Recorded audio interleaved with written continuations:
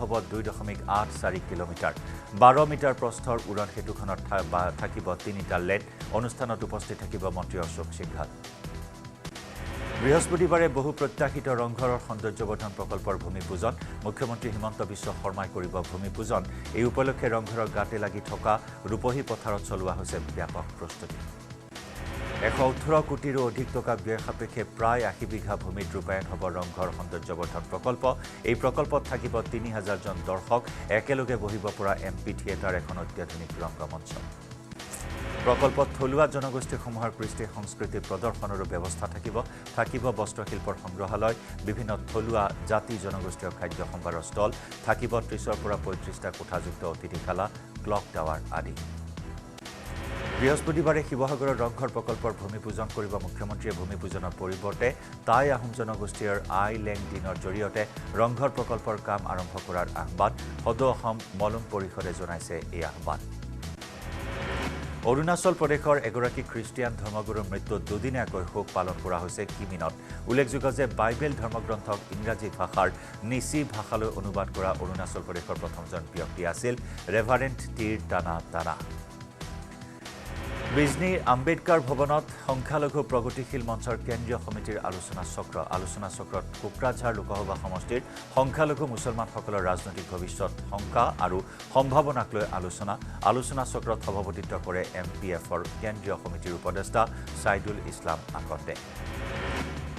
কোকৰাঝাৰত হিতাধিকাৰীৰ মাজত ট্ৰেক্টৰৰ লগতে কৃষি কাৰ্যৰ উপযোগী সা সৰঞ্জাম বিতৰণ কৰা হয় কোকৰাঝাৰ চহৰৰ দেৱৰগাঁও উচ্চতৰ মাধ্যমিক খেলপথাৰত কাৰ্যসূচী 30 গৰাকী মহিলা কৃষক হিতাধিকাৰীৰ মাজত ট্ৰেক্টৰ আৰু সা সৰঞ্জাম বিতৰণ প্ৰমোদ বড়োৰ মহানগৰীৰ জালুকবাৰীত দিশহাৰা এগৰাকী মহিলা স্বামীৰ চিকিৎসাৰ বাবে কান্দি মাগিছে সহায় ভিক্ষা বিভিন্ন ৰোগত আক্ৰান্ত মহিলাগৰাকীৰ স্বামী কৰ্মসূত্ৰে পাণ্ডুৰ সদিলাপুৰত বসবাস কৰে লখিমপুৰৰ পৰিয়ালটোৱে আদৰ্শ দেখুৱাইছে গোৱালপাৰা জিলাৰ ভালুকডুবিৰ ছবিন ৰাভাই একমাত্ৰ পাণ খেতিৰে পৰিয়াল পোহপাল দি আহিছে ছবিনে লোকজনৰ বাৰীত আছে প্ৰায় 400 জোপা পাণ গছ প্ৰতিদিনে পাণ খেতিত ব্যস্ত হৈ থাকে কৃষকজন সুপাৰ মডেল প্ৰতিযোগিতাত ফিয়না ঠাকুৰীয়াৰ সফলতা 3 শাখাত বিজয়ী হৈ অসমলৈ গৌৰৱ কঢ়িয়াই অনা ফিয়না ঠাকুৰীয়াৰ কামৰূপৰ হৰপাৰাস্থিত বাসগৃহত সম্বৰ্ধনা জনালে স্থানীয় ৰাইজে তিনিচুকীয়াত পৰিচয়বিহীন এজন বৃদ্ধক লৈ অসহায় জিলা আইন সেৱা প্ৰাধিকাৰী অৰুণ কুমাৰ দাস নামৰ বৃদ্ধজনক তিনিচুকীয়া জিলাৰ মাৰ্ঘেৰিটাৰ বৰগুলাইৰ পৰা 22 জানুৱাৰীত উদ্ধাৰ কৰিছিল জিলা আইন সেৱা প্ৰাধিকাৰীয়ে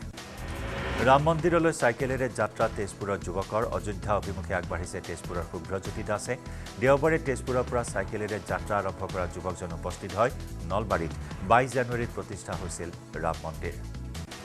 অযোধ্যাৰ ৰাম মন্দিৰত 350 গৰাকী মুছলমানৰ প্ৰাৰ্থনা 6 দিনীয়া পদযাত্ৰাৰ অন্তত অযোধ্যাত 350 জন মুছলমান লোক লক্ষ্ণৌ আৰু অযোধ্যাৰ মাজত খোজ কাঢ়ি অতিক্ৰম কৰে প্ৰায় 150 কিলোমিটাৰ পথ বিজনীৰ এপছুৰ সম্বৰ্ধনা অনুষ্ঠান বিজনীৰ মংগলিয়ান বজাৰত আয়োজন কৰা এই অনুষ্ঠানত সদ্য ঘোষিত এপিএছচিৰ ফলাফলত সাফল্য অৰ্জন কৰা 38 গৰাকী বড়ো ছাত্ৰ-ছাত্ৰীক সম্বৰ্ধনা মেধাৱী শিক্ষাৰ্থীক এপছুৱে দিব নগদ ধনৰ পুৰস্কাৰ 2024 চনৰ হাইস্কুল শিক্ষান্ত পৰীক্ষাত শীৰ্ষ 10টা স্থানত অন্তৰ্ভুক্ত হোৱা বড়ো ছাত্ৰ-ছাত্ৰীক 1 লাখ টকাকৈ প্ৰদানৰ ঘোষণা প্ৰাচীন ব্ৰজাৱলী ভাষাক নৱপ্ৰজন্মৰ মাজত চিনাকি কৰি দিয়াৰ এক বিনম্ৰ প্ৰয়াস ওৰাঙৰ নিকটৱৰ্তী চুটিয়াপৰাত অনুষ্ঠিত ব্ৰজাৱলী ভাষাত ভাওনা জামুগুৰি হাটৰ এৰা ডিকৰাই নৱপুৰত 3য় বাৰ্ষিক বাইবেল সমাৰোহ অসম লুথাৰন পেৰিছ যুৱ সংঘৰ উদ্যোগত অনুষ্ঠিত হয় 3য় বাৰ্ষিক বাইবেল সমাৰোহ প্ৰকাশ পালে আন্তঃৰাষ্ট্ৰীয় ভাওনা শিল্পী অৰূপ শইকীয়াৰ নতুন গ্ৰন্থ প্ৰকাশ পালে ভৰলীৰ পৰা ভলগালৈ শীৰ্ষক গ্ৰন্থখন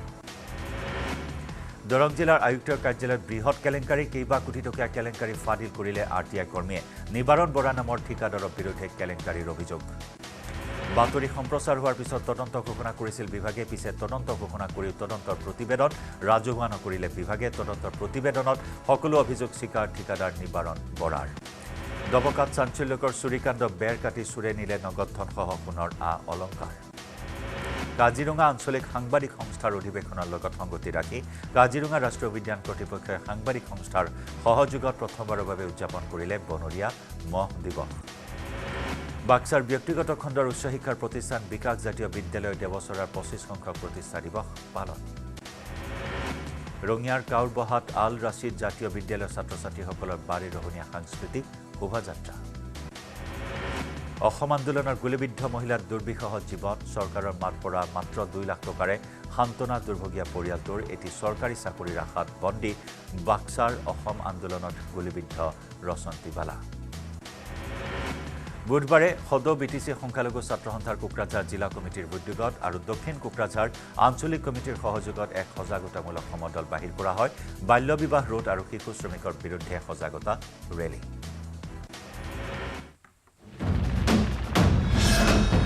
ভাৰতৰ গৌৰৱ গোটেই বিশ্বতেই ইয়াৰ সন্মান ষ্ট্ৰং মানে মাই মোদী চৰকাৰ এইটো আমাৰ টিম হয়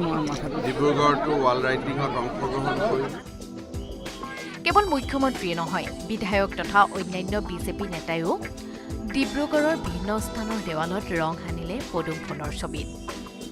দেৱাল অংকনৰ লগতে ডিব্ৰুগড় চহৰৰ জীৱন ফুকন নগৰৰ নিৰ্মীয়মান দলৰ কাৰ্যালয়টোৰ নিৰ্মাণ কাৰ্য পৰিদৰ্শন কৰিলে মুখ্যমন্ত্ৰীগৰাকীয়ে ডিব্ৰুগড়ত ভাৰতীয় জনতা পাৰ্টিৰ এটা আমি কাৰ্যালয় নিৰ্মাণ কৰি আছো সেই কাৰ্যালয় নিৰ্মাণৰ অগ্ৰগতিৰ বুজ লৈ ডিব্ৰুগড়ৰ পৰা Jasim Ahmed report news 18 Assam north east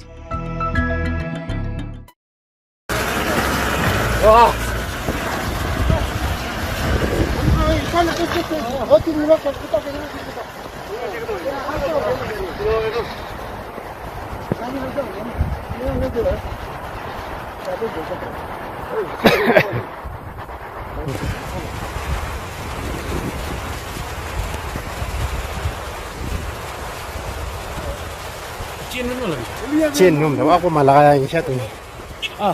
Wako malakaya yung siya to.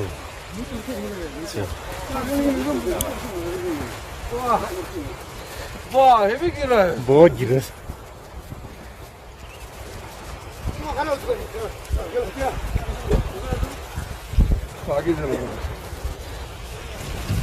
अभी फ्रेश गिर रहा है बल्कि बस गया हम लोग का जी सर फ्रेश नहीं गिरने से तो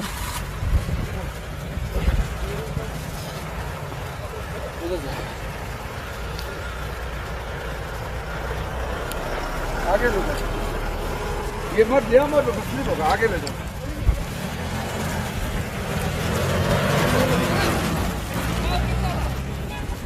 जाओ रीना चल जाओ रीना में सो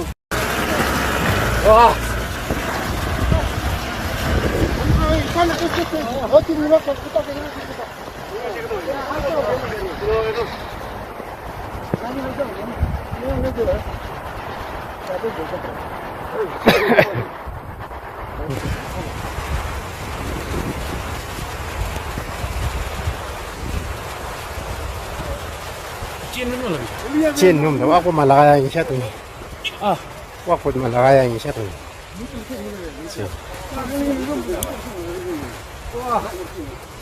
वाह हेवी गिर रहा है बहुत giras.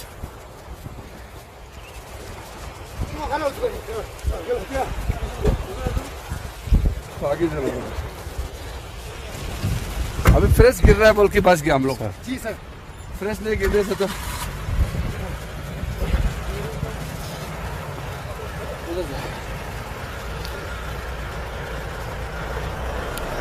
आगे ले जाओ ये मत ले मत स्लिप होगा आगे ले जाओ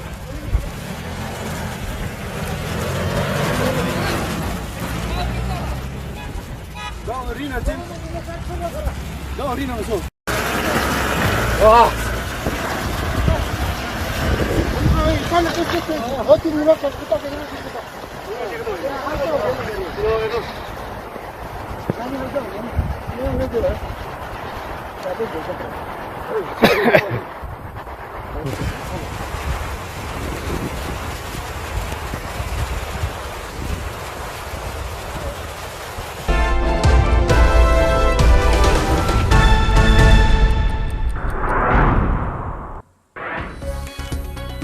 আজি সংসদত দাখিল কৰা হ'ব কেন্দ্ৰীয় চৰকাৰৰ অন্তৰ্বৰ্তীকালীন বাজেট বিত্তমন্ত্ৰী নিৰ্মলা সীতাৰমণে একেৰাহে ষষ্ঠবাৰৰ বাবে দাখিল কৰিব 24-25 বৰ্ষৰ বিত্তীয় বাজেট মোদী চৰকাৰৰ দ্বিতীয় কাৰ্যকালৰ অন্তিম বাজেটক লৈ উৎকণ্ঠিত দেশবাসী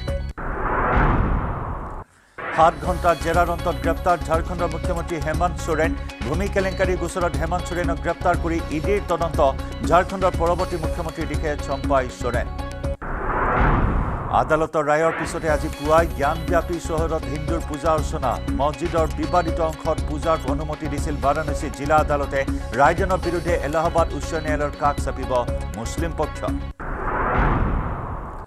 আজি মুখ্যমন্ত্ৰী হিমন্ত বিশ্ব শৰ্মাৰ 55 সংখ্যক উপজা দিন জন্মদিনৰ শুভেচ্ছা দিবলৈ নিশাই মুখ্যমন্ত্ৰীগৰাকীৰ চৰকাৰী বাসগৃহৰ সন্মুখত গুণমুগ্ধ তথা দলীয় কৰ্মকৰ্তাৰ ভিৰ অজস্ৰজনৰ ভিৰৰ মাজতে উপজা দিনৰ কেক কাটিলে মুখ্যমন্ত্ৰী ডক্টৰ হিমন্ত বিশ্ব শৰ্মাই আজি ৰংঘৰ সৌন্দৰ্যবৰ্ধন প্ৰকল্পৰ ভূমিপূজন মুখ্যমন্ত্ৰী হিমন্ত বিশ্ব শৰ্মাই ভূমিপূজন কৰিব ৰংঘৰ সৌন্দৰ্যবৰ্ধন প্ৰকল্পৰ 140 কোটি 60 লাখ টকাৰে 83 বিঘা ভূমিত হ'ব ৰংঘৰ সৌন্দৰ্যবৰ্ধন প্ৰকল্প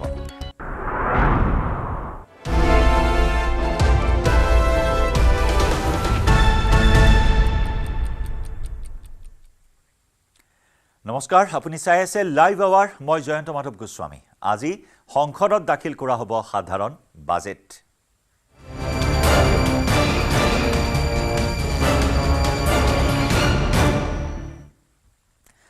বাজেট 2024ক লৈ এতিয়া ব্যাপক উৎকণ্ঠা ব্যাপক জল্পনা কল্পনা বিত্তমন্ত্ৰী নিৰ্মলা সীতাৰমণে 11 বজাত সংসদত দাখিল কৰিব অন্তৰ্বৰ্তীকালীন বাজেট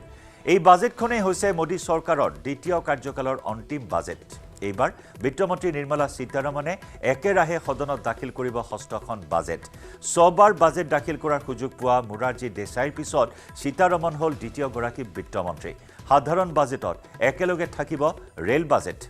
সাধাৰণ নিৰ্বাচনৰ পূৰ্বে দাখিল কৰা এই বাজেটত চৰকাৰে আন্তঃগাঁথনিৰ বাবে বৃহৎ ব্যয়ৰ কথা ঘোষণা কৰিব পাৰে ইয়াৰ উপৰিও গ্ৰামাঞ্চলৰ ওপৰত গুৰুত্ব দি কৃষক আৰু মহিলাৰ বাবে বিশেষ আঁচনি ঘোষণা কৰাৰ সম্ভাৱনা আছে এই বাজেটত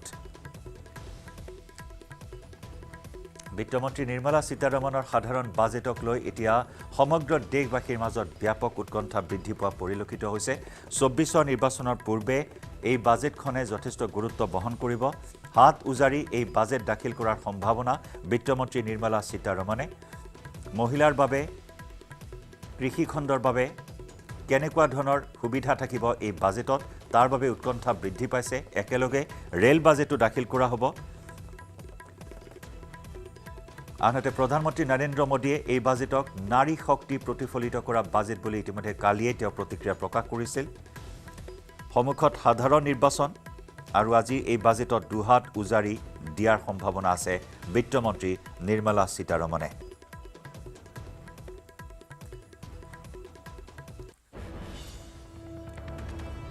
আমি পোনপটীয়া সম্প্ৰচাৰ আগবঢ়াম কিছু সময় পিছতে তেওঁ সংসদ ভৱনলৈ ওলাই আহিব বাসগৃহৰ পৰা হাতত বাজেট লৈ সংসদ ভৱনলৈ আহিব নিৰ্মলা সীতাৰমণ 11 বজাত বাজেট দাখিল কৰিব বিত্তমন্ত্ৰীগৰাকীয়ে কিমান ঘণ্টাৰ বাবে বাজেট দাখিল কৰিব সেয়া আমি পোনপটীয়া সম্প্ৰচাৰত আপোনালোকক দেখুৱাম এই বাজেটৰ প্ৰতিটো দিশ বিশেষ সম্প্ৰচাৰৰ জৰিয়তে আমি জনাই যাম নিউজ 18 অসম নৰ্থইষ্টৰ দৰ্শকসকলৰ বাবে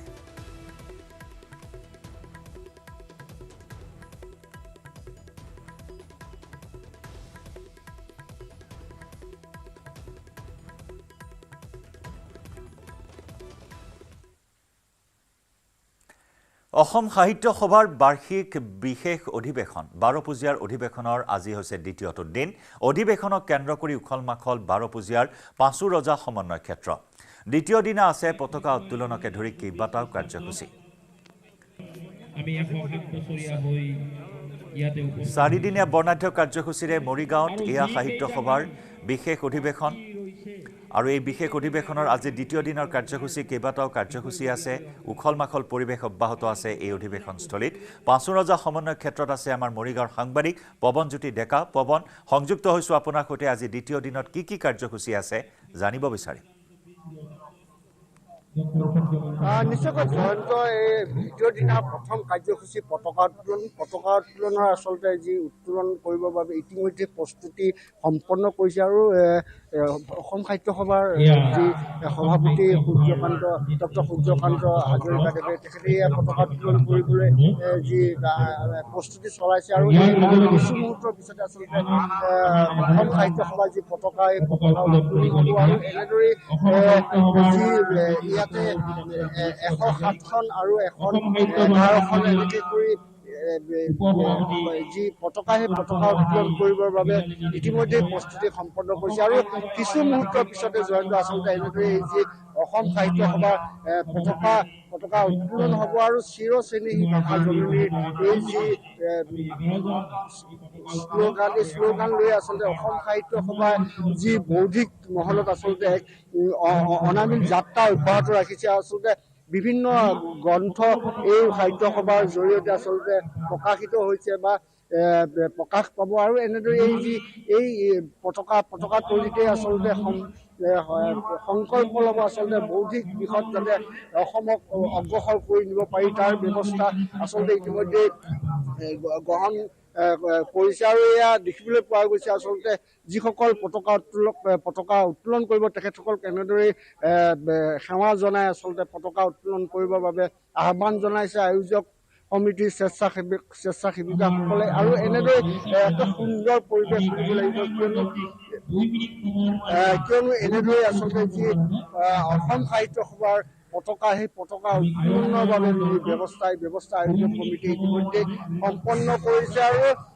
মংগল ধ্বনিৰে আচলতে এই যি পতাকা সেই পতাকা উত্তোলন হ'ব আচলতে গায়ন বায়নে কুলতাল ধৰি আচলতে এনেদৰে এক মাংগলিক পৰিৱেশৰ সৃষ্টি কৰিছে আৰু এই মাংগলিক পৰিৱেশৰ জৰিয়তে আচলতে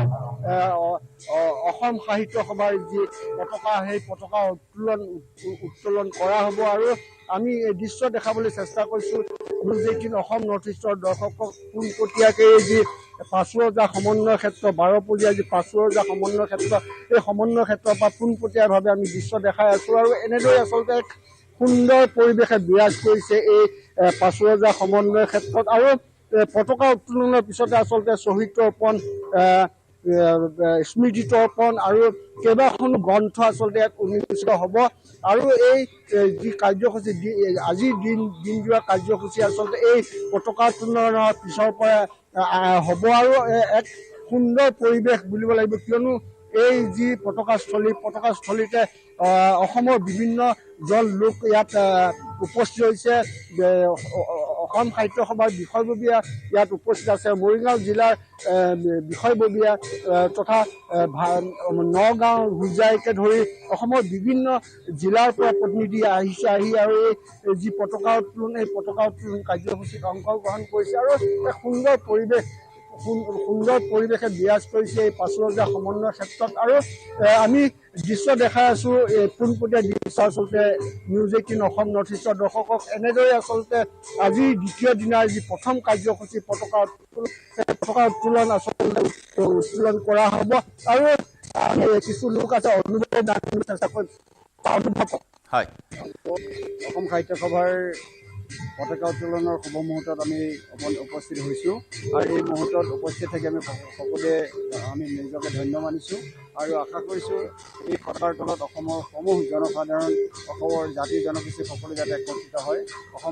অসমক সাহিত্য সংস্কৃতিৰে যাতে আগবঢ়াই লৈ যায় তাৰে আমি আশা কৰিছোঁ নিশ্চয়কৈ আজি বিশিষ্ট অতিথি ৰূপে কোন উপস্থিত থাকিব আজিৰ কাৰ্যসূচীসমূহত কোনোবা বিশিষ্ট অতিথি আমন্ত্ৰিত হৈছে আজিৰ দিনটোৰ বাবে নিশ্চয়কৈ এটা কথা ক'ব লাগিব মুকলি সভা অহা কালিলৈ আছে আৰু আজি আচলতে বিভিন্ন গ্ৰন্থ উন্মোচন হ'ব এই গ্ৰন্থ উন্মোচন কৰিবৰ বাবে অসমৰ বিশিষ্ট লোকসকলক আচলতে ইয়ালৈ আমন্ত্ৰণ কৰিছে আৰু আমন্ত্ৰণ কৰি আনি আচলতে এই যি গ্ৰন্থসমূহ মূল মণ্ডপত যি সুধাকৃত ডক্টৰ ভূপেন হাজৰিকা পুৰণিৰ যি মূল মণ্ডপ সেই মণ্ডপত আচলতে এই গ্ৰন্থসমূহ উন্মোচন হ'ব ইতিমধ্যে প্ৰাক্তন উপসভানেত্ৰী মৃণালিনী দেৱীও আহি এই পতাকাস্থলীত উপস্থিত হৈছেহি আৰু তেখেতে আচলতে পতাকা উত্তোলনৰ লগত সহযোগিতা আগবঢ়াব আৰু এনেদৰে ক'ব লাগিব আচলতে বিভিন্ন গ্ৰন্থ উন্মোচন কৰিবৰ বাবে অসমৰ বিভিন্ন জ্ঞানী লোকক ইয়ালৈ আমন্ত্ৰণ কৰি আনি আচলতে এইসমূহ গ্ৰন্থ উন্মোচন কৰিব আৰু নিশ্চয় এই অধিৱেশনত এনেদৰে এতিয়া গ্ৰন্থৰ সুবাস বিয়পি পৰা পৰিলক্ষিত হৈছে আৰু বিভিন্ন ধৰণৰ কাৰ্যসূচী ৰং বিৰঙী কাৰ্যসূচী পতাকা উত্তোলনৰ পৰা আৰম্ভ কৰি আজিও কেইবাটাও কাৰ্যসূচী আছে আৰু তাৰে আৰম্ভ হৈছে এই কাৰ্যসূচী আৰু পৱনে আমাক দেখুৱাই আছে পতাকা উত্তোলনৰ এই বিশেষ সম্প্ৰচাৰ পৱন পুনৰবাৰ সংযুক্ত হৈছোঁ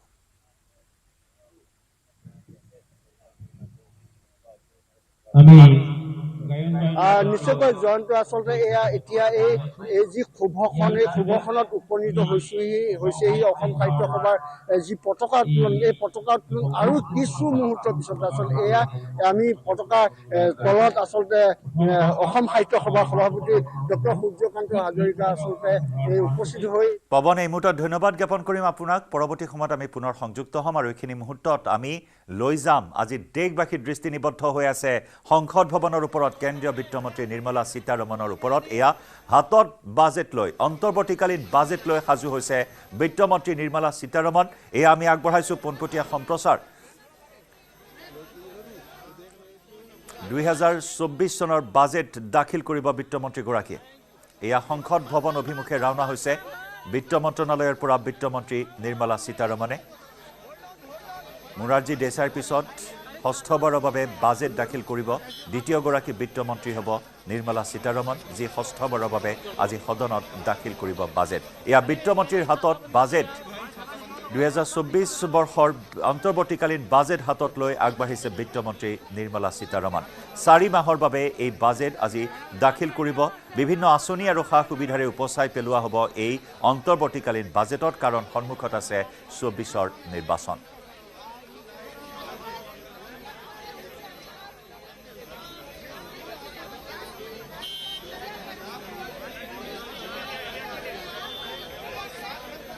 এয়া বিত্ত মন্ত্ৰণালয়ৰ পৰা হাতত বাজেট লৈ সংসদ ভৱন অভিমুখে ৰাওনা হৈছে বিত্তমন্ত্ৰীগৰাকী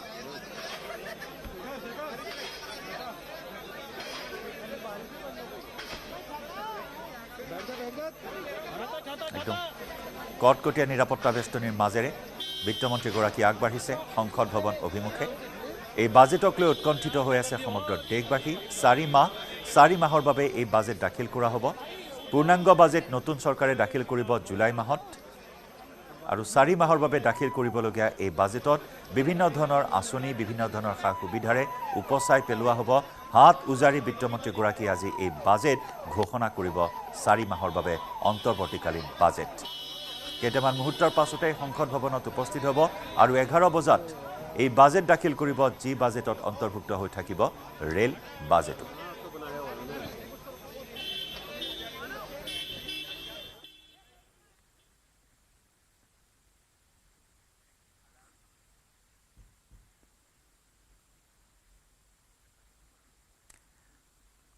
নিৰ্মলা সীতাৰমণৰ বাজেটৰ বিশেষ সম্প্ৰচাৰ আমি অব্যাহত ৰাখিম আহিছো পৰৱৰ্তী এক খবৰলৈ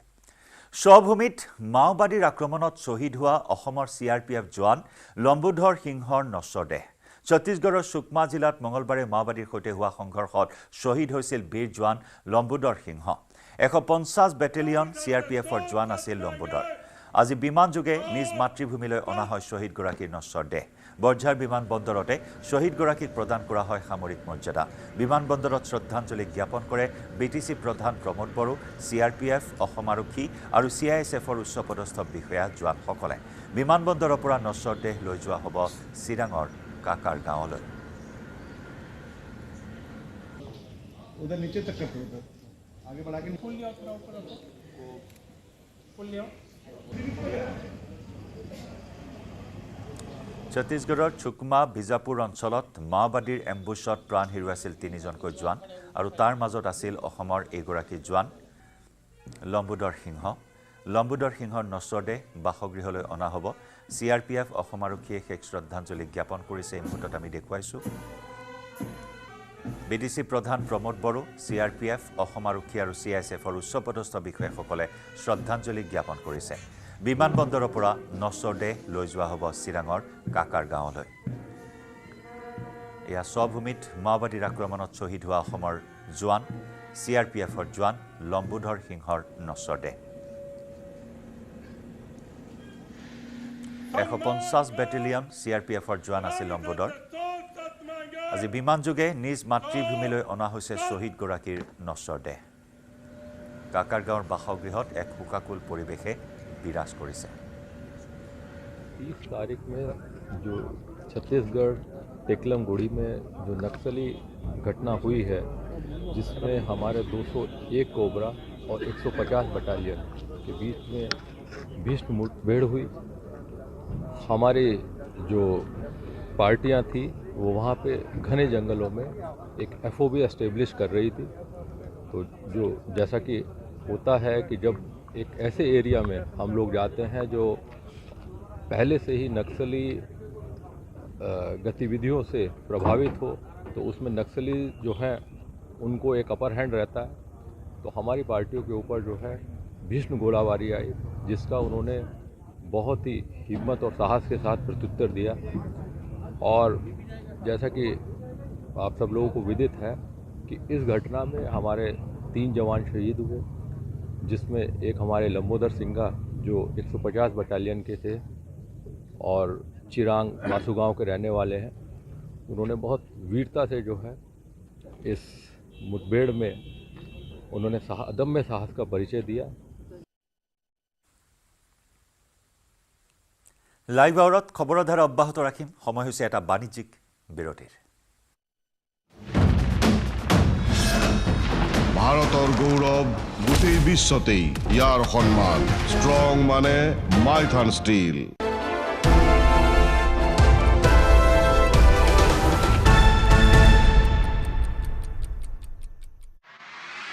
Chin nung daw ako malakayan siya to. Wako malakayan siya to.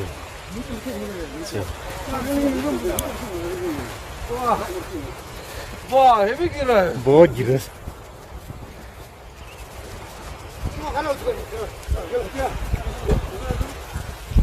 आगे चलो अभी फ्रेश गिर रहा है बोल के पास गया हम लोग जी सर फ्रेश नहीं गिरने से तो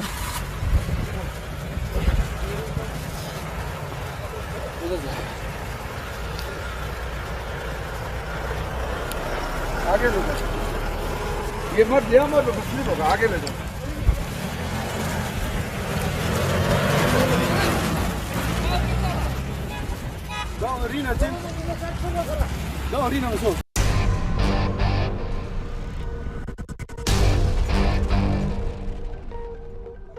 ভারতবর্ষে সিএ লাগু হবে এই গ্যারান্টি আমরা আজকে মঞ্চ থেকে দিয়ে গেলাম।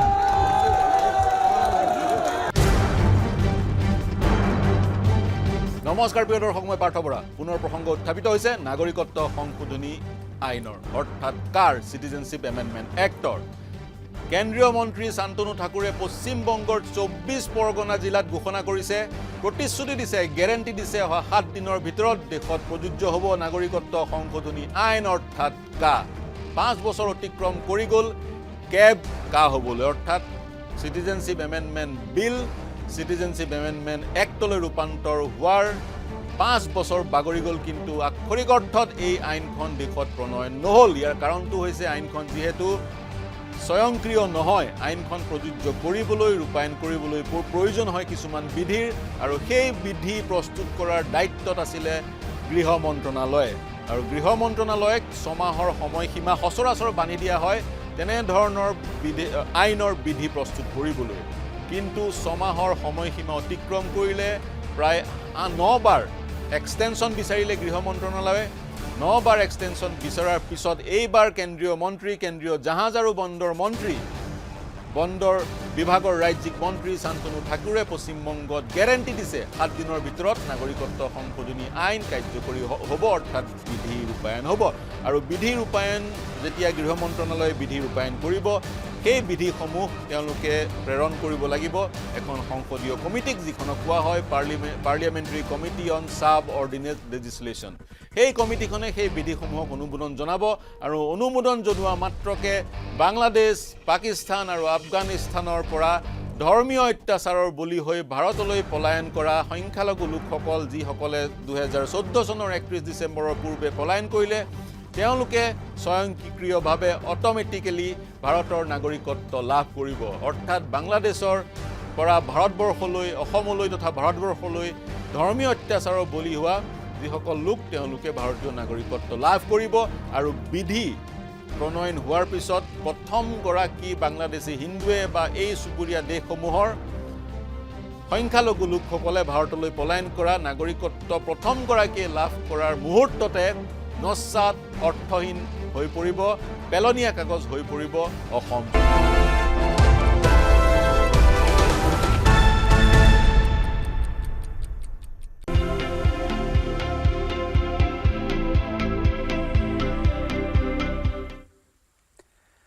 আৰু এটা বসন্ত গৰকিলে ৰাজ্যৰ মুখ্যমন্ত্ৰী ডক্টৰ হিমন্ত বিশ্ব শৰ্মাই আজি মুখ্যমন্ত্ৰী ডক্টৰ হিমন্ত বিশ্ব শৰ্মাৰ 55 সংখ্যক উপজাত দিন মুখ্যমন্ত্ৰীগৰাকীক উপজাত দিনৰ শুভেচ্ছা জনাবলৈ নিশাৰ পৰাই মুখ্যমন্ত্ৰীগৰাকীৰ চৰকাৰী বাসগৃহৰ সন্মুখত পৰিলক্ষিত হ'ল ৰাজ্যৰ ভিন্ন প্ৰান্তৰ পৰা অহা অজস্ৰ গুণমুগ্ধ শুভাকাংক্ষী দলীয় কৰ্মকৰ্তাৰ ব্যাপক ভিৰ অজস্ৰজনৰ ব্যাপক ভিৰৰ মাজতে উপজাত দিনৰ কেক কাটিলে মুখ্যমন্ত্ৰী ডক্টৰ শৰ্মাই মুখ্যমন্ত্ৰীগৰাকীৰ উপজাত দিনটোৰ নিশাৰ পৰাই অজস্ৰ গুণমুগ্ধৰ মাজত পৰিলক্ষিত হ'ল সীমাহীন আনন্দৰ লহৰ পৰিলক্ষিত হ'ল সকলো স্তৰৰ শুভাকাংক্ষীৰ মাজত উৎসাহৰ ঢৌ এক উৎসৱমুখৰ পৰিৱেশ পৰিলক্ষিত হ'ল মুখ্যমন্ত্ৰীৰ উপজাত দিন উপলক্ষে 55 সংখ্যক উপজাত দিনত এনেদৰে অগণন গুণমুগ্ধ নিশাৰ পৰা ভিৰ কৰিলে কোনোবাই যদি আনিছে হাতত কেক লৈ কোনোবাই গামোচা কোনোবাই ফুলৰ তোৰা এনেদৰে উপহাৰেৰে উপচাই দিলে উপজাত দিনৰ উলগ মুখ্যমন্ত্ৰীগৰাকীক আৰু মুখ্যমন্ত্ৰীগৰাকীও এনেদৰে উপজাত দিনৰ কেক কাটিলে অগণন গুণমুগ্ধৰ সৈতে ইফালে মন্ত্ৰী ৰঞ্জিত কুমাৰ দাসে চৰ্দাৰ বল্লভভাই পেটেলৰ এটা প্ৰতিমূৰ্তি উপহাৰ দি মুখ্যমন্ত্ৰীক জনালে উপজাত দিনৰ শুভেচ্ছা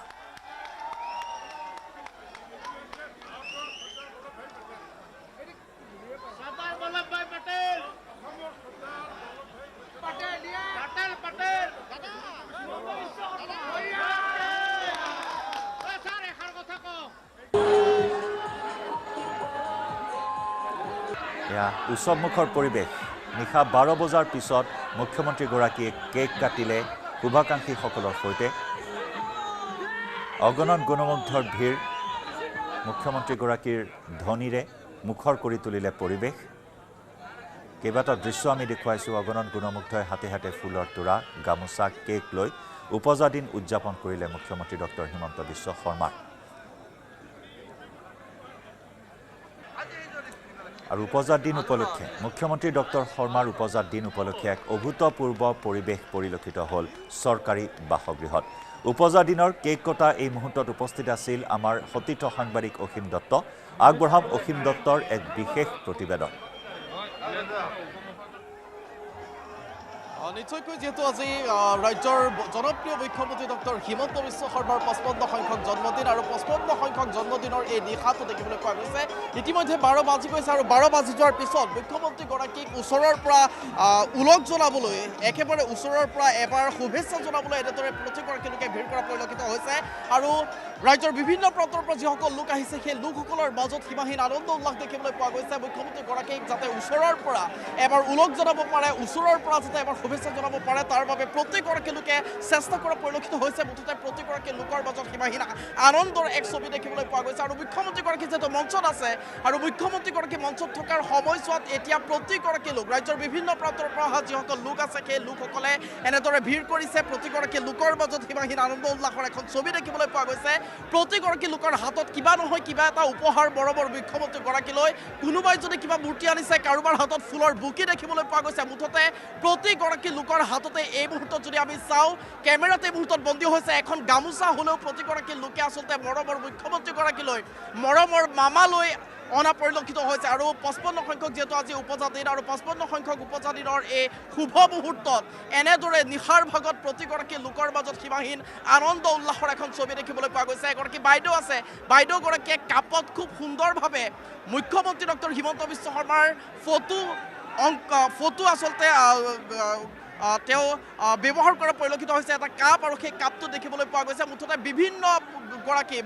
ৰাজ্যৰ বিভিন্ন প্ৰান্তৰ পৰা যিসকল লোক আহিছে প্ৰতিগৰাকী লোকৰ হাতত কিবা নহয় কিবা এটা উপহাৰ মৰমৰ মুখ্যমন্ত্ৰীগৰাকীলৈ যিহেতু 55 সংখ্যক উপজাত দিন আৰু 55 সংখ্যক উপজাত দিনত এই মুহূৰ্তত নিউজ 18 অসম নৰ্থ ইষ্টৰ প্ৰতিগৰাকী দৰ্শকক আমি দেখুৱাইছোঁ প্ৰতিগৰাকী লোকৰ হাততে কিবা নহয় কিবা এটা উপহাৰ মৰমৰ মুখ্যমন্ত্ৰীগৰাকীলৈ কোনোবাই যদি সফল মুখ্যমন্ত্ৰী বুলি ক'ব বিচাৰে কাৰোবাৰ বাবে মামা কাৰোবাৰ বাবে জনপ্ৰিয় আচলতে প্ৰতিগৰাকী লোকৰ মাজত জনপ্ৰিয় মুখ্যমন্ত্ৰী এইগৰাকী ডক্টৰ হিমন্ত বিশ্ব শৰ্মা আৰু প্ৰতিগৰাকী লোকৰ মাজত জনপ্ৰিয় এইগৰাকী মুখ্যমন্ত্ৰী ডক্টৰ হিমন্ত বিশ্ব শৰ্মাৰ আজি 55 সংখ্যক উপজাত দিন আৰু 55 সংখ্যক উপজাত দিনৰ এই শুভ মুহূৰ্তত দেখিবলৈ পোৱা গৈছে প্ৰতিগৰাকী লোকে ওচৰৰ পৰা যাতে মুখ্যমন্ত্ৰীগৰাকীক শুভেচ্ছা জনাব পাৰে ওচৰৰ পৰা যাতে মুখ্যমন্ত্ৰীগৰাকীক এবাৰ উলগ জনাব পাৰে হাতত লৈ অহা যিটো মৰমৰ উপহাৰ সেই মৰমৰ উপহাৰটো যাতে মুখ্যমন্ত্ৰীগৰাকীক দিব পাৰে তাৰ বাবে এই মুহূৰ্তত প্ৰতিগৰাকী লোকে এনেদৰে হেতা পৰা কৰা পৰিলক্ষিত হৈছে কটকটীয়া নিৰাপত্তা ব্যৱস্থা আছে কটকটীয়া নিৰাপত্তা ব্যৱস্থাৰ মাজতো কিন্তু এনেদৰে প্ৰতিগৰাকী লোক আগবাঢ়ি গৈছে আৰু প্ৰতিগৰাকী লোকৰ মাজতে এই মুহূৰ্তত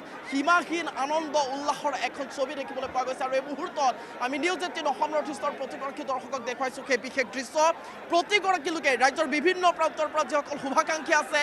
মুখ্যমন্ত্ৰীগৰাকীক ভাল পোৱা অন্তৰে ভাল পোৱা প্ৰতিগৰাকী লোক ৰাজ্যৰ বিভিন্ন প্ৰান্তৰ যিসকল কৰ্মকৰ্তা আছে বিজেপিৰ যিসকল কৰ্মকৰ্তা আছে প্ৰতিগৰাকী লোকৰ মাজতে এই মুহূৰ্তত কিন্তু সীমাহীন আনন্দ উল্লাসৰ এখন ছবি দেখিবলৈ পোৱা গৈছে ৰাজ্যৰ বিভিন্ন প্ৰান্তৰ পৰা অহা লোকসকল পুৰুষেই হওক মহিলাই হওক যুৱকেই হওক যুৱতীয়ে হওক জ্যেষ্ঠই হওক কনিষ্ঠই হওক প্ৰতিগৰাকী লোকৰ মাজত কিন্তু এই মুহূৰ্তত সীমাহীন আনন্দৰ এখন ছবি দেখিবলৈ পোৱা গৈছে আৰু মুখ্যমন্ত্ৰীগৰাকী যিহেতু মঞ্চত আছে আৰু মুখ্যমন্ত্ৰীগৰাকী মঞ্চত থকাৰ সময়ছোৱাতো কিন্তু কটকটীয়া যি নিৰাপত্তা ব্যৱস্থা সেই কটকটীয়া নিৰাপত্তা ব্যৱস্থা আছে তাৰ মাজতো কিন্তু এনেদৰে প্ৰতিগৰাকী লোকৰ মাজত সীমাহীন যি আনন্দ উল্লাসৰ ছবি সেই ছবিখন দেখিবলৈ পোৱা গৈছে এজন লোক আছে কি আনিছে আপুনি মুখ্যমন্ত্ৰীগৰাকী মই এতিয়ালৈকে লগ কৰিব পৰাই নাই মই ফুল আনিছোঁ আৰু ছাৰৰ কাৰণে বহুত কিবা কিবি আনিছিলোঁ কিন্তু লগ কৰিব পৰা নাই এতিয়ালৈকে মই গণপতি বাপ্পা আনিছোঁ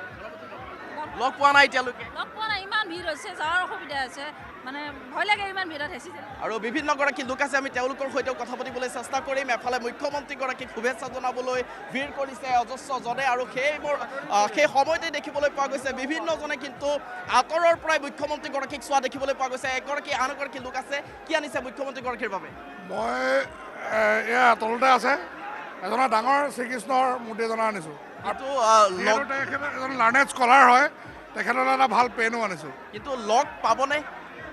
আছোঁ ৰয় হুলস্থুল নকৰাকৈ ৰখি আছোঁ চব গ'লে তাৰপিছত লাষ্টত দিমগৈ ক'ৰ পৰা আহিছে আপুনি মই দেৰগাঁৱৰ পৰা আহিছোঁ দেৰগাঁৱৰ পৰা গুৱাহাটীলৈ আহি মুখ্যমন্ত্ৰীগৰাকীক জন্মদিনৰ শুভেচ্ছা দিবলৈ আহিছে আমাৰ সৌভাগ্য ইতিমধ্যে 12 বাজি গৈছে তাৰ পিছতো কিন্তু আপুনি মৰমৰ মুখ্যমন্ত্ৰীগৰাকীক শুভেচ্ছা জনায় জেতা বজাওক আৰু এয়া আমাৰ সতীৰ্থ সাংবাদিক অসীম দত্ত নিশাৰ ভাগৰ সেই পৰিৱেশ আমাক দেখুৱাইছে আৰু এনেদৰে এক উৎসৱমুখৰ পৰিৱেশ এক অভূতপূৰ্ব পৰিৱেশ বীৰ দি বাট নোপোৱা পৰিৱেশ সকলোৱে অপেক্ষা কৰিছে মুখ্যমন্ত্ৰীগৰাকীক উপজা দিনৰ ওলগ জনাবলৈ হাতে হাতে উপহাৰৰ টোপোলা লৈ আহিছে আৰু এয়া এক উৎসৱমুখৰ পৰিৱেশ পৰিলক্ষিত হ'ল উপজা দিন উপলক্ষে মুখ্যমন্ত্ৰী ডক্টৰ হিমন্ত বিশ্ব শৰ্মাৰ উপজা দিনৰ ওলগ জনাবলৈ শুভেচ্ছা জ্ঞাপন কৰিবলৈ উপস্থিত হ'ল মন্ত্ৰী জয়ন্ত মল্ল বৰুৱাও জয়ন্ত মল্ল বৰুৱাৰ সৈতে আমাৰ সাংবাদিক অসীম দত্তৰ আন এক প্ৰতিবেদন আগবঢ়াম নিশ্চয়কৈ যেহেতু আজি মুখ্যমন্ত্ৰী ডক্টৰ হিমন্ত বিশ্ব শৰ্মাৰ 55 সংখ্যক উপজা দিন আৰু 55 সংখ্যক উপজা দিনটোত দেখিবলৈ পোৱা গৈছে ৰাজ্যৰ বিভিন্ন প্ৰান্তৰ পৰা প্ৰতিগৰাকী লোক আহিছে প্ৰতিগৰাকী অনুৰাগী আহিছে জ্যেষ্ঠই হওক কনিষ্ঠই হওক পুৰুষেই হওক মহিলাই হওক যুৱক যুৱতী সকলো এতিয়া আহিছে ৰাজ্যৰ বিভিন্ন প্ৰান্তৰ পৰা যাতে মুখ্যমন্ত্ৰীগৰাকীক ওচৰৰ পৰা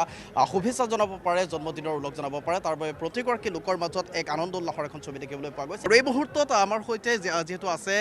মন্ত্ৰী জয়ন্ত মল্ল বৰুৱা গতিকে মন্ত্ৰী জয়ন্ত মল্ল বৰুৱাৰ ওচৰলৈ যাব বিচাৰিম মন্ত্ৰী জয়ন্ত মল্ল বৰুৱাই কি কয় আজিৰ দিনটোত সেই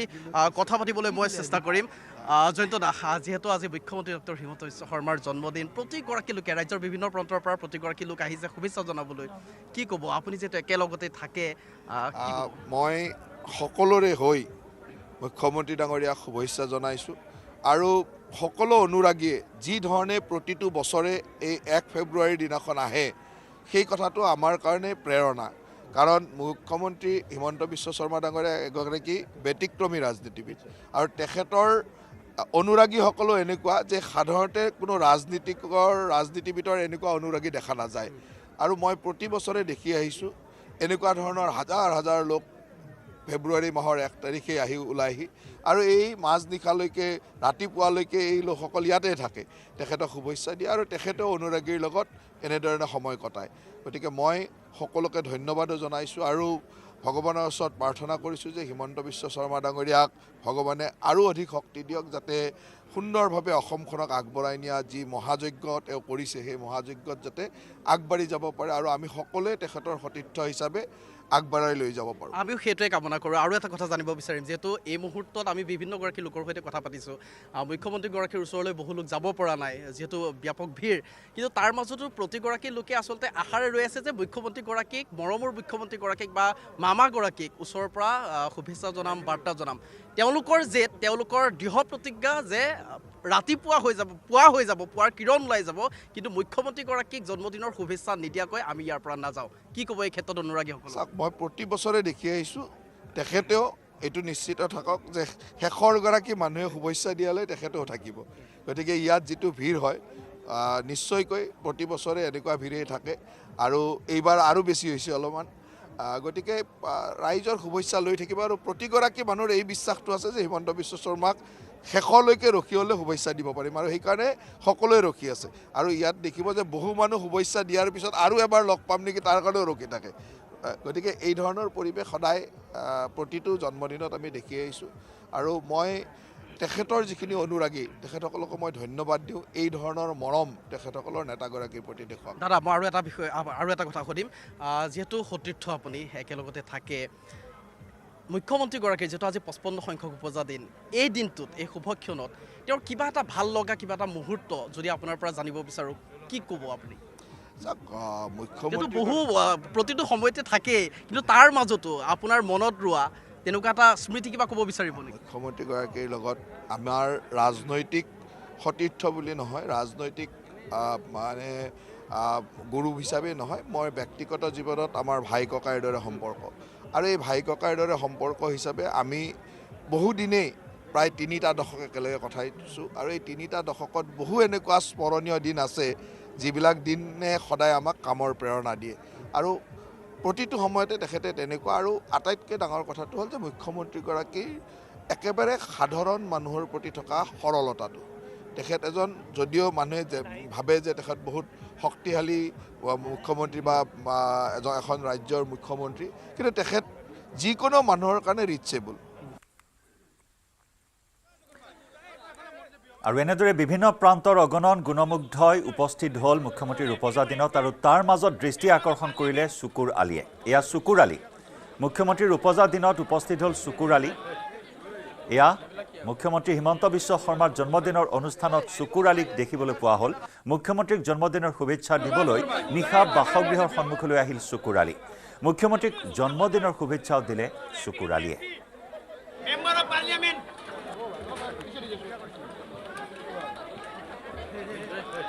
এফালে মুখ্যমন্ত্ৰীগৰাকীৰ উপজা দিন তাৰ মাজতে সকলোৰে দৃষ্টি আকৰ্ষণ কৰিলে চকুৰ আলিয়ে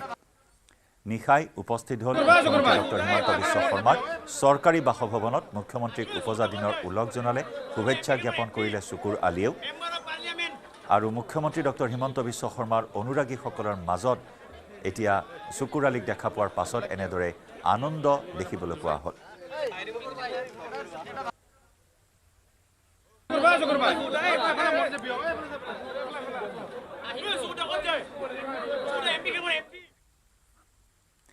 লাইভ আৱাৰত খবৰৰ ধাৰা অব্যাহত ৰাখিম লৈছো আন এটি বাণিজ্যিক বিৰতি ভাৰতৰ গৌৰৱ গোটেই বিশ্বতেই ইয়াৰ সন্মান ষ্ট্ৰং মানে মাইথান ষ্টীল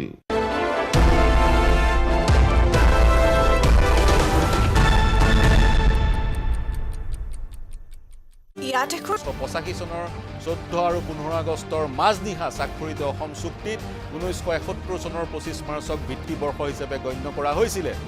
চৰ্ত সাপেক্ষে আৰু 1975 চনৰ পিছত অহা বাংলাদেশৰ পৰা অহা যিকোনো ধৰ্মৰ লোকক অবৈধ বিদেশী হিচাপে গণ্য কৰাৰ এক সহমতত সদৌ অসম ছাত্ৰ সন্থা আৰু কেন্দ্ৰীয় চৰকাৰ উপনীত হৈছিল আৰু এই সহমতৰ ভিত্তিতে নাগৰিকত্ব আইনত 6 ক দফা সংযোজন কৰা হৈছিল 6 ক অসাংবিধানিক বুলি গণ্য কৰি 6 ক খাৰিজ কৰিবলৈ ইতিমধ্যে উচ্চতম ন্যায়ালয়ত আবেদন দাখিল কৰা হৈছে আৰু এই বিষয়টো সাংবিধানিক বিচাৰপীঠে এই বিষয়টোৰ সন্দৰ্ভত শুনানি সমাপ্ত কৰি জাজমেণ্ট ৰিজাৰ্ভ কৰি ৰাখিছে উচ্চতম ন্যায়ালয়ৰ 5জনীয়া সাংবিধানিক বিচাৰপীঠে আৰু ইয়াৰ সমান্তৰালকৈ আমি দেখিছিলোঁ যেতিয়া নাগৰিকত্ব সংশোধনী আইন গৃহীত হৈছিল বিলখন গৃহীত হৈছিল 2019 চনৰ ডিচেম্বৰ মাহত আৰু তাৰ পিছত ৰাষ্ট্ৰপতি অনুমোদন লাভ কৰিছিল সমগ্ৰ ভাৰতবৰ্ষতে প্ৰতিবাদ কৰিছিল বিভিন্ন লোকে অসমত কিন্তু ইয়াৰ আগৰে পৰা নাগৰিকত্ব সংশোধনী বিধেয়ক 2016 উত্থাপন হৈছিল তেতিয়াৰ পৰাই প্ৰতিবাদমুখৰ হৈ পৰিছিল অসমৰ বিভিন্ন দল সংগঠন অসমৰ বেলিকা প্ৰতিবাদৰ উদ্দেশ্যটো পৃথক আছিল আৰু ভাৰতবৰ্ষৰ অন্য ৰাজ্যৰ প্ৰতিবাদৰ উদ্দেশ্য পৃথক আছিল অসমৰ বেলিকা অসম চুক্তি নস্যাৎ হৈ যাব বা বাংলাদেশৰ পৰা অহা লোকক অসমত বৰ পীড়া পাৰি দিব ইয়াৰ সেই কথাৰ বিৰোধিতা কৰি অসমত প্ৰতিবাদ সাব্যস্ত হৈছিল কিন্তু ভাৰতবৰ্ষৰ আন প্ৰান্তত প্ৰতিবাদৰ উদ্দেশ্য পৃথক আছিল ভাৰতবৰ্ষৰ আন প্ৰান্তৰ প্ৰতিবাদৰ উদ্দেশ্যটো আছিল ধৰ্মৰ ভিত্তিত নাগৰিকত্ব প্ৰদান অসাংবিধানিক গতিকে বিজেপি চৰকাৰখনে এক অসাংবিধানিক কাম কৰিবলৈ গৈ আছে আৰু বিজেপিৰ চৰকাৰৰ এই বিধেয়কখন গৃহীত কৰি আইনলৈ ৰূপান্তৰ কৰা কাৰ্য অসাংবিধানিক বা ভাৰতৰ যি সংবিধানৰ প্ৰস্তাৱনা এই প্ৰস্তাৱনা যিসমূহ কথা উল্লেখ আছে এই কথাসমূহৰ পৰিপন্থী বুলি একাংশ লোকে বিশ্বাস কৰি ভাৰতৰ বিভিন্ন প্ৰান্তত আন্দোলনৰ কাৰ্যসূচী গ্ৰহণ কৰিছিল অসমৰ বেলিকা সদৌ অসম ছাত্ৰ সন্থাৰ আন ছাত্ৰ সংগঠনে বা অসম জাতীয়তাবাদী যুৱ ছাত্ৰ পৰিষদে এই বিধেয়কখনৰ আইনখনৰ বিৰোধিতা কৰিছিল কাৰণ এই আইনখনে অসমক বাংলাদেশীৰ চৰণীয়া পথাৰ হিচাপে পৰ্যবেক্ষিত কৰিব বুলি তেওঁলোকে ধাৰণা কৰি লৈছিল বা তেওঁলোকে ভাবে গতিকে ইয়াৰ প্ৰতিবাদ কৰি তেওঁলোকে প্ৰতিবাদ সাব্যস্ত কৰিছিল প্ৰতিবাদ তীব্ৰতৰ হৈ পৰিছিল 5জন লোকৰ গুৱাহাটীত বা অসমৰ বিভিন্ন প্ৰান্তত মৃত্যু হৈছিলে পুলিচৰ গুলীচালনাত 5জন লোকৰ সেই প্ৰতিবাদত মৃত্যু হৈছিলে আৰু সেই প্ৰতিবাদ যদিও হাম কাটিলে আৰু প্ৰতিবাদত অংশগ্ৰহণ কৰা বহু লোকে যিটো দলে সেই আইনখন প্ৰণয়ন কৰিছিল সেই দলটোতে যোগদান কৰিলে অন্যতম উদাহৰণ হৈছে দীপাংক নাথ সেই কা বিৰোধী আন্দোলনৰ এখন সক্ৰিয় সদস্য আছিলে আসুৰ সভাপতি আছিল তেওঁ এতিয়া কাৰ সমৰ্থন কৰাৰ এক পৰিস্থিতিত উপনীত হৈছে কাৰণ তেওঁ বিজেপিত যোগদান কৰিছে গতিকে তেনে ক্ষেত্ৰত ক'বলৈ গ'লে যোৱা 5টা বছৰত ব্ৰহ্মপুত্ৰৰ বুকুৱেদি বহু পানী বাগৰি গ'ল কাৰ বিৰোধিতা কৰা বহু নেতাই বিজেপিত যোগদান কৰি আজি কাৰ সপক্ষে মন্তব্য কৰি আছে অসম চুক্তি নস্যাৎ হ'লেও তেওঁলোকৰ ক'বলগীয়া একো নাই মূল কথাটো হৈছে অসম চুক্তি এক ধৰণে নস্যাৎ হৈ যাব যদিহে যিদিনাখনেই প্ৰথমজন বাংলাদেশৰ পৰা বা আফগানিস্তানৰ পৰা পাকিস্তানৰ পৰা পলায়ন কৰা নাগৰিকে সংখ্যালঘু নাগৰিকে ধৰ্মৰ ভিত্তিত নাগৰিকত্ব লাভ কৰিব এই আজি আইনখনত বিধিৰ প্ৰয়োজন কাৰণ যিসকলক নাগৰিকত্ব দিয়া হ'ব তেওঁলোকে প্ৰমাণ কৰিব লাগিব তেওঁলোকে বাংলাদেশত ধৰ্মীয় অত্যাচাৰৰ বলি হৈছে এতিয়া তেওঁলোকে ধৰ্মীয় অত্যাচাৰৰ বলি হোৱাৰ প্ৰমাণ কেনেকৈ দিয়ে বা প্ৰমাণ দিয়াৰ গোটেই বিষয়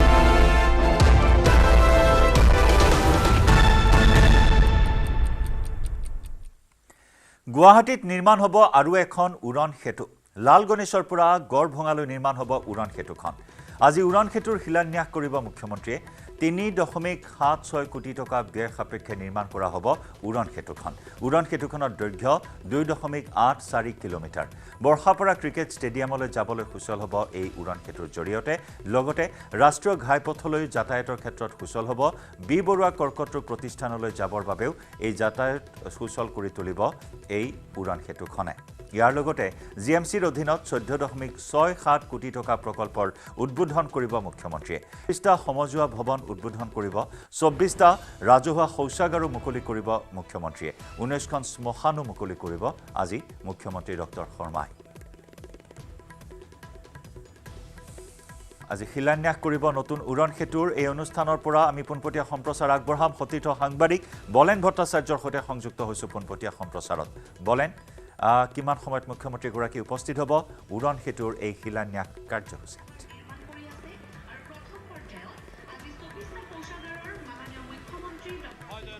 ৰাজ্যৰ মুখ্যমন্ত্ৰী হিমন্ত বিশ্ব শৰ্মা কেইটামান মুহূৰ্তৰ পিছতে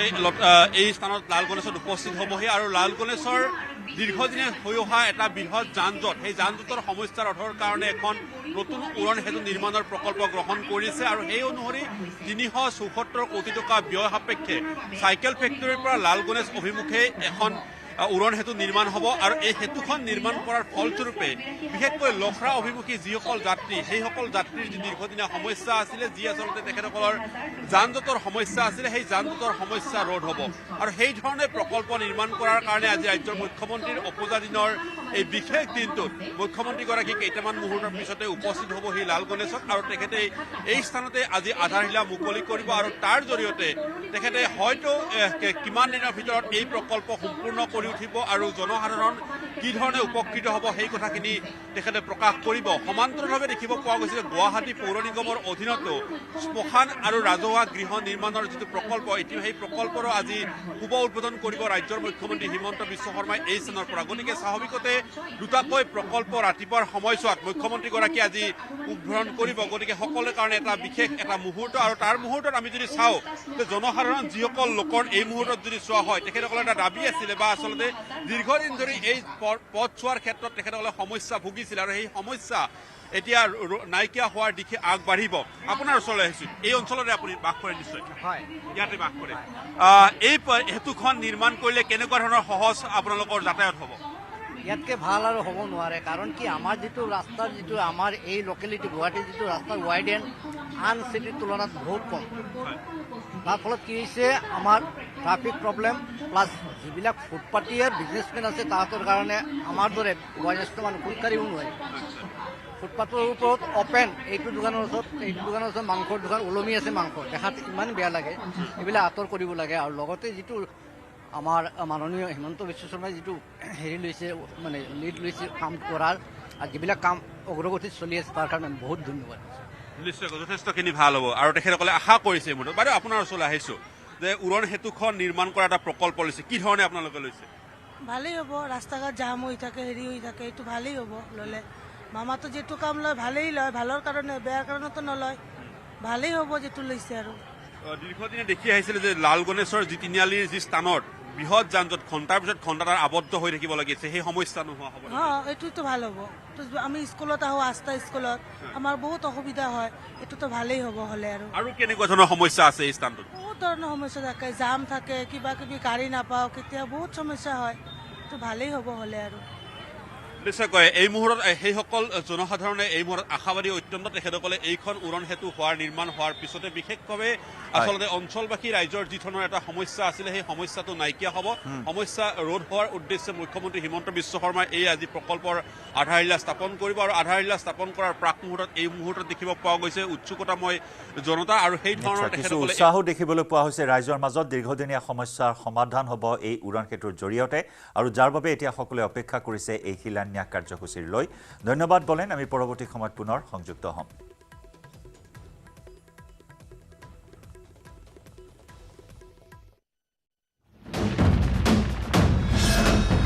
ভাৰতৰ গৌৰৱ গোটেই বিশ্বতেই ইয়াৰ সন্মান ষ্ট্ৰং মানে মাইথান ষ্টীল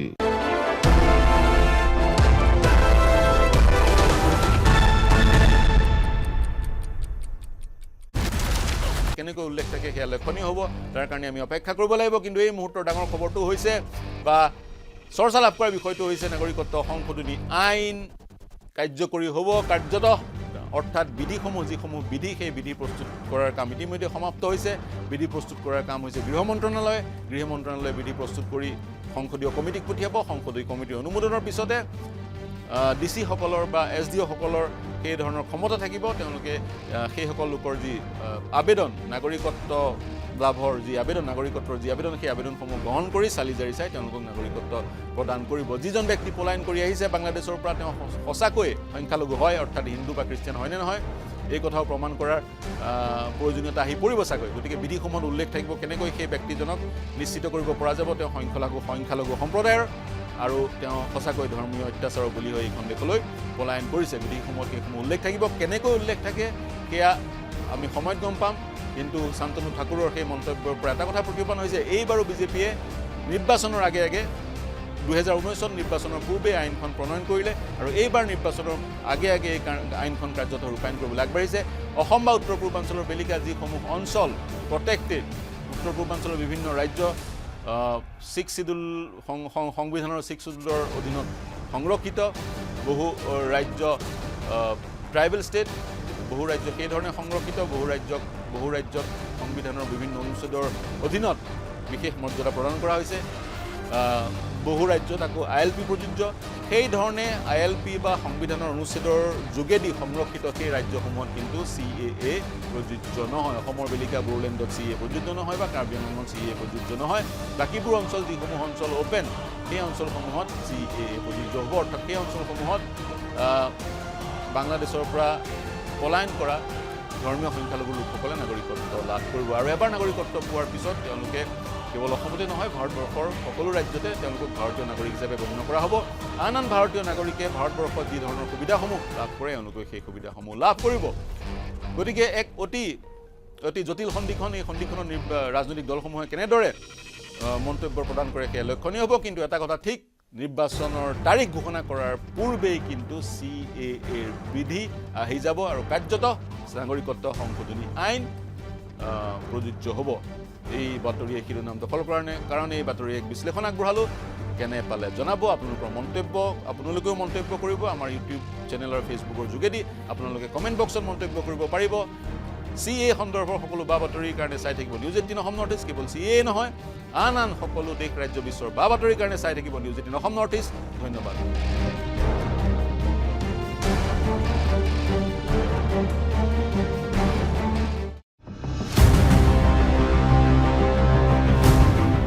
হামাস আৰু ইজৰাইলৰ যুদ্ধক কেন্দ্ৰ কৰি মধ্যপ্ৰাচ্য উত্তাল হৈ আছে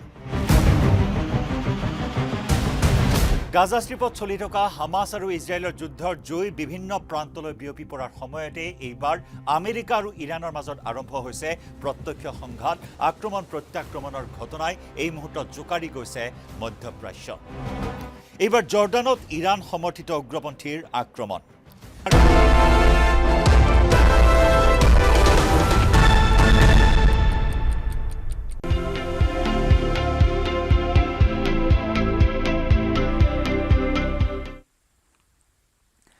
আজি বহু প্ৰত্যাশিত ৰংঘৰ সৌন্দৰ্যবৰ্ধন প্ৰকল্পৰ ভূমি পূজন মুখ্যমন্ত্ৰী হিমন্ত বিশ্ব শৰ্মাই ভূমি পূজন কৰিব এই উপলক্ষে ৰংঘৰৰ গাতে লাগি থকা ৰূপহী পথাৰত চলোৱা হৈছে ব্যাপক প্ৰস্তুতি ভূমি পূজনৰ পিছতে এখন বিশাল জনসভা সম্বোধন কৰিব মুখ্যমন্ত্ৰী ডক্টৰ শৰ্মাই মুখ্যমন্ত্ৰীৰ উপৰি উপস্থিত থাকিব অসম চৰকাৰৰ কেইবাগৰাকীও কেবিনেট মন্ত্ৰী উল্লেখযোগ্য যে 149 কোটি টকা ব্যয় সাপেক্ষে প্ৰায় 83 বিঘা ভূমিত ৰূপায়ণ কৰা হ'ব ৰংঘৰ সৌন্দৰ্যবৰ্ধন প্ৰকল্প এই প্ৰকল্পত থাকিব 3000 জন দৰ্শকে একেলগে বহিব পৰা এমপি থিয়েটাৰ এখন অত্যাধুনিক ৰংগমঞ্চ লাইট এণ্ড শ্ব'ৰ ব্যৱস্থা কৰিব নিতৌ উন্নতমানৰ তথ্যচিত্ৰ প্ৰদৰ্শনৰো ব্যৱস্থা থাকিব প্ৰকল্পত থলুৱা জনগোষ্ঠীসমূহৰ কৃষ্টি সংস্কৃতি প্ৰদৰ্শনৰো ব্যৱস্থা থাকিব বস্ত্ৰশিল্পৰ সংগ্ৰহালয় বিভিন্ন থলুৱা জাতি জনগোষ্ঠীয় খাদ্য সম্ভাৰৰ ষ্টল থাকিব 30ৰ পৰা 35টা কোঠাযুক্ত অতিথিশালা ক্লক টাৱাৰ আদি ইয়াৰ উপৰিও স্বৰ্গদেউসকলৰ বিষয়ে বৰ্ণনা ছবি প্ৰতিমূৰ্তি আদিৰো ব্যৱস্থা কৰা হ'ব পৰৱৰ্তী পৰ্যায়ত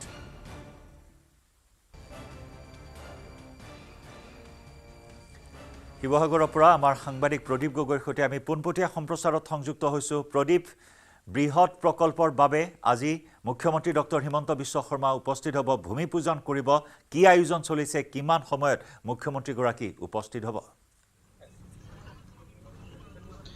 হয় জয়ন্ত আজি এই শিৱসাগৰ তথা অসমবাসীৰ বাবে এটা স্মৰণীয় দিন হৈ ৰ'ব বুলি সকলোৱে আমি আশা কৰিছোঁ কাৰণ ঐতিহাসিক ৰংঘৰত আজি ৰংঘৰ সৌন্দৰ্যবৰ্ধন প্ৰকল্পৰ আজি ভূমি পূজন আৰু বামফি পূজাৰে শুভাৰম্ভ কৰিব মই এই পৰিৱেশ দেখুৱাইছোঁ এয়া হৈছে ৰংঘৰ যি আমাৰ আহোম ৰাজত্বকালত নিৰ্মাণ কৰা হৈছিলে আৰু এছিয়াৰ প্ৰথমখন পেভিলিয়ন খ্যাত এই ৰংঘৰ স্বৰ্গদেউ ৰুদ্ৰসিংহ ৰাজত্বকালত ইয়াত প্ৰথম খেল ধেমালি ইয়াত অনুষ্ঠিত কৰা হৈছিলে বিহুক ৰাজকীয় মৰ্যাদা দিয়া হৈছিলে আৰু এই ৰংঘৰৰ গাতে লাগি থকা এই যি ৰূপহী পথাৰ আছে ইয়াত এই স্থানত আমি দেখুৱাই আছোঁ এই পেণ্ডেলৰ কাষত যি আচলতে স্থান আছে তাতে বামফি পূজা কৰিব টাই আহোম জনগোষ্ঠীয় সকলে যিকোনো আচলতে ভাল এটা কাম কৰিবলৈ লোৱা আগমুহূৰ্তত অপায় অমংগল যাতে নহয় আৰু এনেধৰণৰ শুভ মুহূৰ্তত বামফি পূজা কৰা হয় আৰু সেই বামফি পূজা প্ৰথম কৰিব তাৰ পিছতে মুখ্যমন্ত্ৰী ডক্টৰ হিমন্ত বিশ্ব শৰ্মাই ভূমি পূজন কৰিব আৰু তাৰ পিছত এইখন যিখন দেখিছে এখন বিশাল ইয়াত পেণ্ডেল দিয়া হৈছে ইয়াত 10ৰ পৰা 20,000 আজি ইয়াত ৰাইজ উপস্থিত থাকিব বিশিষ্ট শিৱসাগৰৰ বিশিষ্ট নাগৰিকসকল উপস্থিত থাকিব তেনেধৰণৰ কেইবাগৰাকীও মন্ত্ৰী আৰু বিধায়কসকল উপস্থিত থাকিব এয়া দেখিছে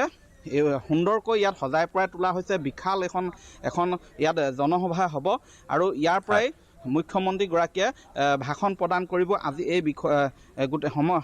এই অনুষ্ঠানটোৰ সন্দৰ্ভত আৰু ইয়াকে লৈ বৰ্তমান আচলতে উখল মাখল পৰিৱেশে বিৰাজ কৰিছে শিৱসাগৰত কাৰণ শিৱসাগৰবাসীয়ে শিৱসাগৰ বিধায়ক অখিল গগৈয়ে সেইধৰণে বিভিন্ন দল সংগঠনসমূহে বহু পূৰ্বৰে পৰাই দাবী জনাই আহিছিলে আহ্বান জনাই আহিছিলে চৰকাৰৰ প্ৰতি যে ৰংঘৰত এনেধৰণৰ এটা প্ৰকল্প হওক আৰু সেই প্ৰকল্পৰ আধাৰশিলা আচলতে পূৰ্বতে কেইমাহমান পূৰ্বে প্ৰধানমন্ত্ৰী নৰেন্দ্ৰ মোদীয়ে ভাৰ্চুৱেলি কৰিছিলে আৰু তাৰ পিছত আজি বামফি পূজা আৰু ভূমি পূজনেৰে এই প্ৰকল্পৰ শুভাৰম্ভ কৰা হ'ব আমি ইতিমধ্যে কৈছোঁ 83 বিঘা ভূমিত এই বিশাল যি পথাৰ আছে ৰূপহী পথাৰ ইয়াৰ এই মাটি ইতিমধ্যে অধিগ্ৰহণ কৰিছে চৰকাৰে ইয়াত 31 কোটি টকা ব্যয় কৰি এই ভূমি অধিগ্ৰহণ কৰা হৈছে আৰু বাকী 118 কোটি টকা মূল প্ৰকল্পৰ বাবে ইয়াত ব্যয় কৰিব চৰকাৰে আৰু তাৰ বাবে আজি ইয়াত সেই বামফি পূজা আৰু ভূমি পূজনেৰে ইয়াৰ শুভাৰম্ভ কৰা হ'ব আৰু বৰ্তমান ইয়াত নিৰাপত্তা ব্যৱস্থাও কটকটীয়া কৰি তোলা হৈছে যিহেতু ইয়াত 10 পৰা 20,000 ইয়াত ৰাইজ উপস্থিত থকাৰ কথা গতিকে এই বিশাল ইয়াত মঞ্চ তথা পেণ্ডেলৰ ব্যৱস্থা কৰা হৈছে আৰু মুখ্যমন্ত্ৰীগৰাকীয়ে হয়তো আৰু কি ব্যৱস্থা ইয়াত কৰিব আচলতে ৰংঘৰ প্ৰকল্পৰ উপৰিও আৰু শিৱসাগৰ তলাতল ঘৰৰ সন্দৰ্ভত কিবা ব্যৱস্থা ল'ব নেকি বা সংৰক্ষণৰ কেনেধৰণৰ কি পদক্ষেপ ল'ব তাৰো হয়তো ঘোষণা কৰাৰ পূৰ্ণ সম্ভাৱনা আছে কিন্তু এয়া যিয়ে নহওক এটা আজি ঐতিহাসিক দিন হিচাপে পৰিচিত হৈ ৰ'ব শিৱসাগৰ তথা অসমবাসীৰ বাবে প্ৰদীপ কিমান বছৰৰ ভিতৰত এই যে অত্যাধুনিক প্ৰকল্প সৌন্দৰ্যবৰ্ধনৰ প্ৰকল্প সম্পূৰ্ণ হৈ উঠিব পাৰে কি ধৰণৰ পৰিকল্পনা আছে কিমান বছৰৰ ভিতৰত ইয়াক পূৰ্ণ কৰি তোলাৰ সম্ভাৱনা আছে হয় এই প্ৰকল্পটোৰ বাবে দায়িত্ব দিয়া হৈছে অসম চৰকাৰৰ লোক নিৰ্মাণ বিভাগক আৰু 2 বছৰৰ ভিতৰতে এই প্ৰকল্পৰ কাম সম্পূৰ্ণ কৰাৰ লক্ষ্য স্থিৰ কৰা হৈছে কিন্তু হয়া সময় ক'ব আচলতে কিমান দিন লাগে কিন্তু 2-3 বছৰৰ ভিতৰতে এই প্ৰকল্পৰ সম্পূৰ্ণ কৰিব বুলি তেওঁলোকে নিৰ্ধাৰিত এটা লক্ষ্য বান্ধি লৈছে আৰু তাকে লৈ বৰ্তমান আজি এই ধৰণৰ আচলতে পৰিৱেশৰ আচলতে সূচনা হৈছে উখল মাখল পৰিৱেশ সকলোৱে আশা কৰিছে যে আজি যি শুভাৰম্ভণি অনুষ্ঠান আছে বামফি পূজাৰ আৰু ভূমি পূজনেৰে হ'ব সেয়া যাতে ভালদৰে হৈ যায় তাকে সকলোৱে কামনা কৰিছে এতিয়া তুংগত এইখিনি মুহূৰ্তত দেখিবলৈ পোৱা হৈছে পূজা ভূমি পূজন সকলোৰে বাবে প্ৰস্তুতি চলাই থকা হৈছে কিছু সময় পিছতে মুখ্যমন্ত্ৰীগৰাকী বৰ্তমান গুৱাহাটীত আছে গুৱাহাটীতো কেইবাটাও কাৰ্যসূচীত অংশগ্ৰহণ কৰিব আৰু তাৰ পিছত ৰংঘৰ অভিমুখে ৰাওনা হ'ব আৰু ঐতিহাসিক এটা দিন যাৰ বাবে এক উখল মাখল পৰিৱেশে বিৰাজ কৰিছে ৰংঘৰৰ সমীপৰ ৰূপহী পথাৰত প্ৰদীপ ধন্যবাদ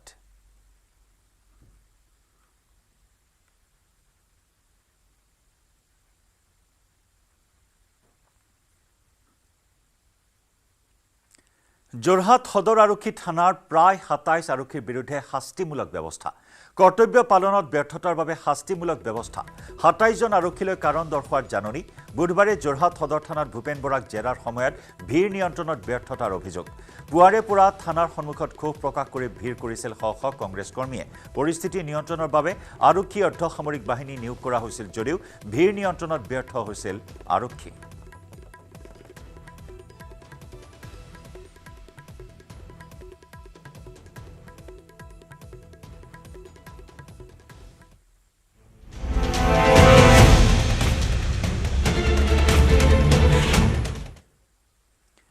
অৱশেষত ঝাৰখণ্ডৰ মুখ্যমন্ত্ৰী হেমন্ত সোৰেনক গ্ৰেপ্তাৰ কৰা হ'ল 7 ঘণ্টাৰ জেৰাৰ অন্তত সোৰেনক গ্ৰেপ্তাৰ কৰিলে ইডিয়ে ভূমি কেলেংকাৰী আৰু হাৱালা গোচৰত হেমন্ত সোৰেনক গ্ৰেপ্তাৰ ৰাজ্যপালক পদত্যাগ পত্ৰ দাখিলৰ পিছতে হেমন্ত সোৰেনক ইডিয়ে গ্ৰেপ্তাৰ কৰে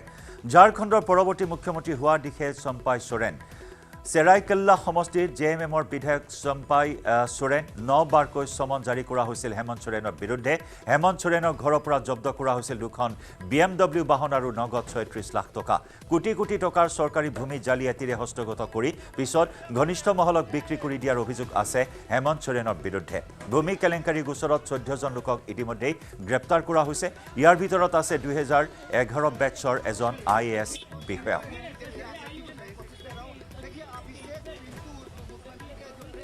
হেমন্ত সোৰেনক গ্ৰেপ্তাৰৰ পিছতে গৰম হৈ উঠিছে এতিয়া ঝাৰখণ্ডৰ ৰাজনীতি ঝাৰখণ্ডৰ পৰৱৰ্তী মুখ্যমন্ত্ৰী হোৱাৰ দিশে চম্পাই সোৰেন চেৰাইকেল্লা সমষ্টিৰ জেএমএমৰ বিধায়ক চম্পাই সোৰেনক জেএমএমৰ বিধায়িনী দলৰ নেতাও নিৰ্বাচিত কৰা হৈছে চম্পাই সোৰেনৰ সমৰ্থনত 47 গৰাকী বিধায়ক থকাৰ দাবী কৰা হৈছে বৰ্তমান চম্পাই সোৰেনৰ লগত আছে 43 গৰাকী বিধায়ক ইতিমধ্যে ৰাজ্যপালকো সাক্ষাৎ কৰে সোৰেনে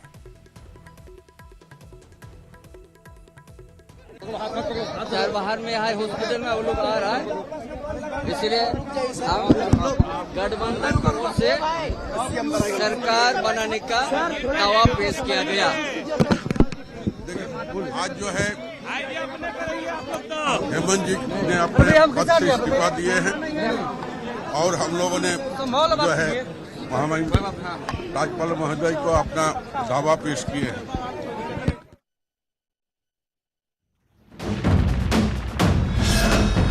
ভাৰতৰ গৌৰৱ গোটেই বিশ্বতেই ইয়াৰ সন্মান ষ্ট্ৰং মানে মাইথান ষ্টীল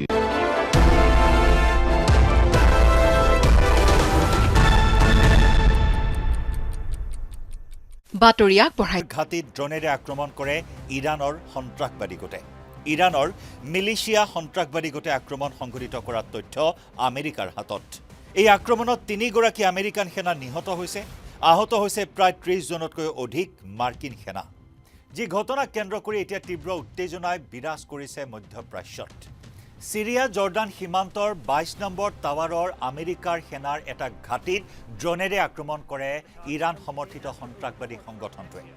সম্পূৰ্ণৰূপে তছনছ হৈ পৰে আমেৰিকান সেনাৰ এই সৰু ঘাটিটো যি আক্ৰমণত 3 জনকৈ আমেৰিকান সেনাই থিতাতে প্ৰাণ হেৰুৱাই 30 জন গুৰুতৰভাৱে আহত হয় ইয়াৰে 8 জন সেনাৰ অৱস্থা সংকটজনক বুলিও জানিব পৰা হৈছে অতৰ্কিতে কৰা আক্ৰমণত তছনছ হৈ পৰে আমেৰিকাৰ সেনাৰ ঘাটিটো ইৰাণৰ মিলিশিয়া সন্ত্ৰাসবাদী গোটে এই আক্ৰমণ সংঘটিত কৰাৰ তথ্যও লাভ কৰিছে আমেৰিকাই 3 জনকৈ আমেৰিকান সেনাৰ হত্যা কৰাৰ পাছতে মধ্যপ্ৰাচ্যত এতিয়া অধিক যুযুদ্ধান পৰিস্থিতিয়ে দেখা দিছে এই ঘটনাৰ পাছতে তাৎক্ষণিক প্ৰতিক্ৰিয়া প্ৰকাশ কৰিছে আমেৰিকাৰ ৰাষ্ট্ৰপতি জো বাইডেনে দক্ষিণ কেলিফৰ্নিয়াত আমেৰিকাৰ ৰাষ্ট্ৰপতি জো বাইডেনে উল্লেখ কৰে হকিয়নি প্ৰদান কৰিছে আমেৰিকাক যে ইয়াৰ উত্তৰ দিয়া হ'ব তাৎক্ষণিক প্ৰতিক্ৰিয়া প্ৰকাশ কৰিলে আমেৰিকাৰ ৰাষ্ট্ৰপতি জো বাইডেনে ক'লে আমি ইয়াৰ উত্তৰ দিম লগতে আমেৰিকাৰ ৰাষ্ট্ৰপতিগৰাকীয়ে ক'লে যে যোৱা নিশাটো মধ্যপ্ৰাচ্যত আমাৰ বাবে অত্যন্ত কঠিন আছিল সিৰিয়া আৰু ইৰাকত প্ৰভাৱশালী ইৰাণ সমৰ্থিত উগ্ৰপন্থী সংগঠনে ইয়াৰ পৰিণাম ভুগিব লাগিব উল্লেখযোগ্য যে বিগত সপ্তাহৰ শুকুৰবাৰ পৰ্যন্ত আমেৰিকা আৰু ইয়াৰ মিত্ৰ শক্তিসমূহৰ ওপৰত ইৰাক আৰু সিৰিয়াত প্ৰায় 158 বাৰতকৈ অধিক আক্ৰমণ কৰা হৈছে কিন্তু আমেৰিকা আৰু ইয়াৰ মিত্ৰ শক্তিসমূহে ড্ৰোন ৰকেট মিছাইলেৰে উগ্ৰপন্থী আক্ৰমণক প্ৰতিৰোধ কৰিবলৈ সক্ষম হৈছে এফালে হামাছ আৰু ইজৰাইলৰ যুদ্ধ তুংগত গাজা ষ্ট্ৰীপত দক্ষিণ গাজাৰ খান ইউনিছত অহৰহ আকাশমাৰ্গেৰে হিংস্ৰ আক্ৰমণ অব্যাহত ৰাখিছে ইজৰাইলে তেনে সময়তে ইৰাণে শেহতীয়াকৈ আক্ৰমণ চলাইছিল ইৰাকত থকা মোছাদৰ কাৰ্যালয়ত ইজৰাইলৰ চোৰাংচোৱা সংস্থা মোছাদৰ কাৰ্যালয়তো আক্ৰমণ চলাইছিল তাৰ মাজতে ইৰাণ আৰু পাকিস্তানৰ মাজত সংঘাত আৰম্ভ হৈছে আৰু তেনেস্থলত ইয়েমেনৰ সন্ত্ৰাসবাদী সংগঠন হুথিয়েও হকিয়াই আহিছে আমেৰিকাক এই হুথি বাহিনীৰ বিৰুদ্ধে ব্ৰিটেইন আৰু আমেৰিকাই চলাইছে যৌথ অভিযান এই অভিযানত বহু ঘাটিত আক্ৰমণ কৰা হৈছে হুথিৰ আৰু তাৰ প্ৰত্যুত্তৰো দি গৈছে হুথি বাহিনীয়ে হুথিয়ে হকিয়াই দিছে যে আমেৰিকা ব্ৰিটেইনে চলোৱা এই আক্ৰমণে ৰুধিব নোৱাৰে হুথিক তাৰ মাজতে ইৰাণে সদায় আমেৰিকাৰ বিৰুদ্ধে অভিযোগ উত্থাপন কৰিছে যে আমেৰিকাৰ নিৰ্দেশ মৰ্মে গাজা ষ্ট্ৰীপত ইজৰাইলে আক্ৰমণ চলাই আছে ইফালে আমেৰিকায়ো হকিয়াই আহিছে ইৰাণক যাতে এই যুদ্ধত ইৰাণে কোনো ধৰণেৰে হস্তক্ষেপ নকৰে কিন্তু ইৰাণ সমৰ্থনপুষ্ট হুথি ইৰাণ সমৰ্থনপুষ্ট হিজবুল্লাহ আৰু হামাছৰ লগতে এতিয়া মিলিশিয়া সন্ত্ৰাসবাদী গোটো এনেদৰে আমেৰিকাৰ বিৰুদ্ধে নামি পৰাত সমগ্ৰ বিষয়টোৱে অধিক ভয়ংকৰ ৰূপ ধাৰণ কৰাৰ সম্ভাৱনা আহি পৰিছে ইতিমধ্যে সমগ্ৰ মধ্যপ্ৰাচ্যতে আমেৰিকাৰ সেনাৰ ঘাটিত আক্ৰমণ কৰাৰ পিছতে এক যুযুদ্ধান পৰিস্থিতিয়ে দেখা দিয়া পৰিলক্ষিত হৈছে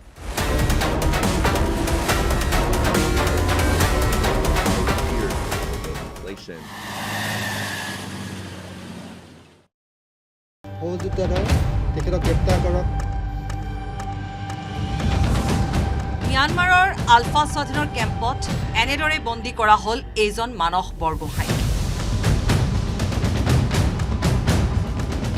আলফা স্বাধীনৰ বিৰুদ্ধে গুপ্তচৰগিৰি কৰিবলৈ নিষিদ্ধ ঘোষিত বিদ্ৰোহী সংগঠনটো বিগত নৱেম্বৰত যোগ দিছিল এইজন মানস বৰগোহাঁই পিছে গুপ্তচৰ মানসক ধৰা পেলালে আলফা স্বাধীন 21 জানুৱাৰীত এনেদৰে বন্দী কৰিলে তাৰপিছত এয়া মানস বৰগোহাঁই স্বীকাৰ আলফা স্বাধীনৰ বিপক্ষে যেতিয়াৰ পৰা কাম কৰিবলৈ আৰম্ভ কৰিলোঁ প্ৰথম অৱস্থাৰ পৰা মোক কিছুমান নাটকীয় ৰূপত মোক প্ৰকাশ কৰিলে নাটকীয় ৰূপে মোক এবাৰ গ্ৰেপ্তাৰো কৰিছিলে গ্ৰেপ্তাৰ কৰাৰ পাছত আকৌ পুনৰ এৰি দিছিলে আৰু পৰৱৰ্তী সময়ত যি বিচাৰিছিলোঁ আমি আলফা স্বাধীনৰ যি বিশ্বাস পাবলৈ সক্ষম হৈছিলোঁ মানস বৰগোহাঁই দাবী কৰিলে যে তেওঁ এছবিৰ এছআই হিচাপে যোগ দিছিল 2021ত তাৰ পিছতে আৰম্ভ কৰিছিল আলফা স্বাধীনৰ বিৰুদ্ধে গুপ্তচৰগিৰি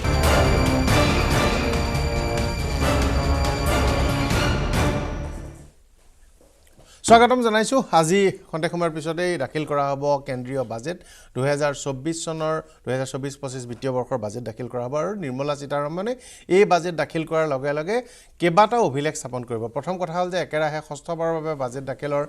যি অভিলেখ সেই অভিলেখ তেওঁৰ নামত আহিব ইয়াৰ পূৰ্বে একেৰাহে ছবাৰকৈ মুৰাজী দেশাই বিত্তমন্ত্ৰী হৈ থকাৰ সময়ছোৱাত তেওঁ বাজেট দাখিল কৰিছিল দ্বিতীয় গুৰুত্বপূৰ্ণ কথাটো হ'ল আন এটা দখল তেওঁ এটা যি এই বাজেটৰ লগে লগে তেওঁ অহা নিৰ্বাচনৰ বাবে বিজেপিৰ কেনেধৰে এনডিএ চৰকাৰৰ প্ৰতিশ্ৰুতিসমূহ আহে বা এনডিএ চৰকাৰে বাজেটৰ জৰিয়তে কেনেদৰে ভোটাৰক আকৰ্ষণ কৰিবলৈ চেষ্টা কৰে তাৰ ৰূপৰেখা পোৱাৰ সম্ভাৱনা প্ৰকট হৈ আছে শেহতীয়াকৈ চৰ্চা হৈছে যে বাজেটত যথেষ্ট সংখ্যক ভোটাৰক আকৰ্ষণ কৰিব পৰা জনমোহিনী আঁচনি থাকিব নেকি প্ৰশ্ন উঠিছে যে মধ্যবিত্ত বিশেষকৈ চাকৰিয়ালসকলৰ বাবে আয়কৰৰ ক্ষেত্ৰত বিশেষ কিছু ৰেহাই বা আয়কৰৰ ঊৰ্ধ্বসীমা কিছু ৰেহাই দিয়াৰ এনেধৰণৰ পৰিকল্পনা বাজেটত থাকিব নেকি বীমা খণ্ডৰ জিএসটি ৰেহাইৰ বিষয়টো উপস্থাপন হৈছে অসমৰ বাবে বৰ গুৰুত্বপূৰ্ণ কথা অসমৰ চাহ খণ্ডই বিশেষ কিছু সুবিধা বিচাৰিছে ইতিমধ্যে বিত্তমন্ত্ৰীৰ ওচৰত তেওঁলোকে দাবী উপস্থাপন কৰিছে উন্নয়ন আৰু এই সমগ্ৰ প্ৰক্ৰিয়াটোৰ লগত জড়িত আঁচনিসমূহ ত্বৰান্বিত কৰিবৰ কাৰণে কেনে ব্যৱস্থা লয় এই মুহূৰ্তত মই যি দৃশ্য দেখুৱাইছোঁ এয়া বিত্তমন্ত্ৰী নিৰ্মলা সীতাৰমণ আৰু নিৰ্মলা সীতাৰমণে বাজেট তেওঁ এয়া হাতত তেওঁৰ বেগত বাজেট লৈছে আৰু বাজেট লৈ তেওঁ ইতিমধ্যে সংসদলৈ ৰাওনা হৈছে সংসদলৈ ওলাই আহিছে আৰু সেই দৃশ্য আমি দেখুৱাইছোঁ এনেদৰে তেওঁ বাজেটৰ প্ৰতিলিপি লৈ ওলাই আহিছে বাজেট এক কঠোৰ কটকটীয়া ব্যৱস্থাৰ মাজেৰে ছপা কৰা হয় বাজেটৰ ছপা কপি যি সাজু কৰাৰ সময়ছোৱাত দীঘলীয়া সময় ধৰি এই যি বাজেটৰ কৰ্মচাৰীসকল বাজেট প্ৰস্তুতকৰণৰ সৈতে জড়িত কৰ্মচাৰীসকল তেওঁলোক ছপাশালতে থাকে আমি পোনপটীয়া সম্প্ৰচাৰ দেখুৱাইছোঁ ইয়াৰ কেন্দ্ৰীয় মন্ত্ৰী নিৰ্মলা সীতাৰমণ আৰু প্ৰথম বাজেটৰ প্ৰতিক্ৰিয়া until the elections but I do think that they are going to come up with a few number of social schemes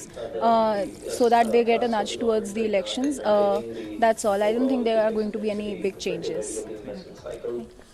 আমি পুনে পুনে দেখুৱাইছোঁ এই দৃশ্য সদনৰ মজিয়াৰ পৰা সদনৰ মজিয়ালৈ যাত্ৰা নিৰ্মলা সীতাৰমণৰ বাজেটৰ প্ৰতিলিপি এই বেগটোতেই আছে আজিৰ বাজেট দাখিল কৰিব ভাৰতৰ ইতিহাসত 164 বাৰ বাজেট দাখিল কৰা হৈছে ব্ৰিটিছ ভাৰতৰ পৰা প্ৰথম ব্ৰিটিছৰ শাসনৰ কালছোৱাত ব্ৰিটিছ মন্ত্ৰীয়ে তেওঁলোকে বাজেট দাখিল কৰিছিল আৰু তেতিয়াৰ পৰা প্ৰতি বছৰে বাজেট দাখিল কৰি থোৱা হৈছে 164 বছৰীয়া ইতিহাসত এবাৰ মাত্ৰ বাজেট লিক হৈছিল আগতীয়াকৈ বাজেট ফাদিল হৈছিল ইয়াৰ বাহিৰে বাজেটৰ সকলো ধৰণৰ যি গোপনীয়তা সেয়া অৱলম্বন কৰা হয় এনেদৰে নিৰ্মলা সীতাৰমণ বাজেটৰ প্ৰতিলিপি লৈ আহিল আৰু তেওঁ সদনৰ ভিতৰলৈ ৰাওনা হৈছে এই দৃশ্য আমি দেখুৱাই আছোঁ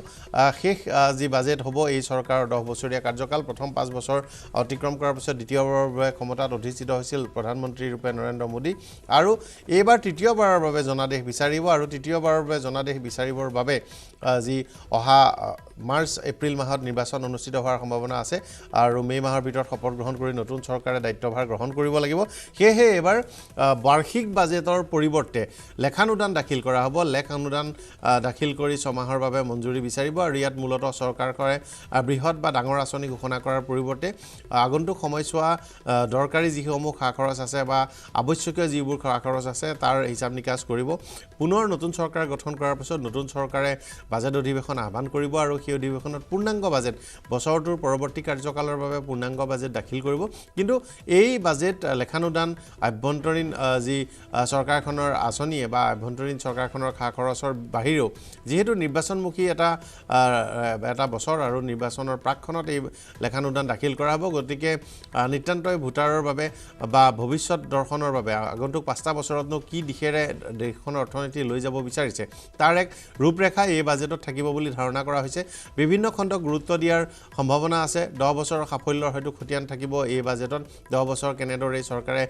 দেশৰ বিত্তীয় অৱস্থা টনকিয়াল কৰিলে কেনেদৰে বিদেশী মুদ্ৰাৰ ভাণ্ডাৰ যথেষ্ট শক্তিশালী হ'ল বিভিন্ন ক্ষেত্ৰত শক্তিশালী অৰ্থনীতি $5 ট্ৰিলিয়ন অৰ্থনীতি গঠনৰ দিশত কেনেদৰে আগবাঢ়িছে ইয়াৰ ৰূপৰেখা আৰু ভৱিষ্যতৰ যি লক্ষ্য স্থিৰ কৰিছে $7 ট্ৰিলিয়ন অৰ্থনীতি $7 ট্ৰিলিয়ন অৰ্থনীতিৰ দিশে যাত্ৰা কৰিবৰ বাবে যি প্ৰতিশ্ৰুতি সেই প্ৰতিশ্ৰুতি কেনেদৰে ৰূপায়ণ কৰিব তাৰ ৰূপৰেখা থাকিব থাকিব আন্তঃগাঁথনি প্ৰকল্পসমূহ কৃষক আৰু মহিলাৰ বাবে যথেষ্ট গুৰুত্বপূৰ্ণ সম্ভাৱনা থাকিব পাৰে নিবনুৱা সংস্থাপনৰ ওপৰত গুৰুত্বপূৰ্ণ উল্লেখ থকাৰ সম্ভাৱনা আছে একেদৰে ভৱিষ্যতলৈ কৃত্ৰিম বুদ্ধিমত্তা আৰু ইয়াৰ অনুষংগিক দিশসমূহৰ বিষয়ে বাজেটত উল্লেখ থকাৰ সম্ভাৱনা আছে আৰু আন্তঃগাঁথনি অন্ততঃ ভাৰত ভৱিষ্যতে এখন অগ্ৰণী ৰাজ্য হিচাপে অগ্ৰণী দেশ হিচাপে আগবাঢ়ি যোৱাৰ ক্ষেত্ৰত প্ৰয়োজনীয় আন্তঃগাঁথনি উন্নীতকৰণৰ ৰূপৰেখা এই বাজেটত থকাৰ সম্ভাৱনা আছে আৰু এই সাধাৰণ বাজেটৰ লগে লগে ৰেল বাজেটো দাখিল কৰা হ'ব ৰেল বাজেট দাখিল কৰি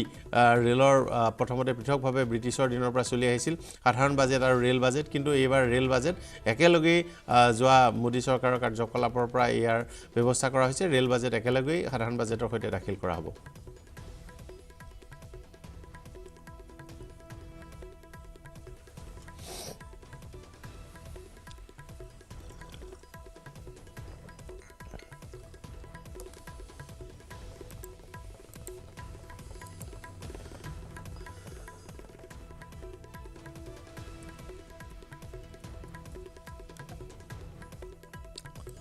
প্ৰধানমন্ত্ৰী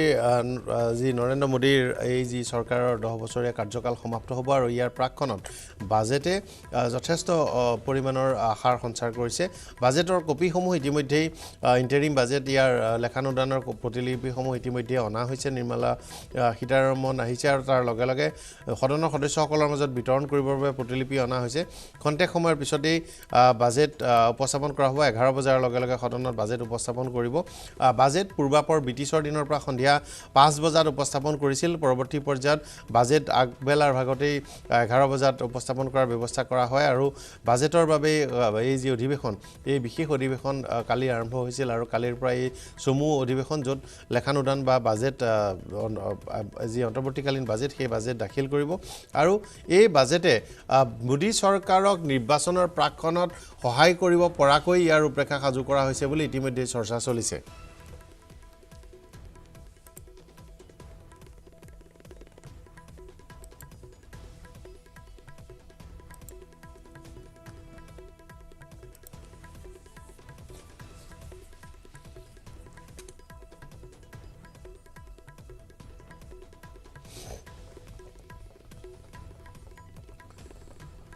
আয়কৰ দাতাসকলৰ বাবে বিশেষ ৰেহাই সম্ভাৱনা এটা চৰ্চা হৈছে আৰু সেইহতীয়াকৈ এই বাজেটত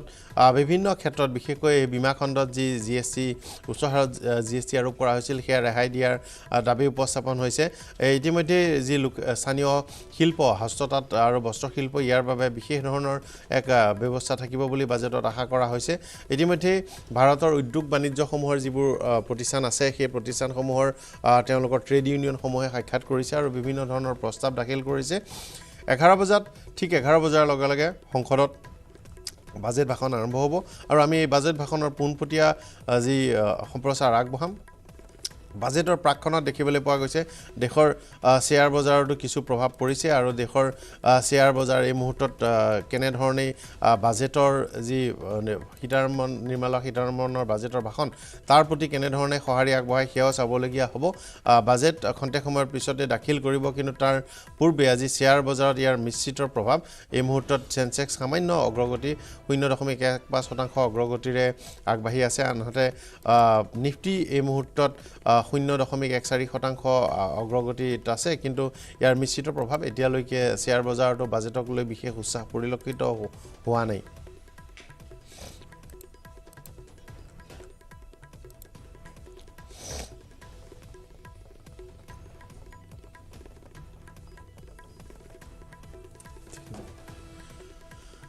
তিনি বছৰৰ বাবে বিকাশৰ হাৰ 7% একেৰাহে 7% বিকাশৰ হাৰ হৈছে ৰাজহুৱা খণ্ডত মূলধনী বিনিয়োগ 10 বছৰ ধৰি 10 বছৰৰ ভিতৰতে আটাইতকৈ বেছি নিয়ন্ত্ৰণত মুদ্ৰাস্ফীতি আছে এই চৰকাৰৰ কাৰ্যকলাপত কৃষি খণ্ডত পূৰ্বৰ তুলনাত চমকপ্ৰদ উত্থান ঘটিছে আন্তঃৰাষ্ট্ৰীয় মুদ্ৰা নিধি চমুকৈ IMFৰ পৰা যি পূৰ্বানুমান কৰা হৈছে সেই ভিতৰত ভাৰতৰ অৰ্থনীতি 2024 ভিতৰত 3.7 ট্ৰিলিয়ন ডলাৰ মাৰ্কিন ডলাৰ হ'বগৈ কেন্দ্ৰীয় চৰকাৰৰ লক্ষ্য 2027 চনৰ ভিতৰত ভাৰতক 5 ট্ৰিলিয়ন ডলাৰৰ অৰ্থনীতি ৰূপে গঢ়ি তোলা ভাৰত বিশ্বৰ এই মুহূৰ্তত দ্বিতীয়টো ফিনটেক ইকনমি বিত্তীয় প্ৰতিষ্ঠানৰ অৰ্থনীতি বিশ্বৰ চতুৰ্থ ষ্টক মাৰ্কেট ভাৰত মহিলাৰ বেংক একাউণ্টৰ হাৰো যথেষ্ট বেছি প্ৰায় ৭৯% বৃদ্ধি হৈছে মহিলাৰ বেংক একাউণ্ট 2047 চনত ভাৰতক ৩৭ ট্ৰিলিয়ন অৰ্থনীতিৰূপে গঢ়াৰ লক্ষ্য লৈ আগবাঢ়িছে 2023-24 বৰ্ষত জিডিপিৰ প্ৰাক্কলন হৈছে ৭.৩%।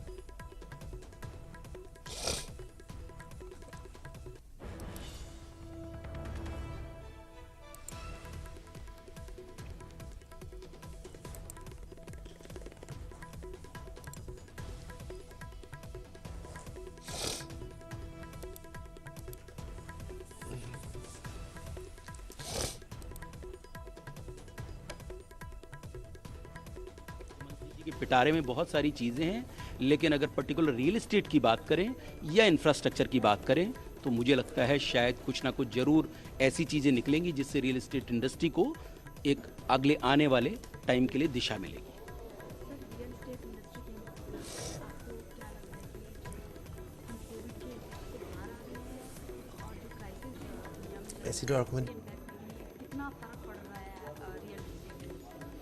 देखिए real estate industry blessing in disguise हुई है कोविड के बाद क्योंकि सबसे ज़्यादा सफ़र कोई कर रहा था रियल एस्टेट इंडस्ट्री कर रही थी लेकिन जैसे ही कोविड अनलॉक होना शुरू हुआ उसके बाद रियल एस्टेट इंडस्ट्री भी अनलॉक होनी शुरू हो गई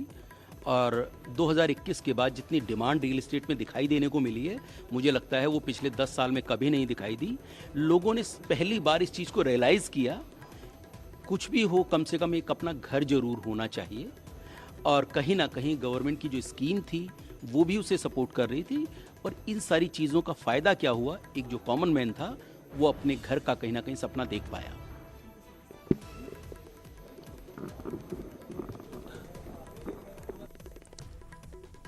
বাজেটত কি থাকিব পাৰে এই মুহূৰ্তত আটাইতকৈ বেছি আশা কৰিছে দেশৰ বেতনভোগী কৰ্মচাৰীসকলে ভাবিছে যে আয়কৰৰ যি ঊৰ্ধ্বসীমা আছে আয়কৰ প্ৰদানৰ এই ন্যূনতম ৰেহাইৰ সীমা এই সীমা বৃদ্ধি কৰা হ'ব অন্ততঃ কৰ্মচাৰীসকলে যি আয়কৰ প্ৰদান কৰে তাত কিছু ৰেহাই পাব। আনহাতে কৃষকসকলৰ বাবে পিএম কিষাণ যোজনা এই পিএম কিষাণ যোজনা ইয়াৰ ক্ষেত্ৰত যথেষ্ট ডাঙৰ খবৰ থাকিব পাৰে কৃষকসকলে বিত্তীয় সকাহ যি প্ৰদান কৰে কেন্দ্ৰীয় চৰকাৰে ইয়াৰ বৃদ্ধি পোৱাৰ সম্ভাৱনা প্ৰকাশ হৈছে আৰু ইতিমধ্যে এটা আশংকা আছিল যে এই বাজেটত যথেষ্ট জনমুখী বা ভোটাৰক আকৰ্ষিত কৰি পৰা আঁচনি দিব আৰু সেই অনুসৰি পিএম কিষাণৰ যি বিত্তীয় আবণ্টন সেই আবণ্টনৰ পৰিমাণ বৃদ্ধি কৰিব পাৰে ইয়াৰ সম্ভাৱনা প্ৰকট হৈ পৰিছে। আন্তঃগাঁথনি উন্নয়ন বিশেষকৈ ৰেলপথ অৰ্ধনগৰীয় এলেকাসমূহৰ উন্নয়ন কৃষি আৰু শিক্ষা খণ্ডৰ উন্নয়ন স্বাস্থ্য খণ্ডৰ উন্নয়ন এই খণ্ডকেইটাত অত্যাধিক ধনৰ আবণ্টন হ'ব পাৰে বিশেষকৈ সামাজিক কল্যাণ বিষয়টোত অত্যন্ত গুৰুত্ব দিব পাৰে। এমএছএমই খণ্ডত উদ্যোগ বাণিজ্য বিশেষকৈ মধ্যমীয়া সৰু আৰু ক্ষুদ্ৰ যি উদ্যোগ আছে এই উদ্যোগৰ ক্ষেত্ৰত যথেষ্ট উৎসাহ পাব পৰাকৈ আঁচনি ঘোষণা কৰিব পাৰে। ডিজিটেল ইকনমি মোদী চৰকাৰে ইতিমধ্যে ডিজিটেল অৰ্থব্যৱস্থা গঢ়ি তুলিবৰ বাবে যথেষ্ট ব্যৱস্থা কৰিছে আৰু এই ক্ষেত্ৰত নতুন আঁচনি ঘোষণা কৰিব পাৰে। গ্ৰীণ এনাৰ্জি সৌৰ শক্তি আৰু অন্যান্য বিকল্প শক্তিসমূহৰ পৰিমাণ বৃদ্ধি কৰিবৰ বাবে প্ৰচলন বৃদ্ধি কৰিবৰ বাবে বিশেষ আঁচনি ইতিমধ্যে ঘোষণা কৰাৰ প্ৰস্তুতি চলাইছে। ইতিমধ্যে প্ৰধানমন্ত্ৰীয়ে ঘোষণা কৰিছিল 1 কোটি লোকৰ ঘৰত সৌৰ শক্তি স্থাপনৰ লক্ষ্য লৈছে গতিকে সৌৰ শক্তি বা বিকল্প শক্তিৰ ক্ষেত্ৰত বিশেষ আঁচনি এই বাজেটত থাকিব পাৰে।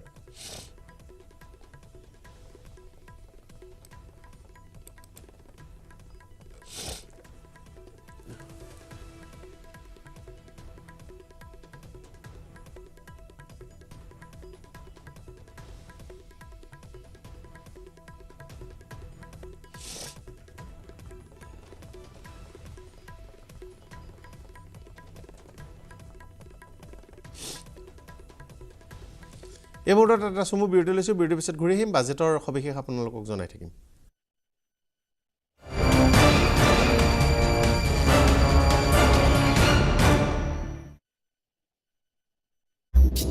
শাসনৰ স্পেচিয়েল ব্ৰাঞ্চৰ এছআই হিচাপে মোক নিয়োগ কৰিছিলে 2021 চনত এজন এছবিৰ সাব ইন্সপেক্টৰ হিচাপে মোক এটা বিশেষ মিছন দিয়া হৈছিলে মিছনটো হৈছিলে কি আলফাৰ বিপক্ষে কাম কৰাৰ কাৰণে তেখেতক গ্ৰেপ্তাৰ কৰক মানৱ বৰগোহাঁইৰ এই দাবী সাথে অস্বীকাৰ কৰিছে অসম আৰক্ষী সঞ্চালক প্ৰধান জিপি সিঙে ক'লে পাৰ্টিকুলাৰ যুৱক সংগঠনত গৈছিলে তেতিয়া তেওঁলোকে আমাক কৈছিলে এটা মেছেজো দিছিলে যে এটা ইঞ্জিনিয়াৰক আমি লৈ যাম আৰু আপোনালোকে ৰখাব পাৰিলে ৰখাওক। আমি তেতিয়াৰ পৰা সেই মানুহজনক ফ'ল' কৰি আছোঁ। বেকগ্ৰাউণ্ডৰ মতে তেওঁ 2016ত HSLC পাছ কৰিছে। তাৰপিছত তেওঁ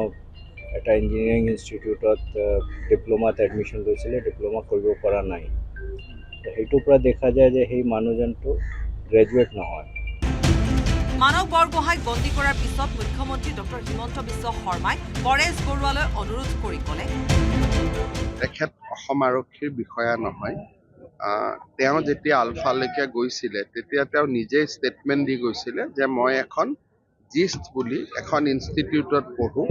আৰু আমিও ক্ৰছ চেক কৰি চাইছোঁ যে তেওঁ ডিপ্ল'মা ইঞ্জিনিয়াৰে পঢ়ি আছিলে। এই বিষয়টো মই ভাবোঁ যে সত্য নহয়। পৰেশ বৰুৱা ডাঙৰীয়াৰ কিবা ভুল বুজাবুজি হৈছে। মই অনুৰোধ কৰিম ল'ৰাটোক যেন কোনো শাস্তি নিদিয়ে। তেওঁ অসম আৰক্ষী নহয়। কিবা যদি অসুবিধা আছে ঘূৰাই পঠাওক, কিন্তু কোনো কাৰণতে যাতে শাস্তি নিদিয়ে, কাৰণ মই মুখ্যমন্ত্ৰী হিচাপে নিশ্চিত কৰি কৈছোঁ যে তেওঁ অসম আৰক্ষীৰ বিষয়া নহয়। ইপিনে মানৱ বৰগোহাঁইৰ বন্দী হোৱাৰ পিছতে এতিয়া মানুহৰ ঘৰত লাগিছে হাহাকাৰ। আমাৰ একমাত্ৰ সন্তান আমি এয়া পৰেশ বৰুৱা ডাঙৰীয়ালৈ বিনম্ৰ অনুৰোধ কৰিছোঁ যাতে ল'ৰাটোক ঘৰলৈ ঘূৰাই পঠায় আৰু মৃত্যুদণ্ডলৈ আগ নবঢ়াব। এতিয়া প্ৰশ্ন উত্থাপিত হৈছে, যদি মানৱ বৰগোহাঁই আৰক্ষীৰ স্পেচিয়েল ব্ৰাঞ্চৰ বিষয়া নহয়, তেন্তে কি SIBৰ বিষয়া নেকি, যি কেন্দ্ৰীয় চোৰাংচোৱা সন্থা ইণ্টেলিজেন্স ব্যুৰোৰ অংশ? বিষয়টো এতিয়াও অস্পষ্ট। তথ্যমতে ম্যানমাৰৰ আলফা স্বাধীনৰ কেম্পত এতিয়াও সংগঠনটোৰ নেতৃত্বই জেৰা অব্যাহত ৰাখিছে গুপ্তচৰ মানৱ বৰগোহাঁইক। Bureau report, News 18 Assam Northeast.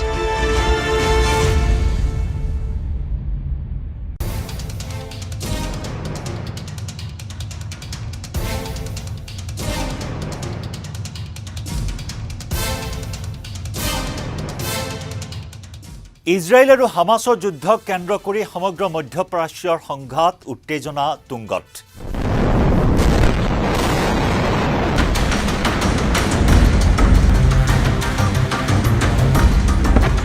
তাৰ মাজতে এইবাৰ ইৰাণ সমৰ্থিত সন্ত্ৰাসবাদী সংগঠনৰ দ্বাৰা ভয়ংকৰ আক্ৰমণৰ ঘটনা সংঘটিত হৈছে আমেৰিকাৰ সেনাৰ ঘাটিত।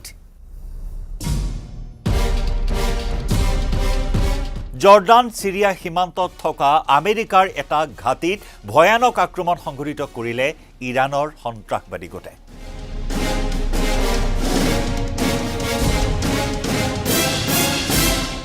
ইৰাণ সমৰ্থিত ইৰাণ মদত পুষ্ট এই সন্ত্ৰাসবাদী গোটটোৰ দ্বাৰা এই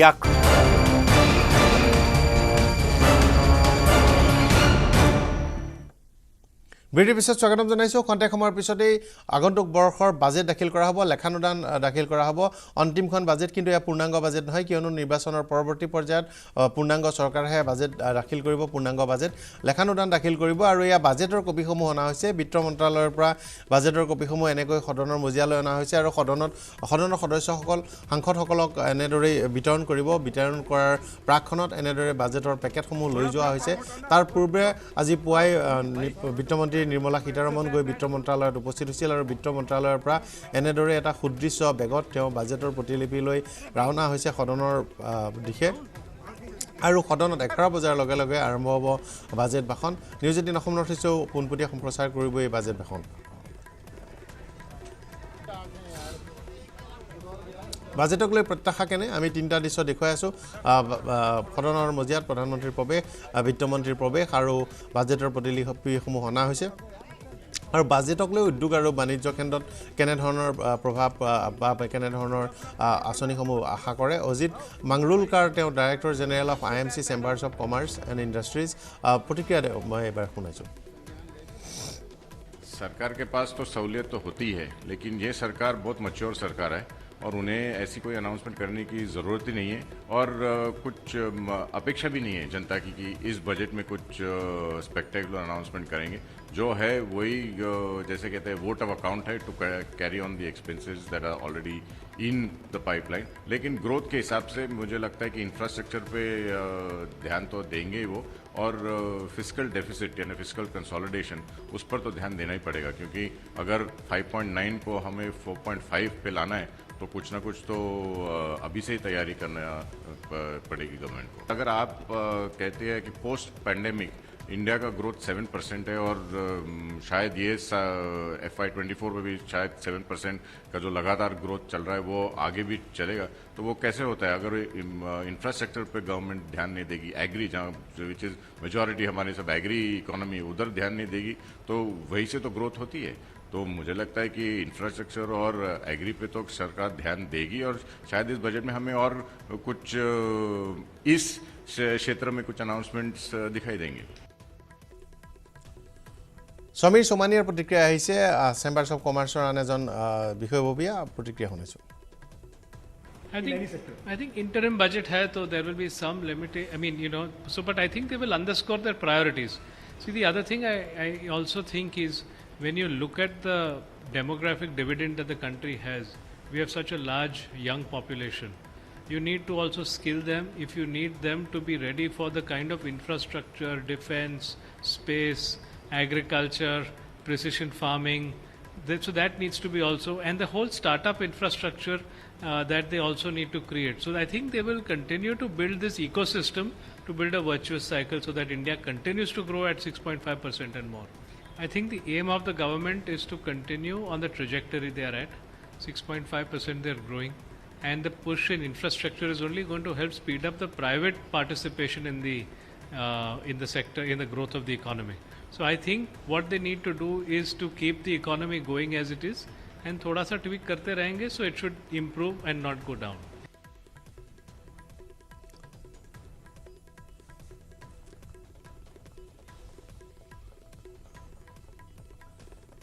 গভীৰ প্ৰত্যাশাৰ সৃষ্টি হৈছে। অহা এটা সপ্তাহৰ ভিতৰতে নিৰ্বাচনৰ দিন ঘোষণা কৰাৰ সম্ভাৱনা আছে, আৰু এই বাজেট কেন্দ্ৰত বাজেট দাখিল কৰিব আজি, আৰু ইয়াৰ পাছতেই অহা 12 ফেব্ৰুৱাৰী তাৰিখে অসম চৰকাৰে বাজেট দাখিল কৰিব, আৰু এই বাজেট দাখিলৰ আগে পাছে লোকসভা নিৰ্বাচন ঘোষণা হ'ব বুলি ধাৰণা কৰা হৈছে, আৰু এই নিৰ্বাচনৰ দিন ঘোষণা কৰাৰ লগে লগে বিভিন্ন ধৰণৰ নিৰ্বাচনী যি নীতি নিয়ম আছে সেয়া বলবৎ হ'ব, বিশেষকৈ আদৰ্শ আচৰণবিধি বলবৎ হ'ব, আৰু মডেল কোড অফ কণ্ডাক্ট বলবৎ হোৱাৰ লগে লগে বিভিন্ন ধৰণৰ নতুন ঘোষণা বা বিভিন্ন ধৰণৰ আঁচনি আধাৰশিলা ইত্যাদি বন্ধ হৈ পৰিব। তাৰ প্ৰাক্ষণত বাজেট অভিভাষণ, আজি যি বিত্তমন্ত্ৰীয়ে বাজেট অভিভাষণ পাঠ কৰিব সেয়া সুযোগ হিচাপে ল'ব, নিশ্চয় ইয়াৰ কথা স্পষ্ট হৈ পৰিছে। আৰু নিম্ন আৰু মধ্যম বৰ্গ, মধ্যম বিত্তীয় আয়ৰ যিসকল লোক আছে সেই পৰিয়ালসমূহক সকাহ দিয়াৰ বাবে বাজেটত বিশেষ ব্যৱস্থা ৰখাৰ দাবী জনাইছিল, আৰু সেই দাবীৰ প্ৰতি কেনেধৰণৰ সঁহাৰি আহে সেয়া লক্ষণীয় হ'ব।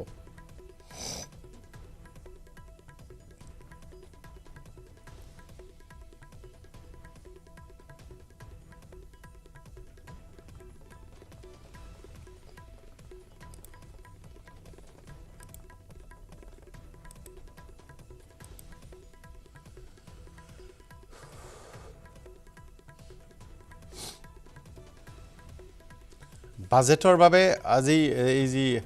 কেন্দ্ৰীয় বিত্ত মন্ত্ৰালয়ে যোৱা কিছুদিনৰ পৰাই প্ৰস্তুতি আৰম্ভ কৰিছিল, প্ৰস্তুতি চলাই আছিল, আৰু বাজেট অভিভাষণ যি পাঠ কৰিব সেই সময়ছোৱাৰ প্ৰাক্ষণত দেশত যি এটা সম্ভাৱনাৰ আশাৰ সৃষ্টি হৈছে যে এই বাজেটে ভৱিষ্যত ভাৰতৰ এটা ৰূপৰেখা প্ৰস্তুত কৰিবৰ বাবে যত্ন কৰিব। অন্ততঃ নৰেন্দ্ৰ মোদীৰ যি ভিজন বা প্ৰধানমন্ত্ৰী নৰেন্দ্ৰ মোদী আগন্তুক সময়ছোৱাৰ বাবে কোন দিশেৰে ভাৰতক আগুৱাই লৈ যাবলৈ বিচাৰিছে সেই বিষয়ত এটা ৰূপৰেখা এই বাজেটত থাকিব। নিৰ্বাচনী প্ৰতিশ্ৰুতি, নিৰ্বাচনৰ যি প্ৰতিশ্ৰুতি বা নিৰ্বাচনত ভোটাৰক আকৃষ্ট কৰিব পৰাকৈ যথেষ্ট থাকিব। বাজেটৰ পৰা প্ৰত্যাশা বিভিন্ন মূলধনী ব্যয় বৃদ্ধি হ'ব, কেপিটেল এক্সপেণ্ডিচাৰ বৃদ্ধি হ'ব, শিক্ষাখণ্ডত যথেষ্ট পৰিমাণে বিনিয়োগ কৰাৰ সম্ভাৱনা প্ৰকাশ কৰা হৈছে। আৰু মোৰ সৈতে এই মুহূৰ্তত সংযোগ হৈছে ভাৰতীয় জনতা পাৰ্টীৰ মুখপাত্ৰ জয়ন্ত গোস্বামী ডাঙৰীয়া, স্বাগতম জনাইছোঁ। আৰু বাজেটৰ পৰা কি প্ৰত্যাশা, কি আশা কৰিছে? চাওক, ভাৰতীয় জনতা পাৰ্টীৰ মূল কথাটোৱে হৈছে যে অন্তজনৰো উদয় কৰা, যিটো পণ্ডিত দীনদয়াল উপাধ্যায় ডাঙৰীয়াই ভাৰতীয় জনতা পাৰ্টিৰ পূৰ্বসূৰী জনসংঘ প্ৰতিষ্ঠা কালৰে পৰা একাত্ম মানৱতাবাদৰ যি দৃষ্টিভংগী যি দৰ্শন দি থৈ গৈছে সেই দৰ্শনৰ আধাৰতেই অন্তজনৰ উদয় কৰা এইটোৱে হৈছে ভাৰতীয় জনতা পাৰ্টিৰ মূল মন্ত্ৰ নিশ্চিতভাৱে বাজেটে সামগ্ৰিক কথা বতৰাবিলাকৰ লগত ভাৰতবৰ্ষৰ প্ৰত্যেকজন নাগৰিককে যাতে নাগৰিকৰে যাতে ভৱিষ্যতৰ উন্নয়ন হয় আৰু সকলো নাগৰিকৰ উন্নয়নৰ জৰিয়তে দেশখন যাতে বিশ্বৰ শ্ৰেষ্ঠ ৰাষ্ট্ৰ হিচাপে প্ৰতিষ্ঠা লাভ কৰে অৰ্থনৈতিকভাৱে আমি এতিয়া অৰ্থনৈতিকভাৱে বিশ্বৰ শ্ৰেষ্ঠ অৰ্থনীতিৰ লগত আমি ফেৰ মাৰিব পৰাকৈ আমি আগন্তুক দিনত বিশ্বৰ শ্ৰেষ্ঠ অৰ্থনৈতিক এই ৰাষ্ট্ৰ হিচাপে ভাৰতবৰ্ষক প্ৰতিষ্ঠা কৰিবৰ কাৰণে যি মাইলষ্টন তৈয়াৰ কৰাৰ যি পৰিকল্পনা নিশ্চিতভাৱে ভাৰতীয় জনতা পাৰ্টিৰ এইখন শেষৰখন যিটো অন্তৰ্বৰ্তীকালীন বাজেট কাৰণ এইখন বাজেট কেৱল মাত্ৰ কিছুদিনৰ কাৰণেহে থাকিব কাৰণ নিৰ্বাচনৰ প্ৰাক মুহূৰ্তত এখন এটা ইণ্টাৰিম বাজেট বুলি কোৱা হয় গতিকে নিশ্চিতভাৱে এই বাজেটখনতো সেই ধৰণৰ কথা বতৰাবিলাক থাকিব হয় আৰু এই বাজেটত এটা স্পষ্ট হ'ব যে অসম আৰু উত্তৰ পূৰ্বাঞ্চলৰ বাবে কি আশা কৰে চাওক ভাৰতবৰ্ষৰ কেন্দ্ৰীয় চৰকাৰে নৰেন্দ্ৰ মোদী ডাঙৰীয়াই 2014 চনত কেন্দ্ৰীয় চৰকাৰৰ প্ৰধানমন্ত্ৰী হিচাপে দায়িত্বভাৰ লোৱাৰ পাছতে অসম তথা উত্তৰ পূৰ্বাঞ্চলৰ কেউখন 8খন ৰাজ্যৰ ওপৰত অত্যন্ত শক্তিশালী ৰূপত ইয়াৰ অন্তৰ্গাঁথনি তথা অৰ্থনৈতিক বিকাশৰ কাৰণে কাম কাজ কৰিছে অষ্টলক্ষ্মী হিচাপে যাক কোৱা হৈছে আৰু আটাইতকৈ ডাঙৰ কথা এক্ট ইন পলিচি এই ধৰণে আগবাঢ়িছে যাতে এই 8খন ৰাজ্যৰ উন্নয়নৰ কাৰণে অন্তৰ্গাঁথনি উন্নয়নৰ কাৰণে আৰু একেটা সময়তে ইয়াক যাতে উত্তৰ পূব এছিয়াৰ হাব হিচাপে অৰ্থনৈতিক হাব হিচাপে প্ৰতিষ্ঠা কৰিব পৰা যায় তাৰ লক্ষ্যৰে নৰেন্দ্ৰ মোদী ডাঙৰীয়াই যোৱা সময়ছোৱা কাম কাজ কৰিছে আপুনি যদি দেখা পায় তেতিয়াহ'লে চাব যে ৰেল নেটৱৰ্কিং যদি চাই অৰুণাচলৰ পৰা মণিপুৰৰ পৰা নাগালেণ্ডৰ আগতে ডিমাপুৰৰ বাহিৰে ৰেল নেটৱৰ্কিং নাছিলে এতিয়া সুখোভিলৈকে আগবঢ়াই লৈছে আৰু এতিয়ালৈকে নাগালেণ্ডৰ ৰাজধানী কোহিমালৈকে ৰেলৰ ট্ৰেক নিৰ্মাণ কৰাত আৰু কামত আগবাঢ়িছে অনুৰূপভাৱে মিজোৰামলৈকে ৰেলৰ ট্ৰেক আগুৱাই নিয়াৰ কাৰণে চেষ্টা কৰিছে ৰেলৱেজৰ বাহিৰেও যদি এয়াৰৱেজ চোৱা যায় যেতিয়া প্ৰত্যেকখন ৰাজ্যত যাতে খুব সুন্দৰভাৱে যাতে তাৰ যি আমাৰ যি টুৰিজম বিকাশ কৰিব পৰা যায় আমাৰ যাতে তাতে ইনফ্ৰাষ্ট্ৰাকচাৰেল উন্নয়ন কৰিব পৰা যায় আৰু যাতে আমাৰ যিটো আগতে কোৱা যায় যে আমাৰ এই ৰাজ্যসমূহত এটা ধাৰণা আছিলে যে দিল্লী বহু দূৰ এই ধৰণৰ কথাবিলাক নাইকিয়া কৰি দিল্লীক ওচৰ চপাবৰ কাৰণে প্ৰত্যেকখন ৰাজ্যতে এয়াৰপৰ্টৰ সুন্দৰ ব্যৱস্থা কৰা হৈছে যাতে যাতায়াতৰ ব্যৱস্থা ভাল হয় আৰু একেটা কথাই যদি চোৱা যায় তেতিয়াহ'লে দেখা যাব যে উত্তৰ পূৰ্বাঞ্চলৰ প্ৰত্যেকখন ৰাজ্যৰে যি নেশ্যনেল হাইৱেৰ প্ৰজেক্ট 4 লেনৰ যি হাইৱেৰ প্ৰজেক্ট এই হাইৱেৰ প্ৰজেক্ট চলি আছে আপুনি যদি চাই কেইবাটাও ৰাস্তা কেনেধৰণে চলি আছে চাইনে শিৱসাগৰৰ ফালে গৈছেনে অলপতে হয় নিশ্চিতভাৱে চাওক কিছু হয় টেকনিক্যাল ইস্যুজত কিছু ক্ষেত্ৰত হয়তো সেই ৰাস্তাবিলাক কিছু অসুবিধা হৈছে কিন্তু তাতোতকৈ যদি চাই মই আজি কিছুদিনৰ আগতে কোহিমা হাইকোৰ্টলৈকে মোৰ নিজৰ প্ৰফেচনেল ৱৰ্কত গৈছিলোঁ তেতিয়া মই গোলাঘাটৰ পৰা যেতিয়া কোহিমা হাইকোৰ্টলৈকে গৈছিলোঁ আজি পূৰ্বে যেতিয়া যাওঁতে যি ধৰণৰ অৱস্থা আছিলে এতিয়া কিন্তু খুব কম সময়ৰ ভিতৰত ডিমাপুৰ কোহিমা যিটো ৰাস্তা খুব সুন্দৰভাৱে নিৰ্মিত হৈছে আৰু এই কথাটোৱে যদি চোৱা যায় তাতকৈ আগুৱাই আপুনি কোহিমাৰ পৰা ইম্ফলৰ পৰা মোৰেলৈকে এই ৰাস্তাটোৰ নিৰ্মাণ কাৰ্য চলি আছে আৰু একেটা কথাই যদি চাই তেতিয়াহ'লে আপুনি চাব শিলচৰৰ পৰা যিটো মিজোৰাম আইজাললৈকে নিৰ্মিত হৈ থকা যিটো ৰাস্তা এই ৰাস্তাটো ত্বৰান্বিতভাৱে আগবাঢ়ি গৈছে আৰু একেটা কথাই যদি চাই তেতিয়াহ'লে দেখা পাব যে ডিমা হাছাওলৈকে যিটো ৰাস্তা ইতিমধ্যে বনি আছে লামডিং লংকা হৈ যিটো ডিমা হাছাওলৈকে যিটো ৰাস্তা বনি আছে যিটো শিলচৰ হাইৱে বনি আছে এইটোৰ কাম অত্যন্ত ক্ষিপ্ৰ গতিৰে আগবাঢ়িছে হয় কৰবাত নহয় কৰবাত টেকনিক্যাল ইস্যুজৰ কাৰণে কিছু নিৰ্মাণ কাৰ্যত স্থিমিত আহিছে কিন্তু চৰকাৰে চেষ্টা কৰিছে চৰকাৰখনৰ যিটো উদ্দেশ্য এই উদ্দেশ্যটো অত্যন্ত শক্তিশালী যে কাম কৰিম উন্নয়ন কৰিম এই কথাটো লৈ আগবাঢ়ি গৈছে গতিকে এই কাৰণে দেখা যায় যে আমাৰ কেন্দ্ৰীয় চৰকাৰখনে উত্তৰ পূৰ্বাঞ্চলক যে গুৰুত্ব দিছে উত্তৰ পূৰ্বাঞ্চলৰ উন্নয়নৰ কাৰণে যাতে যে গুৰুত্ব দিছে এই কথাটো স্পষ্ট আপুনি যদি আৰু এটা কথা চাই তেতিয়াহ'লে দেখা পাব যে উত্তৰ পূৰ্বাঞ্চলক লৈ যোৱা সময়ছোৱাত কেন্দ্ৰীয় চৰকাৰখনে বহুকেইটা শক্তিশালী প্ৰজেক্ট লৈছে আপুনি যদি চাই যে চীনা বৰ্ডাৰত যেটো অৰুণাচল চীনা বৰ্ডাৰ অৰুণাচলৰ সংলগ্ন চীনা বৰ্ডাৰ তাৰ বৰ্ডাৰ ৰুটছবিলাক অত্যন্ত শক্তিশালী কৰিছে আপুনি যদি চাই তেতিয়াহ'লে দেখা পাব নাহৰলগন জিৰোৰ যেটো ৰাস্তা আজি কিছুদিন পূৰ্বে আমি যেতিয়া জিৰোলৈকে গৈছিলোঁ বাই ৰোড তেতিয়া দেখা পাইছিলোঁ ৰাস্তাটো খুব সুন্দৰভাৱে নিৰ্মাণ কাৰ্য সম্পূৰ্ণ হৈছে গতিকে জিৰোলৈকে তাক ৰাস্তা সম্পূৰ্ণ ধুনীয়াকৈ হৈছে একেটা কথাই যদি আপুনি চাই পাছিঘাটৰ সেই ৰাস্তা আপুনি মায়দিয়াৰ যিবিলাক ৰাস্তা এই ৰাস্তাবিলাকো খুব ক্ষিপ্ৰতাৰে খুব ষ্ট্ৰংলি তাত নিৰ্মাণ হৈছে আৰু যদি আপুনি চাই তেতিয়াহ'লে দেখা পাব মেৰাপানীৰ পৰা উখালৈকে যেটো ভাণ্ডাৰী হৈ যেটো উখাৰ ৰাস্তা উখাৰ পৰা মুককচাং আৰু টুৱেনচাঙৰ যেটো ৰাস্তা নাগালেণ্ডৰ সেই ৰাস্তাটো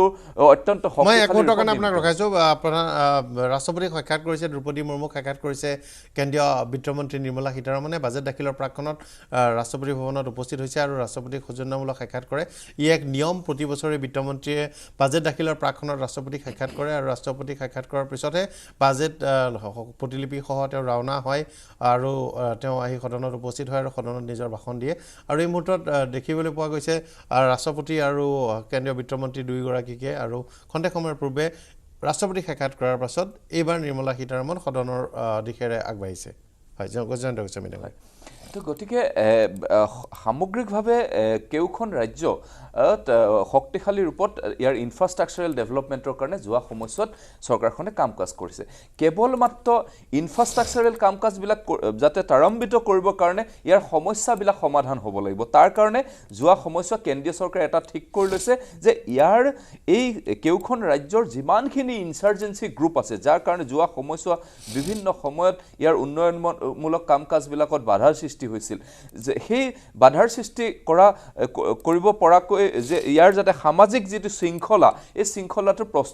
সুন্দৰভাৱে প্ৰস্তুত কৰি তুলিবৰ কাৰণে কাম কাজ কৰিছে আপুনি যদি এটা কথা লক্ষ্য কৰে বিজি ৰোড যেতিয়া ৰেলৱে ট্ৰেক যেতিয়া বিজি ট্ৰেক যেতিয়া বনাইছিলে ডিমা হাছাওলৈকে লামডিঙৰ পৰা ডিমা হাছাও সেই ৰাস্তা যোৱা সময়ছোৱা কংগ্ৰেছৰ সময়ত সেই আৰম্ভ নৰসিংহ আপোনাৰ মনমোহন সিং ডাঙৰীয়াৰ নেতৃত্বাধীন চৰকাৰখনে আৰম্ভ কৰিছিলে কিন্তু তেওঁলোকে কাম কৰিব পৰা নাছিলে এই কাৰণে কাম কৰিব পৰা নাছিলে তাত বিভিন্ন ইনচাৰ্জেঞ্চি গ্ৰুপে বাধা দিছিলে আৰু সেই সময়ত তাত কাম আৰম্ভ কৰিব পৰা নাছিলে কিন্তু কেন্দ্ৰীয় চৰকাৰখনে 14 চনত অহাৰ পিছতে অসম তথা উত্তৰ পূৰ্বাঞ্চলৰ ইনচাৰ্জেঞ্চি গ্ৰুপসমূহৰ লগত আলোচনাৰ জৰিয়তে তেওঁলোকৰ লগত এটা সুমীমাংসালৈ আহিলে আৰু প্ৰত্যেকটো মোটামুটি 99% সফল হ'ল এতিয়া 99% যোৱা সময়ছোৱাত যিবিলাক সন্ত্ৰাসবাদী সংগঠন বা যিবিলাক ইনচাৰ্জেঞ্চি গ্ৰুপ আছিলে সেই গ্ৰুপবিলাক ইতিমধ্যে তেওঁলোকে মূল খুঁটিলৈ ঘূৰি আহিছে আৰু চুক্তি স্বাক্ষৰিত হৈছে আলফাৰ লগত চুক্তি স্বাক্ষৰিত হৈছে একে সময়তে NACN IMৰ লগত চুক্তি স্বাক্ষৰিত হৈছে গতিকে মূল সামগ্ৰিকভাৱে 99% এটা পিচ সিচুৱেশ্যন এই ৰাজ্যসমূহলৈ আহিছে আৰু পিচ সিচুৱেশ্যন অহাৰ কাৰণে ৰাজ্যসমূহৰ উন্নয়ন আৰু সমবিকাশত আগবাঢ়ি যাবলৈ সক্ষম হৈছে গতিকে সেই যে আগৰ যে মানসিকতা আছিলে যে দিল্লী বহুদূৰ বা দিল্লীয়ে আমাৰ উত্তৰ পূৰ্বাঞ্চলত কেতিয়াও চুবলৈ নাহে কেৱল মাত্ৰ ইয়াৰ পৰা সম্পদ আহৰণ কৰিবলৈহে আহে এই কথাবিলাক লাহে লাহে আমাৰ জনসাধাৰণৰ আমাৰ যুৱক যুৱতীসকলৰ মনৰ পৰা নাইকিয়া হৈছে আপুনি যদি চাই তেতিয়াহ'লে দেখা পাব যে দিল্লীত যে দিল্লী পুলিচ এই দিল্লী পুলিচত স্পেচিফিকেলি উত্তৰ পূৰ্বাঞ্চলৰ এটা স্পেচিফিক ট্ৰুপ আছে আজিকালি যে দিল্লী পুলিচত তাত উত্তৰ পূৰ্বাঞ্চলৰ যুৱক যুৱতীসকলে তাত ৰিক্ৰুইটমেণ্ট লৈছে আৰু তেওঁলোকে তাত আছে আৰু যদি চাই আপুনি যোৱা যেতিয়া আমাৰ 15 আগষ্টৰ দিনা যেতিয়া প্ৰধানমন্ত্ৰী ডাঙৰীয়াই লাল কিল্লাৰ পৰা যেতিয়া পতাকা উত্তোলন কৰিছিল ৰাষ্ট্ৰীয় পতাকা উত্তোলন কৰিছে তাত যিকেইজন সেনা বিষয়া আৰু জোৱানে তেওঁক প্ৰটেকশ্যন দি আছিলে সেই কেইজনৰ অধিকাংশই উত্তৰ পূৰ্বাঞ্চলৰ যুৱক যুৱতী আছিলে আমাৰ কাৰণে অত্যন্ত লক্ষণীয় আজি যদি চাই উত্তৰ পূৰ্বাঞ্চলৰ বহু যুৱক যুৱতীয়ে ৰাষ্ট্ৰৰ শ্ৰেষ্ঠ আসন প্ৰশাসনিক আসনসমূহ দখল কৰিবলৈ সক্ষম হৈছে আপুনি যদি চাই তেতিয়াহ'লে তেতিয়াহ'লে দেখা পাব আজি উত্তৰ পূৰ্বাঞ্চলৰ পৰাই যদি আপুনি ৰাজনৈতিকভাৱে যদি চাই তেতিয়াহ'লে দেখা পাব উত্তৰ পূৰ্বাঞ্চলৰ ৰাজনৈতিকভাৱেও অত্যন্ত সুযোগ প্ৰদান কৰিছে ভাৰতীয় জনতা পাৰ্টিৰ দল আৰু চৰকাৰখনে আপুনি যদি চাই সৰ্বানন্দ সোণোৱাল ডাঙৰীয়াৰ নেতৃত্বত এটা অত্যন্ত ভাৰতবৰ্ষৰ এটা শক্তিশালী বিভাগ তেওঁ চোৱাচিতা কৰিছে একে সময়তে যদি চাই কিৰেণ ৰিজিজু ডাঙৰীয়াকো যদি চাই আপুনি যদি উত্তৰ ত্ৰিপুৰাৰ পৰাও আমি প্ৰতিনিধিত্ব পাইছোঁ শক্তিশালী প্ৰতিনিধিত্ব পাইছোঁ ভাৰতীয় জনতা পাৰ্টিৰ দললৈ যদি চাই সুব্বা আও তেওঁ নাগালেণ্ডৰ ব্যক্তি তেওঁ ভাৰতীয় জনতা পাৰ্টিৰ উপসভাপতিৰ দৰে পদত তেওঁ অলংকিত কৰিছে আপুনি যদি চাই কেপি টাছা কামাখ্যা প্ৰসাদ চাচা চাহ জনগোষ্ঠীয় পৰিয়ালৰ পৰা অহা লোক অসমৰ অসমীয়া লোক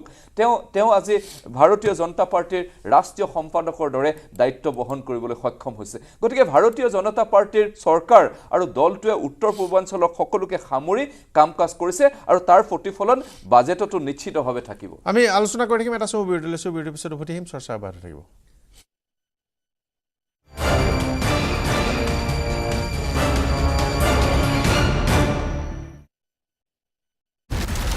ইতিমধ্যে আমেৰিকাৰ হাতত আহি পৰিছে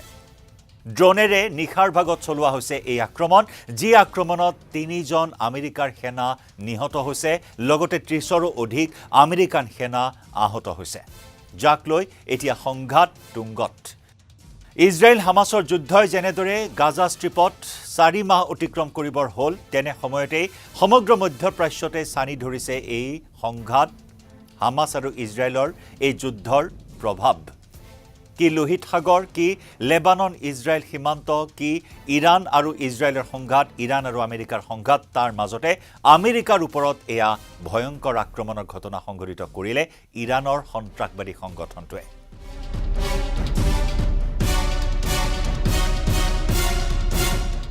ইৰাণৰ মিছিলিয়া সন্ত্ৰাসবাদী গোটে এই আক্ৰমণ সংঘটিত কৰাৰ তথ্য লাভ কৰিছে আমেৰিকাই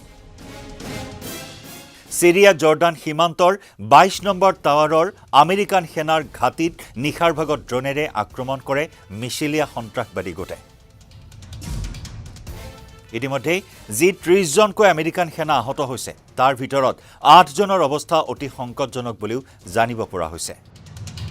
ইৰাণৰ সমৰ্থনপুষ্ট এই মিছিলিয়া সন্ত্ৰাসবাদী গোটৰ দ্বাৰা হোৱা এই আক্ৰমণত 3জন মাৰ্কিন সেনা নিহত হোৱাৰ পাছতে এতিয়া সমগ্ৰ মধ্যপ্ৰাচ্যতে যুযুধান পৰিস্থিতি তুংগত উঠা পৰিলক্ষিত হৈছে এই ঘটনাৰ পিছতে তাৎক্ষণিক প্ৰতিক্ৰিয়া প্ৰকাশ কৰিছে আমেৰিকাৰ ৰাষ্ট্ৰপতি জো বাইডেনে দক্ষিণ কেলিফৰ্ণিয়াত বাইডেনে কয় আমি ইয়াৰ উত্তৰ দিম যোৱা নিশাটো মধ্যপ্ৰাচ্যত আমাৰ বাবে কঠিন আছিল সিৰিয়া আৰু ইৰাকত প্ৰভাৱ বিস্তাৰ কৰা উগ্ৰ ইৰাণ সমৰ্থিত উগ্ৰপন্থী সংগঠনে ইয়াৰ পৰিণাম ভোগ কৰিব লাগিব বুলি ৰাষ্ট্ৰপতি জো বাইডেনে সকীয়াই দিছে উল্লেখযোগ্য যে বিগত শুকুৰবাৰলৈকে ইৰাক আৰু সিৰিয়াত আমেৰিকা আৰু মিত্ৰ শক্তিসমূহৰ ওপৰত এই পৰ্যন্ত 158বাৰতকৈও অধিক আক্ৰমণৰ ঘটনা সংঘটিত কৰিছে ইৰাণ সমৰ্থিত সন্ত্ৰাসবাদী গোটে অৱশ্যে ইয়াৰে অধিকাংশ ৰকেট বা ড্ৰোন ৰুধিবলৈ সক্ষম হৈছে আমেৰিকা আৰু ইয়াৰ মিত্ৰ শক্তিসমূহে 158টাতকৈও অধিক আক্ৰমণ সংঘটিত কৰিছে ড্ৰোন ৰকেট আৰু মিছাইলেৰে সন্ত্ৰাসবাদীয়ে আক্ৰমণৰ ঘটনা সংঘটিত কৰি গৈছে 158টাতকৈ অধিক আক্ৰমণ সংঘটিত কৰিছে যদিও শেহতীয়াকৈ ড্ৰোন ৰকেট আৰু মিছাইলেৰে সন্ত্ৰাসবাদীৰ আক্ৰমণ ৰুধিবলৈ সক্ষম হৈছে আমেৰিকা কিন্তু তাৰ মাজতে সিৰিয়া জৰ্ডান সীমান্তৰ 22 নম্বৰ টাৱাৰত আমেৰিকাৰ সেনাৰ ঘাটিত চলোৱা আক্ৰমণত 3জনকৈ আমেৰিকান সেনাই মৃত্যুবৰণ কৰাত এতিয়া ভয়ানক ৰূপ ধাৰণ কৰিছে মধ্যপ্ৰাচ্যৰ সংঘাতে আমেৰিকা এই মুহূৰ্তত যুযুধান স্থিতিত উপনীত হৈছে আৰু সকীয়াই দিছে ইয়াৰ পৰিণাম ভোগ কৰিব লাগিব ইৰাণে উল্লেখযোগ্য যে আজিৰ পৰা কিছুদিন পূৰ্বে ইৰাকত থকা ইজৰাইলৰ চোৰাংচোৱা সংস্থা মোছাদৰ ঘাটিটো আক্ৰমণ চলাইছিল মোছাদৰ এটা কাৰ্যালয়টো আক্ৰমণ চলাইছিল ইৰাণে তাৰ সমান্তৰালকৈ পাকিস্তানতো আক্ৰমণৰ ঘটনা সংঘটিত কৰিছিল ইৰাণে যি ঘটনাই এটা অন্য ৰূপ ধাৰণ কৰা পৰিলক্ষিত হৈছিল চৰ্চা চলিছিল যে ইৰাণ আৰু পাকিস্তানৰ মাজতো অন্য এক যুদ্ধ আৰম্ভ হ'ব নেকি কিন্তু তাৰ মাজতে ইয়েমেনৰ হুথি সন্ত্ৰাসবাদী সংগঠন লেবাননৰ হিজবুল্লাহ সন্ত্ৰাসবাদী সংগঠন আৰু পেলেষ্টাইনৰ হামাছ সন্ত্ৰাসবাদী গোটক সমৰ্থন আগবঢ়াই অহা ইৰাণে এইবাৰ এনেদৰেই আমেৰিকাক টাৰ্গেট কৰি ল'লে মিছিলিয়া সন্ত্ৰাসবাদী গোটৰ দ্বাৰা এই আক্ৰমণৰ ঘটনা সংঘটিত হোৱাত এতিয়া সমগ্ৰ মধ্যপ্ৰাচ্যৰে পৰিস্থিতি ভাৰত ভাৰতৰ গৌৰৱ গোটেই বিশ্বতেই ইয়াৰ সন্মান ষ্ট্ৰং মানে মাইথান ষ্টীল জটিল হৈ উঠা পৰিলক্ষিত হৈছে ইজৰাইল আৰু হামাছৰ এই যুদ্ধক কেন্দ্ৰ কৰি ইৰাণ আৰু আমেৰিকাৰ মাজত সংঘাত তুংগত উঠা পৰিলক্ষিত হৈছিল ইৰাণে বাৰে বাৰে এফালে যদি ইজৰাইলক খকিয়াই আহিছে আনফালে আমেৰিকাক খকিয়াই আহিছে ৰাষ্ট্ৰপতি নিৰ্বাচনত জো বাইডেনক একিকনি দিয়াৰ বাবে আনকি বিভিন্ন পৰিকল্পনা গ্ৰহণ কৰিছে ইৰাণে খকিয়াই আহিছে আমেৰিকাক আনহাতে আমেৰিকাই খকিয়াই আহিছে যাতে এই যুদ্ধত ইৰাণে হস্তক্ষেপ নকৰে ইৰাণে হস্তক্ষেপ কৰিলে ইয়াৰ পৰিণাম ভয়ানক হ'ব সমান্তৰালকৈ ইজৰাইলৰ প্ৰধানমন্ত্ৰী বেঞ্জামিন নেতানেহুৱে ইৰাণক খকিয়াই আহিছে যে জুইৰ লগত খেলা নকৰিবলৈ এনে পৰিস্থিতিত এতিয়া সমগ্ৰ মধ্যপ্ৰাচ্যতে সংঘাতৰ জুই বিয়পি উঠা পৰিলক্ষিত হৈছে এফালে লোহিত সাগৰত হুথিৰ আতংক অব্যাহত আছে হুথিৰ বিৰুদ্ধে ব্যাপক অভিযান চলাই আছে আমেৰিকাই তাৰ মাজতে হুথিয়েও খকিয়াই দিছে আমেৰিকাক যে হুথিৰ বিৰুদ্ধে চলোৱা এই সামৰিক অভিযানে হুথিক কোনো প্ৰভাৱ পেলাব নোৱাৰে এনেদৰে খকিয়াই দিছে হুথিয়ে ইফালে গাজা ষ্ট্ৰিপত আক্ৰমণ চলি আছে অভিযান চলি আছে দক্ষিণ গাজাৰ খান ইউনিছ তছনছ কৰিছে ইজৰাইলী সেনাই হামাছৰ ঘাটি উৎখাত কৰাৰ অভিযানৰ নামত বহু নিৰীহ দৈনিক প্ৰাণ হেৰুৱাই আছে আৰু এনে স্থলত এতিয়া আমেৰিকাৰ ঘাটিত জৰ্ডান সীমান্তত থকা আমেৰিকাৰ ঘাটিত এই আক্ৰমণে যথেষ্ট তাৎপৰ্য বহন কৰিছে এতিয়া যুযুদ্ধান ৰূপ ধাৰণ কৰা আমেৰিকাই কেনেদৰে প্ৰত্যুত্তৰ দিয়ে ইৰাণক সেয়া হৈ পৰিছে এই মুহূৰ্তৰ চৰ্চাৰ এটা অন্যতম বিষয় আৰু এই যুদ্ধৰ মাজৰে আন এটা খবৰ ইজৰাইল আৰু হামাছৰ যুদ্ধৰ মাজৰ আন এটা খবৰ গাজা ষ্ট্ৰিপত যি মানৱতাৰ চূড়ান্ত সংকট যি দুৰ্ভিক্ষৰ কৰাল গ্ৰাসত পৰিছে গাজা ষ্ট্ৰিপ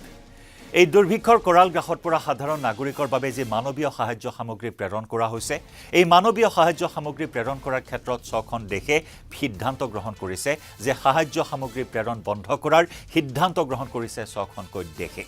ৰাষ্ট্ৰসংঘৰ দ্বাৰা পেলেষ্টাইনলৈ প্ৰেৰণ কৰা পুঁজি বন্ধ কৰিছে ছখন দেশে ইজৰাইল আৰু হামাছৰ মাজত চলি আছে যুদ্ধ তাৰ মাজতে আমেৰিকাকে ধৰি ছখন দেশে ৰাষ্ট্ৰসংঘৰ এটা এজেন্সিৰ দ্বাৰা পেলেষ্টাইনলৈ প্ৰেৰণ কৰা সাহায্য পুঁজি বন্ধ কৰাৰ সিদ্ধান্ত লৈছে উল্লেখযোগ্য যে ইজৰাইলে UNRW নামৰ এটা এজেন্সিৰ 12 জন সদস্যৰ বিৰুদ্ধে অভিযোগ আনিছিল যে তেওঁলোকেও হামাছৰ সদস্যৰ সৈতে 7 অক্টোবৰত ইজৰাইলত প্ৰৱেশ কৰি আক্ৰমণ কৰিছিল ইজৰাইলৰ অভিযোগৰ পাছতে শুকুৰবাৰে এজেন্সিটোৱে তদন্ত আৰম্ভ কৰিছিল আৰু আটাইকেইজনকে বৰ্খাস্ত কৰে উল্লেখযোগ্য যে এই এজেন্সিটো 1948 চনত গঠন কৰা হৈছিল যুদ্ধ শৰণাৰ্থীক সহায় কৰিবলৈ এই এজেন্সিটোৱে গাজা ৱেষ্ট বেংক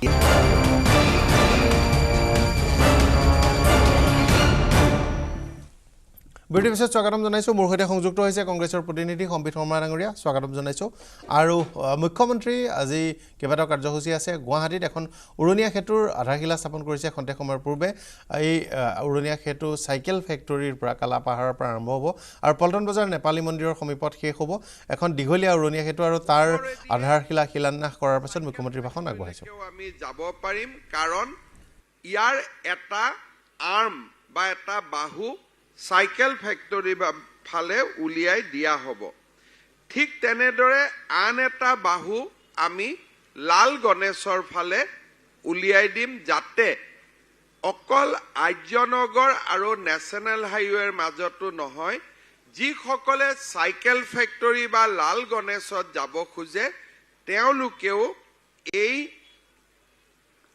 ফ্লাইঅভাৰখন ব্যৱহাৰ কৰিব পাৰিব তদুপৰি উৰণ সেতুৰ দুইফালে যি ছাৰ্ভিচ ৰোড হ'ব সি cycle factory Bishnupur Barsapara cricket stadium আৰু লাল গণেশ মাৰ্কেটৰ গুৰুত্বপূৰ্ণ জংচনসমূহৰ মাজেদি কোনো ধৰণৰ বাধা নোহোৱাকৈ যাতায়াত কৰিব পাৰিব পথৰ দুইফালে RCC ড্ৰেইন নিৰ্মাণ হ'ব এই উৰণ সেতুখনৰ নিবিদাৰ পিছত আমি প্ৰথমতে প্ৰায় 423 কোটিমান টকা ইয়াৰ ব্যয় হ'ব বুলি অনুমান কৰিছিলোঁ কিন্তু নিবিদাৰ পিছত ইয়াৰ খৰচ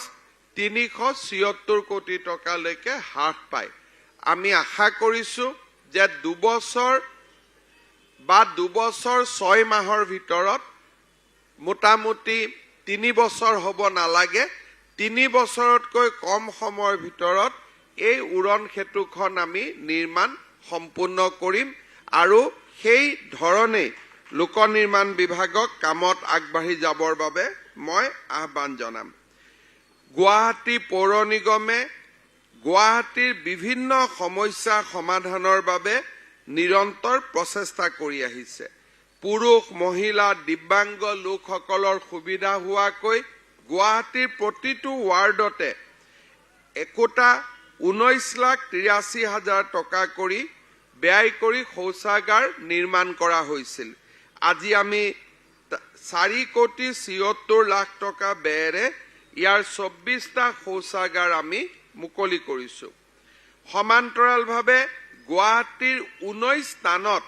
আমি শ্মশান আৰু কবৰস্থান নিৰ্মাণৰ বাবে পদক্ষেপ লৈছো। ইয়াৰ প্ৰথম পৰ্যায়ত নিৰ্মাণ কাৰ্য সম্পূৰ্ণ হোৱা 17খন শ্মশান আৰু 2খন কবৰস্থান আজি ৰাইজৰ সেৱাত মুকলি কৰা হৈছে। এই প্ৰকল্পৰ বাবেও প্ৰতিটো শ্মশান আৰু কবৰস্থানত 19,80,000 টকাকৈ দিয়া হৈছিলে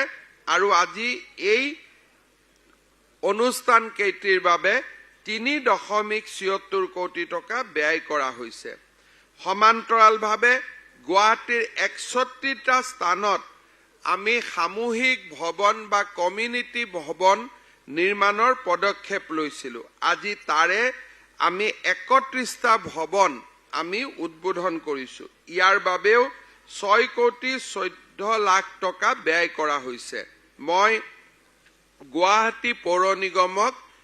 এই মহান কামৰ বাবেও ধন্যবাদ আৰু কৃতজ্ঞতা জনাইছোঁ আৰু মই আশা কৰিছোঁ আমাৰ মুখ্যমন্ত্ৰী হিমন্ত বিশ্ব শৰ্মাই এখন আধাৰশিলা স্থাপন কৰিলে উৰণ সেতুৰ আৰু তাৰ লগে লগে এলানি অভিলাষী আঁচনি ঘোষণা কৰিছে। মই কংগ্ৰেছৰ প্ৰতিনিধিৰ ওচৰলৈ আছোঁ। বাজেটৰ প্ৰত্যাশা কি?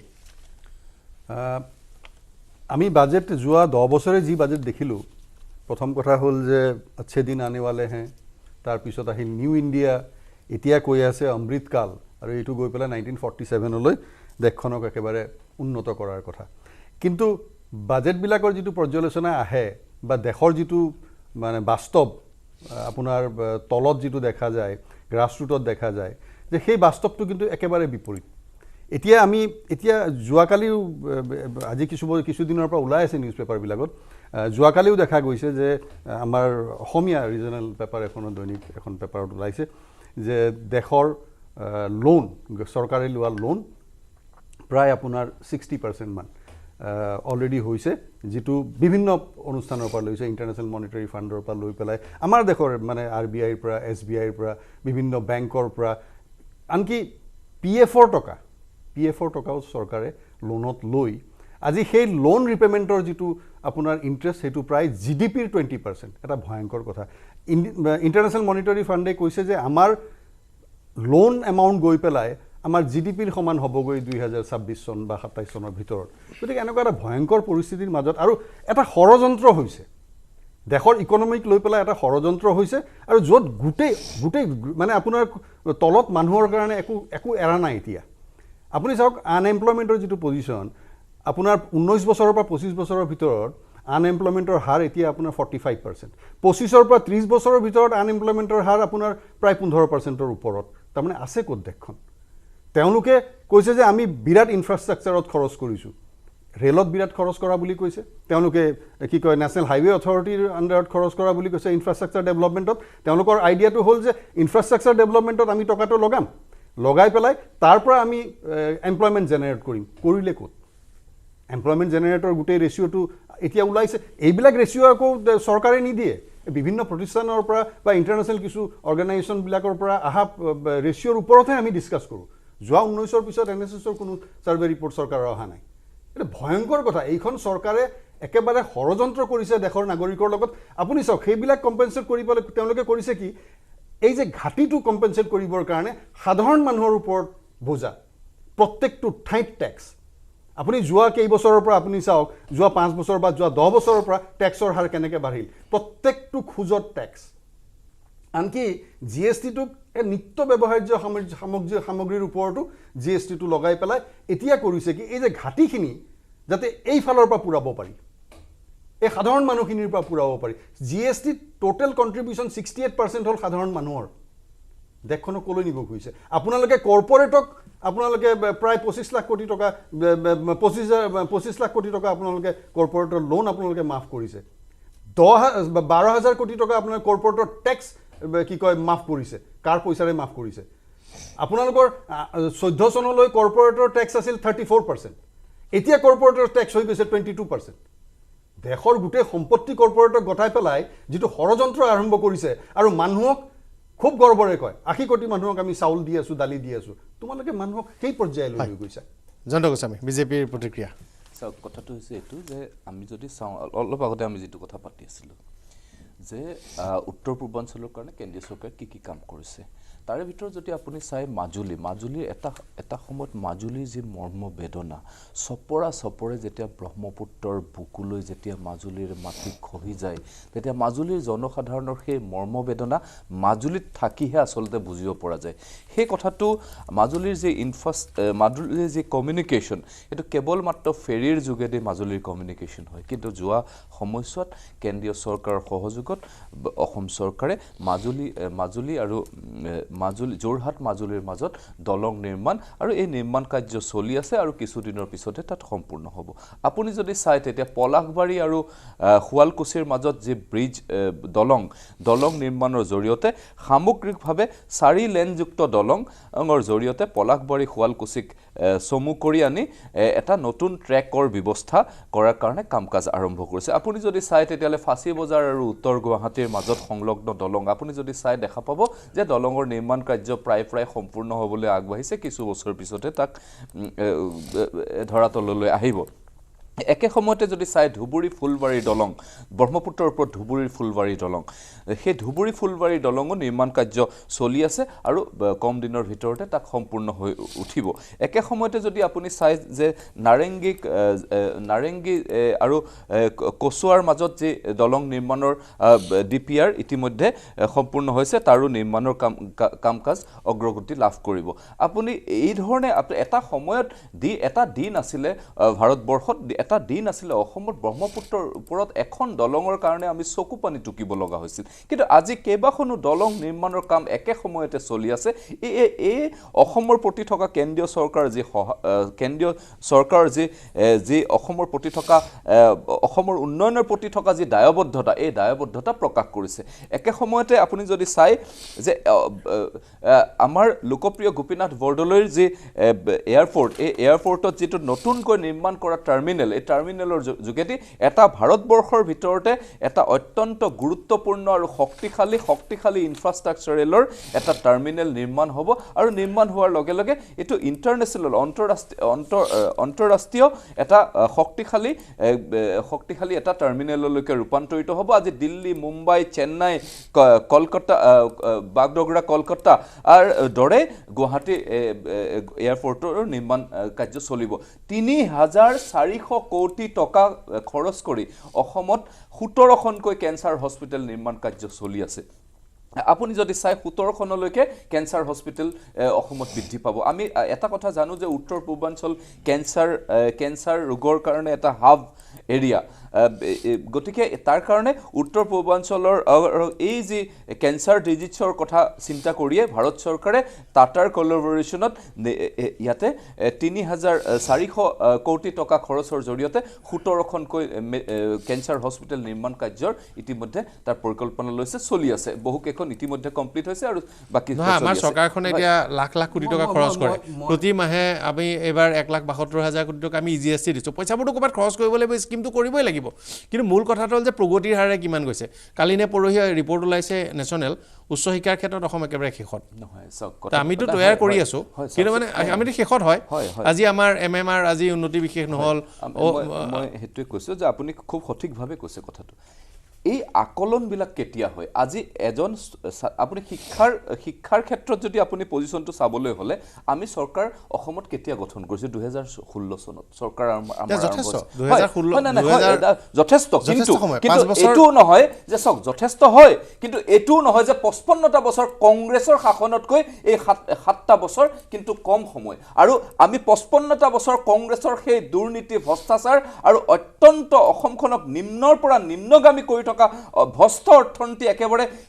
একেবাৰে ইনফ্ৰাষ্ট্ৰাকচাৰেল টোটেল ডেমেজ ইনফ্ৰাষ্ট্ৰাকচাৰ লৈ পেলাই আমি শাসনভাৰত আহিছিলোঁ গতিকে আমাৰ এক্টিয়াৰটো চাব লাগিব তাৰ পৰা আপোনাক মই এটা উদাহৰণ আপোনালোকে শাসনভাৰ অহাৰ পাছতো আপোনালোকৰ দুই এটা ব্যৰ্থতাৰ উদাহৰণো দিব পাৰে যেনে আপোনালোকৰ শাসনভাৰ আহোঁতেই ইষ্ট ৱেষ্ট কৰিডৰৰ কাম বাকীখিনিত শেষ হৈছিল আপোনালোকৰ চৰকাৰে এতিয়াও হাৰাংগা যায় পেটছটো এতিয়াও ডিমা হাছাওৰ সেইটুকুৰাত আপোনালোকে শেষেই কৰিব পৰা নাই আপোনালোকৰ চৰকাৰ আৰম্ভ হওঁতেই ডিব্ৰুগড়লৈকে ৰাস্তা চোৱা ফ'ৰ লেনিঙৰ কাম আৰম্ভ হৈছিল আজি 10 বছৰে আপোনালোকে তাত একো কৰিব পৰা নাই আৰু এনেকুৱা নহয় যে আপোনালোকে যথেষ্ট কাম হৈছে নকৰা কামৰো খতিয়ান আছে হঠাৎ গুৱাহাটী মাজমজিয়াৰ পৰা টুইন টাৱাৰ বোলা প্ৰকল্প এটা নাইকিয়া হৈ গ'ল হঠাৎ ব্ৰহ্মপুত্ৰ খনন নাইকিয়া হৈ গ'ল হঠাৎ ব্ৰহ্মপুত্ৰৰ দুয়োপাৰে এক্সপ্ৰেছৱে নাইকিয়া হৈ গ'ল হঠাৎ গুৱাহাটী গোটেই অসমত 1 লাখ কোটি টকা ইনভেষ্টমেণ্ট নাইকিয়া হৈ গ'ল এনেকুৱা অজস্ৰ কাহিনীও আছে যিবোৰ আপোনালোকে কৰা নাই কিন্তু এটা কথা ঠিক আছে যে তালিকা এখন সব চৰকাৰে দিব পাৰিব আপোনালোকেও দিব পাৰিব আপোনাৰ যে ইমানখিনি টকা এতিয়া আমাৰ 1,72,000 কোটি টকা এই মাহত জিএছটি কালেকশ্যন হৈছে 1,72,000 কোটি টকাটো চৰকাৰে খৰচ কৰিলে এখন দীঘলীয়া তালিকা গাব পৰা যাব কিন্তু সামগ্ৰিকভাৱে নিবনুৱা সমস্যা কিমান উন্নত হৈছে যি চৰকাৰী খণ্ডৰ স্বাস্থ্য সেৱা কিমান উন্নত হৈছে সেইবোৰ প্ৰয়োজন 4খন মেডিকেল কলেজ 4খন মেডিকেলৰ কলেজৰ পৰা আমি 15খন মেডিকেল কলেজলৈকে যাবৰ কাৰণে আমাৰ প্ৰচেষ্টা হাতত আছে যিটো সময়ত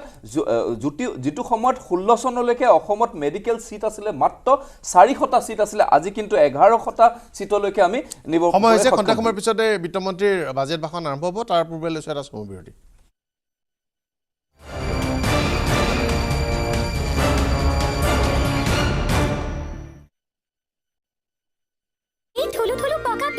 লেবাননত পেলেষ্টাইনৰ লোকক সহায় কৰি আহিছে কিন্তু এই এজেন্সিটোৰ সদস্যই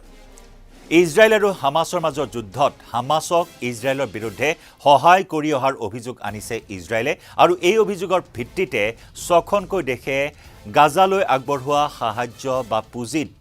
নিষেধাজ্ঞা জাৰি কৰিছে আৰু সাহায্য পুঁজি আগ নবঢ়াবলৈ সিদ্ধান্ত গ্ৰহণ কৰিছে গতিকে তেনেস্থলত গাজা ষ্ট্ৰিপত পুনৰ আন এক সংকটে দেখা দিয়াৰ সম্ভাৱনা আহি পৰিছে যি গাজা ষ্ট্ৰিপত এই পৰ্যন্ত প্ৰায় 18 লক্ষাধিক লোক গৃহহাৰা হ'বলগীয়া হৈছে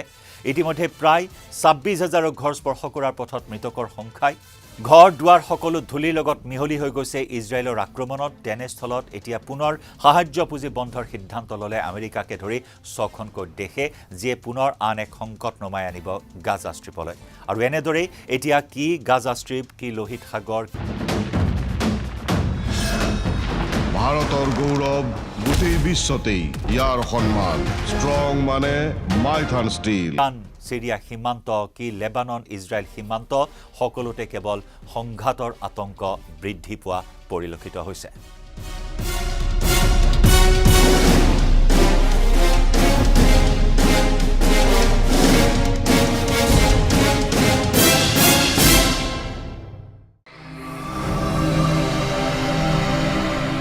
ভাৰতবৰ্ষে সিএ লাগু হবে এই গ্যাৰান্টি আমৰা আজকেই মঞ্চ থেকে দিয়ে গেলাম পুনৰ চৰ্চালৈ আহিছে নাগৰিকত্ব সংশোধনী আইন অৰ্থাৎ CAA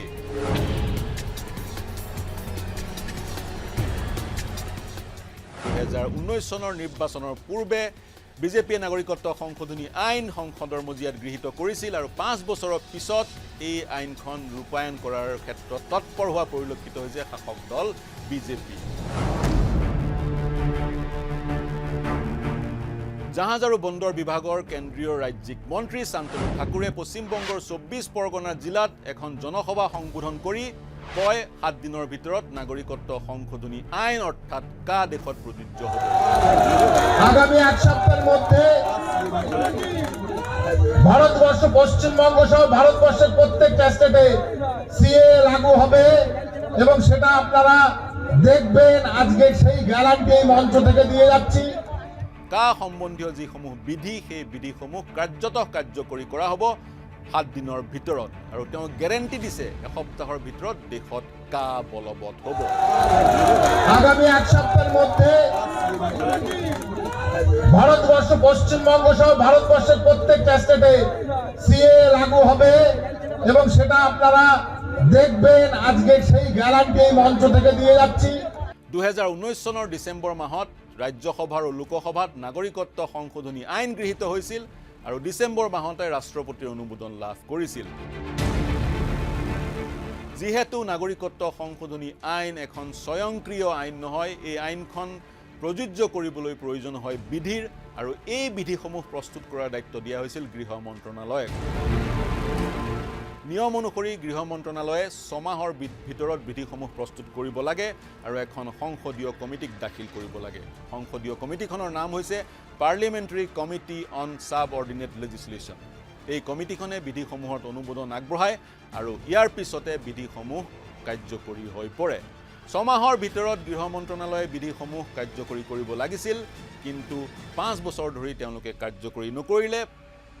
তেওঁলোকে 9 বাৰ অতিৰিক্ত সময় বিচাৰিলে আৰু এতিয়া যিহেতু লোকসভা নিৰ্বাচন সমাগত আৰু শান্তনু ঠাকুৰৰ ভাষ্যমতে 7 দিনৰ ভিতৰতে কাৰ্যকৰী হ'ব নাগৰিকত্ব সংশোধনী আইনৰ বিধি আৰু বিধি কাৰ্যকৰী হোৱাৰ পিছতে যিসকল পাকিস্তান, বাংলাদেশ আৰু আফগানিস্তানৰ সংখ্যালঘু লোকে নিজ দেশত ধৰ্মীয় অত্যাচাৰৰ বলি হৈ পলায়ন কৰিছিল তেওঁলোকে নাগৰিকত্ব লাভ কৰিব। 2014 চনৰ যদি 31 ডিচেম্বৰৰ পূৰ্বে ভাৰতলৈ পলায়ন কৰিছে তেওঁলোকে স্বয়ংক্ৰিয়ভাৱে নাগৰিকত্ব লাভ কৰিব। কিন্তু তেওঁলোকে সঁচাকৈ নিজ দেশত ধৰ্মীয় অত্যাচাৰৰ বলি হৈছিল নে বা সঁচাকৈ তেওঁলোক সেই দেশসমূহত সংখ্যালঘু সম্প্ৰদায় হয়নে, এইবোৰ চালিজাৰি চাবলৈ কিছুমান বিধিৰ প্ৰয়োজন হয় আৰু সেই বিধিসমূহ এসপ্তাহৰ ভিতৰত শান্তনু ঠাকুৰ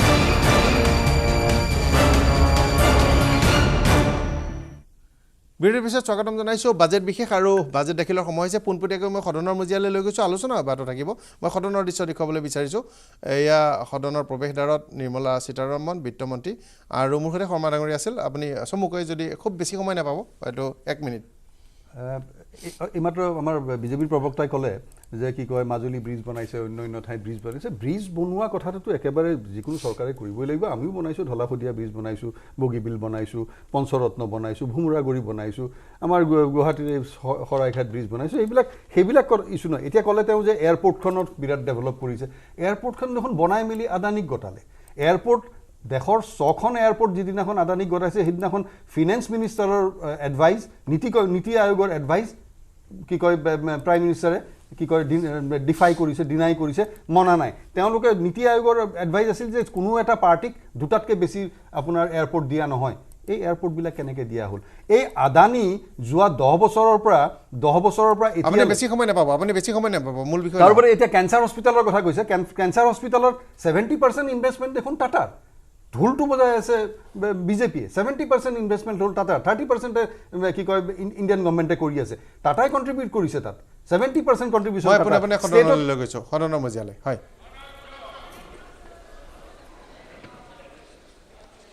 माननीय सदस्यगण, आपको बुलेटिन भाग 2 के माध्यम से पहले ही सूचित किया गया है कि माननीय वित्त मंत्री जी के बजट भाषण की प्रतियां आपको हार्ड कॉपी के रूप में उपलब्ध कराई जाएगी। अतः बजट प्रस्तुत हो जाने के पश्चात माननीय सदस्य बजट भाषण की प्रति प्रकाशन काउंटर से प्राप्त कर सकते हैं। आपको ये भी सूचित किया जाता है कि माननीय मंत्री द्वारा बजट प्रस्तुत किए जाने के पश्चात उसे मेंबर पोर्टल पर भी उपलब्ध करा दिया जाएगा। माननीय वित्त मंत्री जी,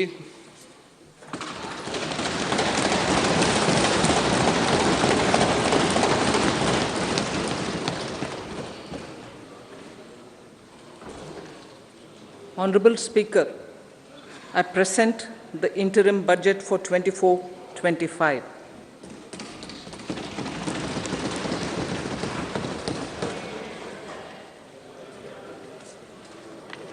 The Indian economy has witnessed profound positive transformation in the last 10 years. The people of India are looking ahead to the future with hope and optimism. With the blessings of the people, when our government, under the visionary and dynamic leadership of Honorable Prime Minister Shri Narendra Modi, assumed office in 2014, the country was facing enormous challenges. With Sabka Saath, Sabka Vikas as its mantra, the government overcame those challenges in right earnest. Structural reforms were undertaken. Pro-people programs were formulated and implemented promptly. Conditions were created for more opportunities for employment and entrepreneurship. The economy got a new vigor. the fruits of development started reaching the people at scale. The country got a new sense of purpose and hope. Naturally, the people blessed the government with a bigger mandate. In the second term, our government, under the leadership of Honorable Prime Minister, doubled down on its responsibilities to build a prosperous country with comprehensive development of all people and all regions. Our government strengthened its mantra to Sabka Saath, Sabka Vikas, and Sabka Vishwas. Our development philosophy covered all elements of inclusivity, namely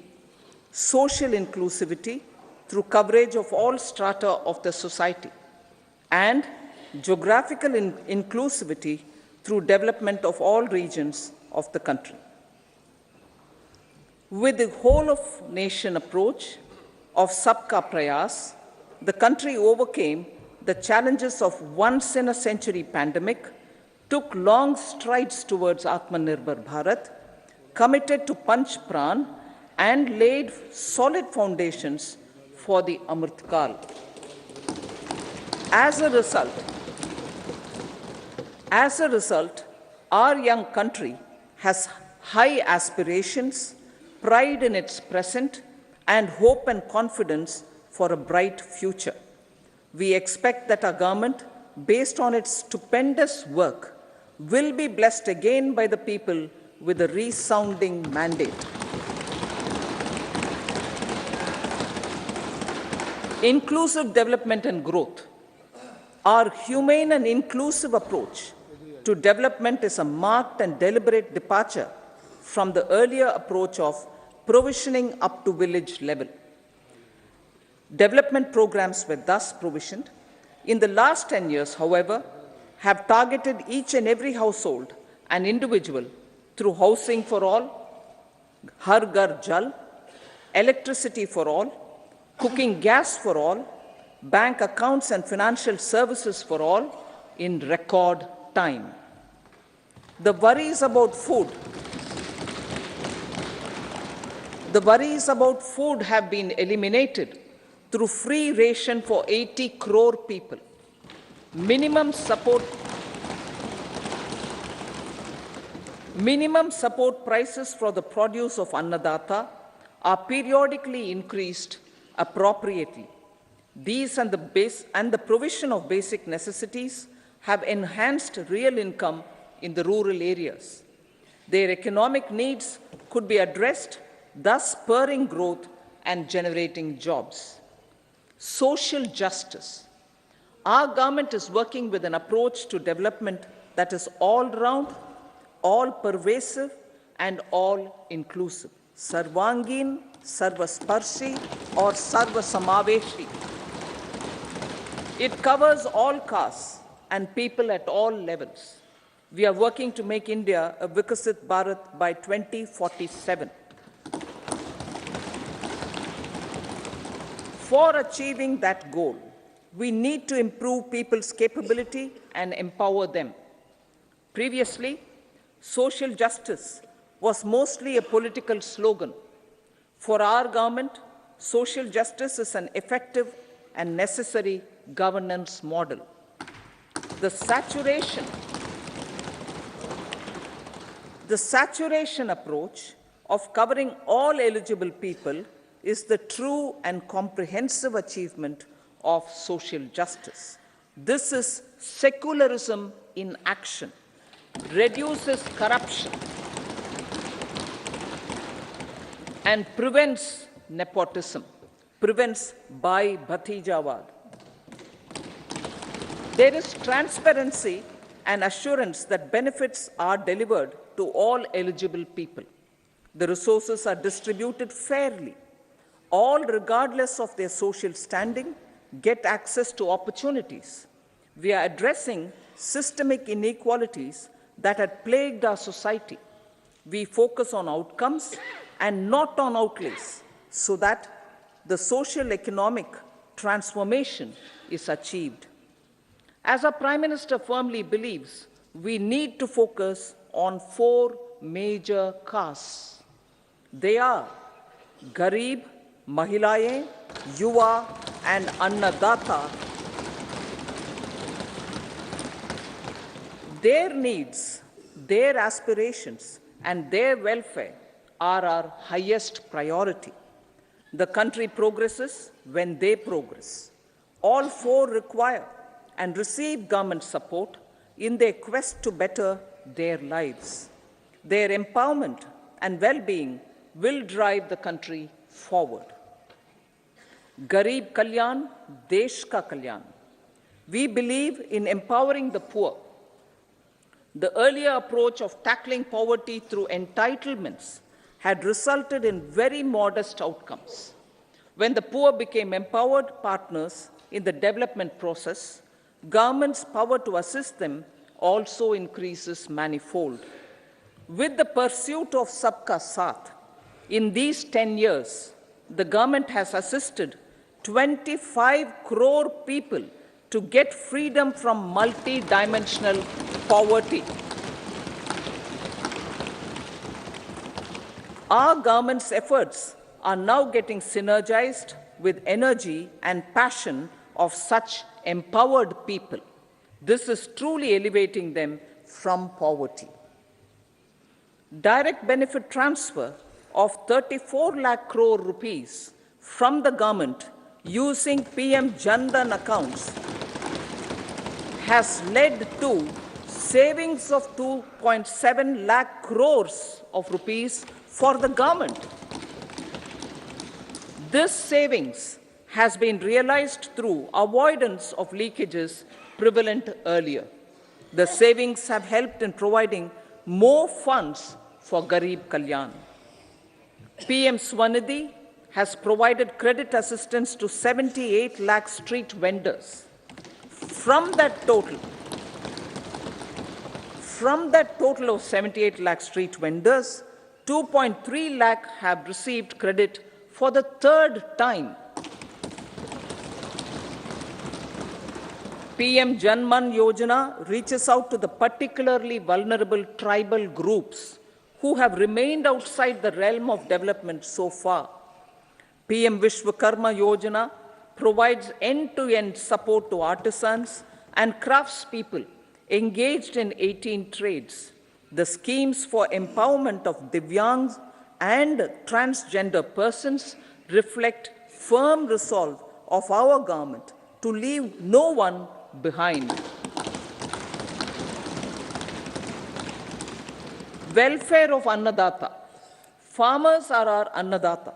Every year under PM Kisan Samman Yojana, direct financial assistance is provided to 11.8 crore farmers, including marginal and small farmers. Crop insurance is given to 4 crore farmers under PM Fasal Bima Yojana. These, besides several other programs, are assisting Annadata in producing food for the country and for the world. Electronic National Agricultural Market has integrated 1,361 mandis and is providing services to 1.8 crore farmers with trading volume of 3 lakh crores of rupees. The sector is poised for inclusive, balanced, higher growth and productivity. These are facilitated from farmer-centric policies, income support, coverage of risks through price and insurance support, promotion of technologies and innovations through startups. Empowering the Amrit PD, the Yuva. Our prosperity depends on adequately equipping and empowering the youth.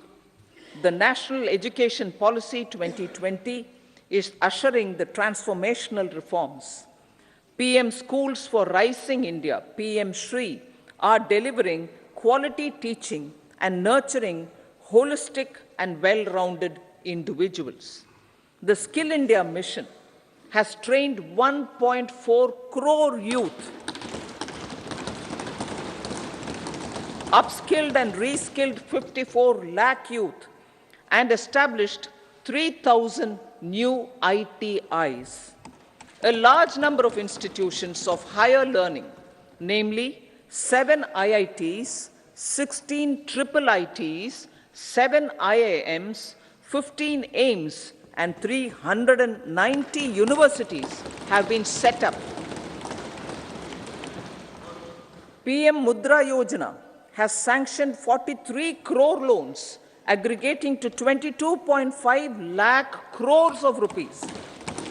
for entrepreneurial aspirations of our youth. Besides that, Fund of Funds, Startup India, and Startup Credit Guarantee schemes are assisting our youth. They are also becoming Rozgar Data. The country is proud of our youth scaling new heights in sports. The highest ever medal tally in Asian Games and Asian Para Games in 2023 reflects a high confidence level.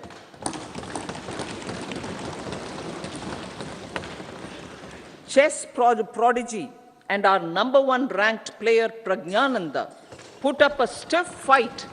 against the reigning world champion Magnus Carlsen in 2023. Today, India has over 80 chess grandmasters compared to little over 20 in 2010. Momentum for Nari Shakti, the empowerment of women through entrepreneurship, ease of living, and dignity for them has gained momentum in these 10 years. 30 crore Mudra Yojana loans have been given to women entrepreneurs. Female enrollment in higher education has gone up by 28% in 10 years. In STEM courses, girls and women constitute 43% of enrollment, one of the highest in the world. All these measures are getting reflected in the increasing participation of women in workforce. Making triple talaq illegal, reservation of 1/3 seats for women in the Lok Sabha and state assemblies, and giving over 70% houses under PM Awas Yojana in rural areas to women, and giving over 70% houses under PM Awas Yojana in rural areas to women as sole or joint owners have enhanced their dignity. Exemplary track record of governance, development, and performance. Besides delivering on high growth in terms of gross domestic product, the government is equally focused on a more comprehensive GDP, that is, governance, development, and performance. Our government has provided transparent, accountable, people-centric, and prompt, trust-based administration with citizen-first and minimum government, maximum governance approach. The impact of all-round development is discernible in all sectors. There is macroeconomic stability, including in the external sector. Investments are robust. The economy is doing well. People are living better and earning better, with even greater aspirations for future. Average real income of the people has increased by 50%. Inflation is moderate. People are getting empowered, equipped, and enabled to pursue their aspirations. There is effective and timely delivery of programs and of large projects. Economic management. The multi-pronged economic management over the past 10 years has complemented people-centric, inclusive development. Following are some of the major elements. 1. All forms of infrastructure, physical, digital, or social, are being built in record time.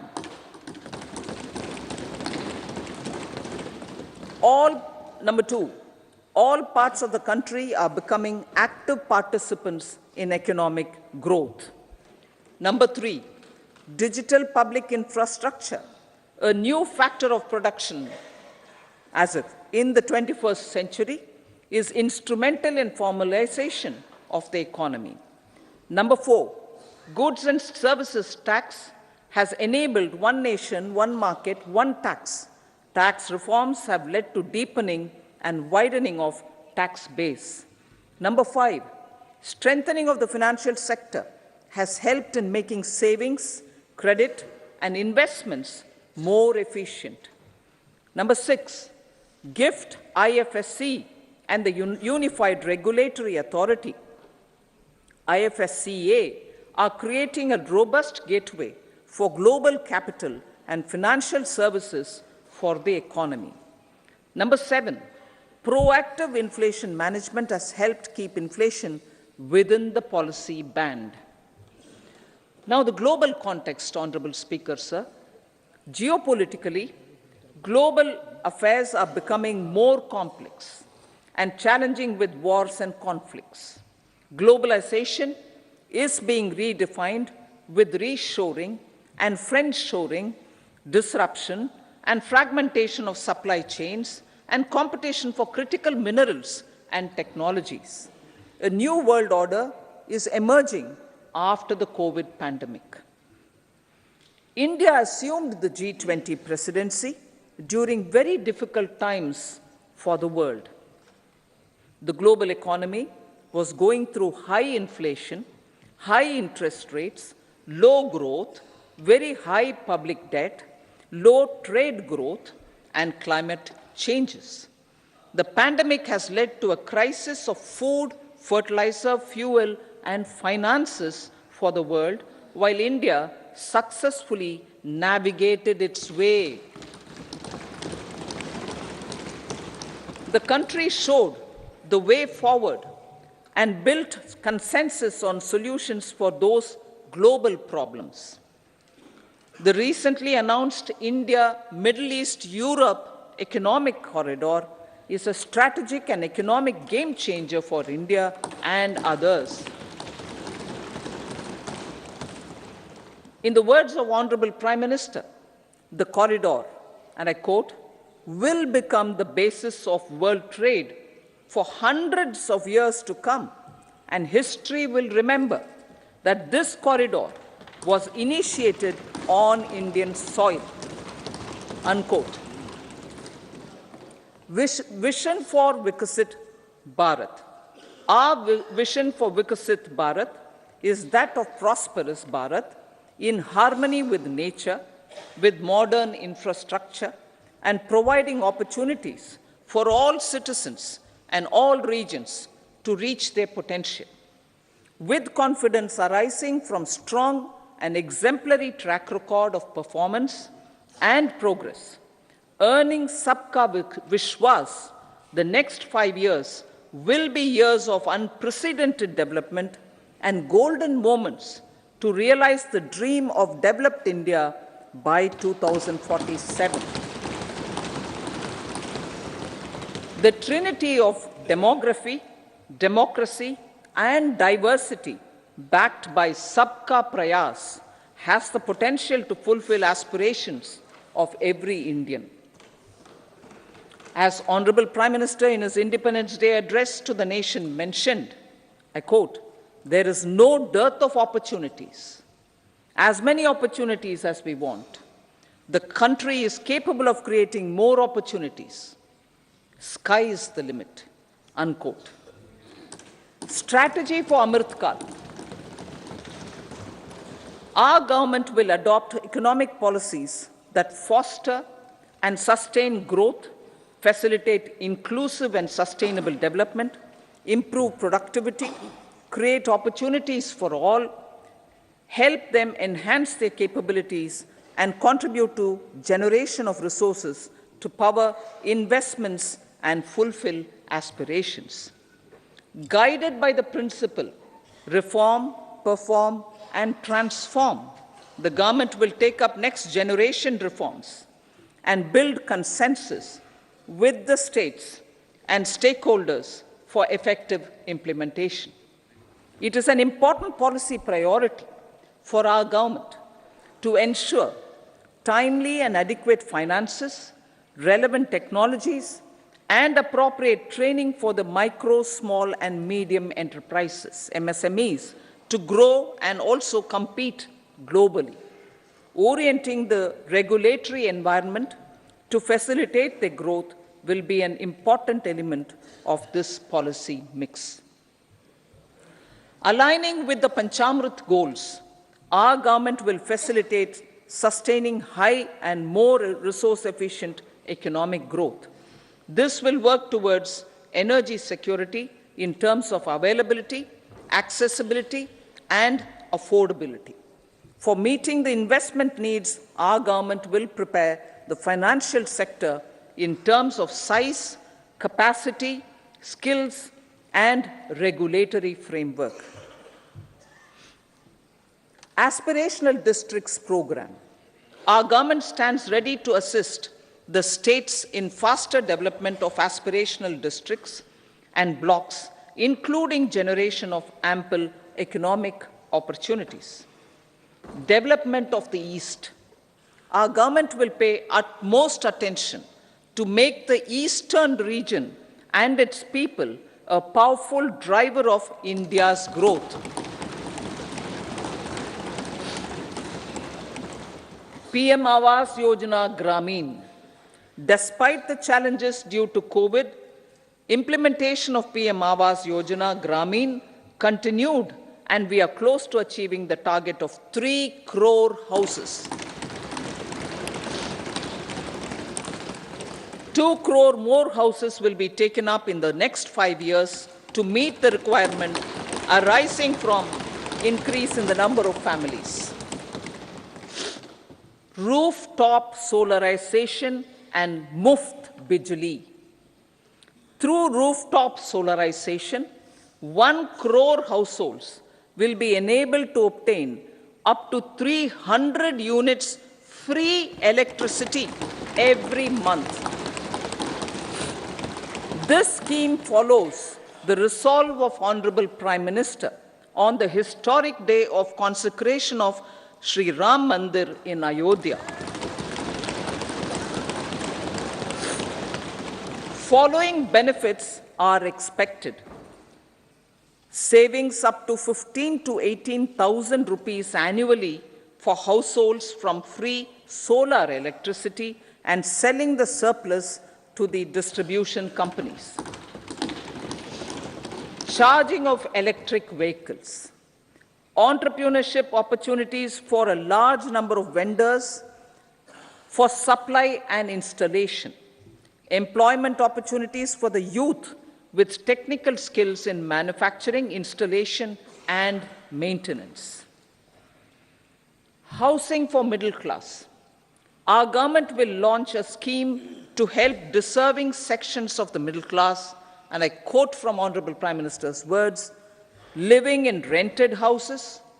or slums or chawls and unauthorized colonies, unquote, to buy or build their own houses. Medical colleges. Several youth are ambitious to get qualified as doctors. They aim to serve our people through improved healthcare services. Our government plans to set up more medical colleges by utilizing the existing hospital infrastructure under various departments. A committee for this purpose will be set up to examine the issues and make relevant recommendations. Cervical cancer vaccination. Our government will encourage vaccination for girls in the age group of 9 to 14 years for prevention of cervical cancer. Maternal and child health care. Various schemes for maternal and child care will be brought under one comprehensive program for synergy in implementation. Upgradation of Anganwadi centers under Saksham Anganwadi and Poshan 2.0 will be expedited for improved nutrition delivery, early childhood care, and development. The newly designed U-Win platform for managing immunization and intensified efforts of Mission Indradhanush will be rolled out expeditiously throughout the country. Ayushman Bharat. Healthcare cover under Ayushman Bharat scheme will be extended to all ASHA workers, to all Anganwadi workers and helpers. Agriculture and food processing.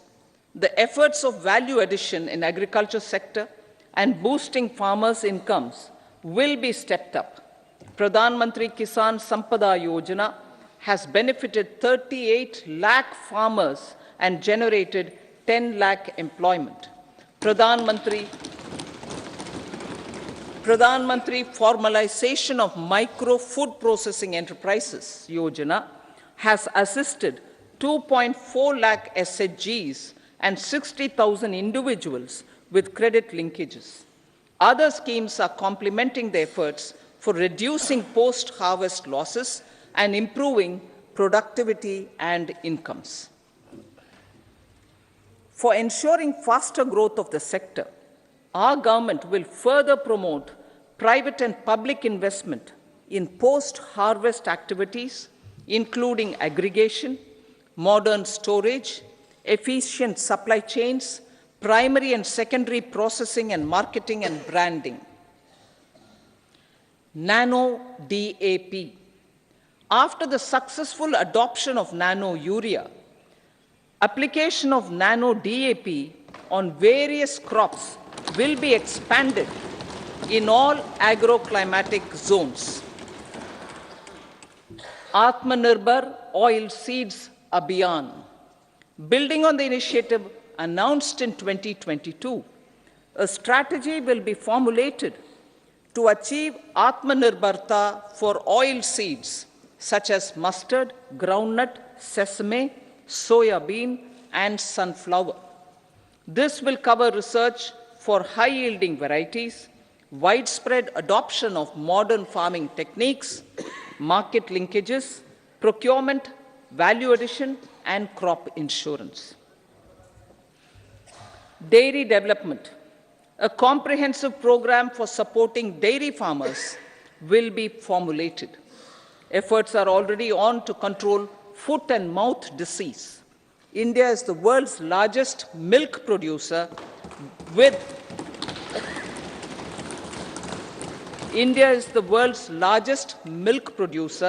but with low productivity of milch animals. The program will be built on the success of existing schemes such as Rashtriya Gokul Mission, National Livestock Mission, and infrastructure development funds for dairy processing and animal husbandry. Matsya Sampada. It was our government which set up a separate department for fisheries, realizing the importance of assisting fishermen.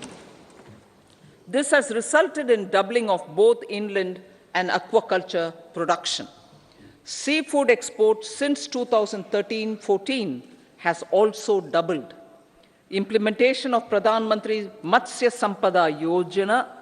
will be stepped up to 1. Enhance aquaculture productivity from existing 3 to 5 tons per hectare. 2. Double exports to 1 lakh crore rupees, and 3. Generate 55 lakh employment opportunities in the near future. 5 integrated aqua parks will also be set up. Lakpati Didi.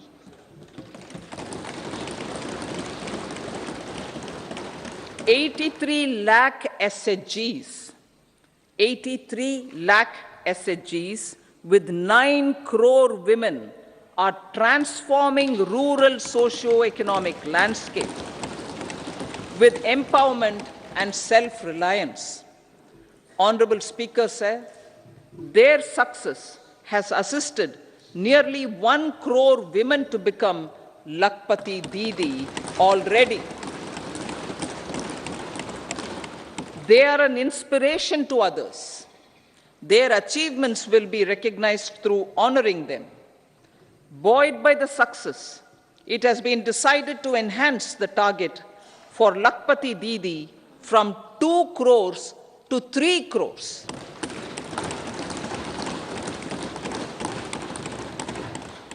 Technological changes, new age technologies, and data are changing the lives of people and businesses. They are also enabling new economic opportunities and facilitating provision of high-quality services at affordable prices for all, including those at the bottom of the pyramid.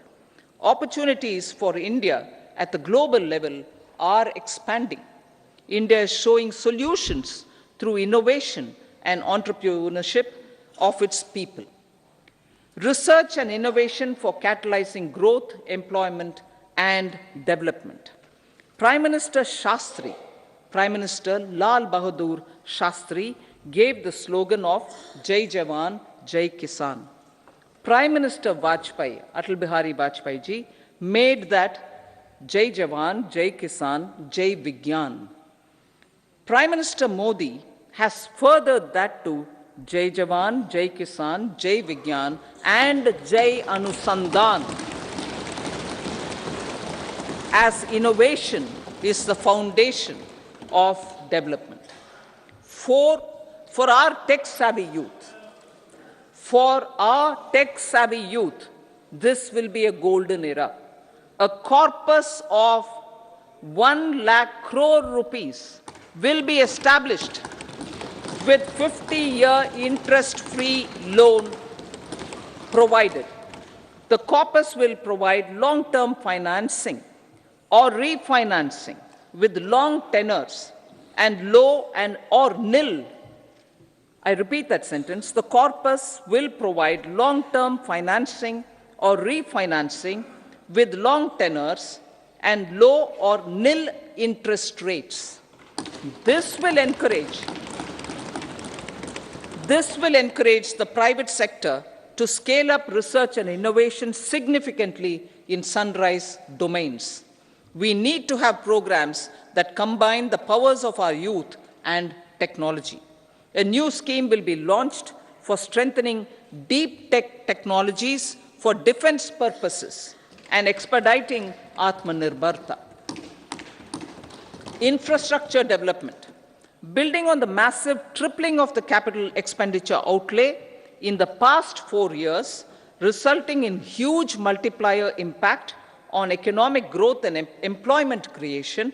the outlay for the next year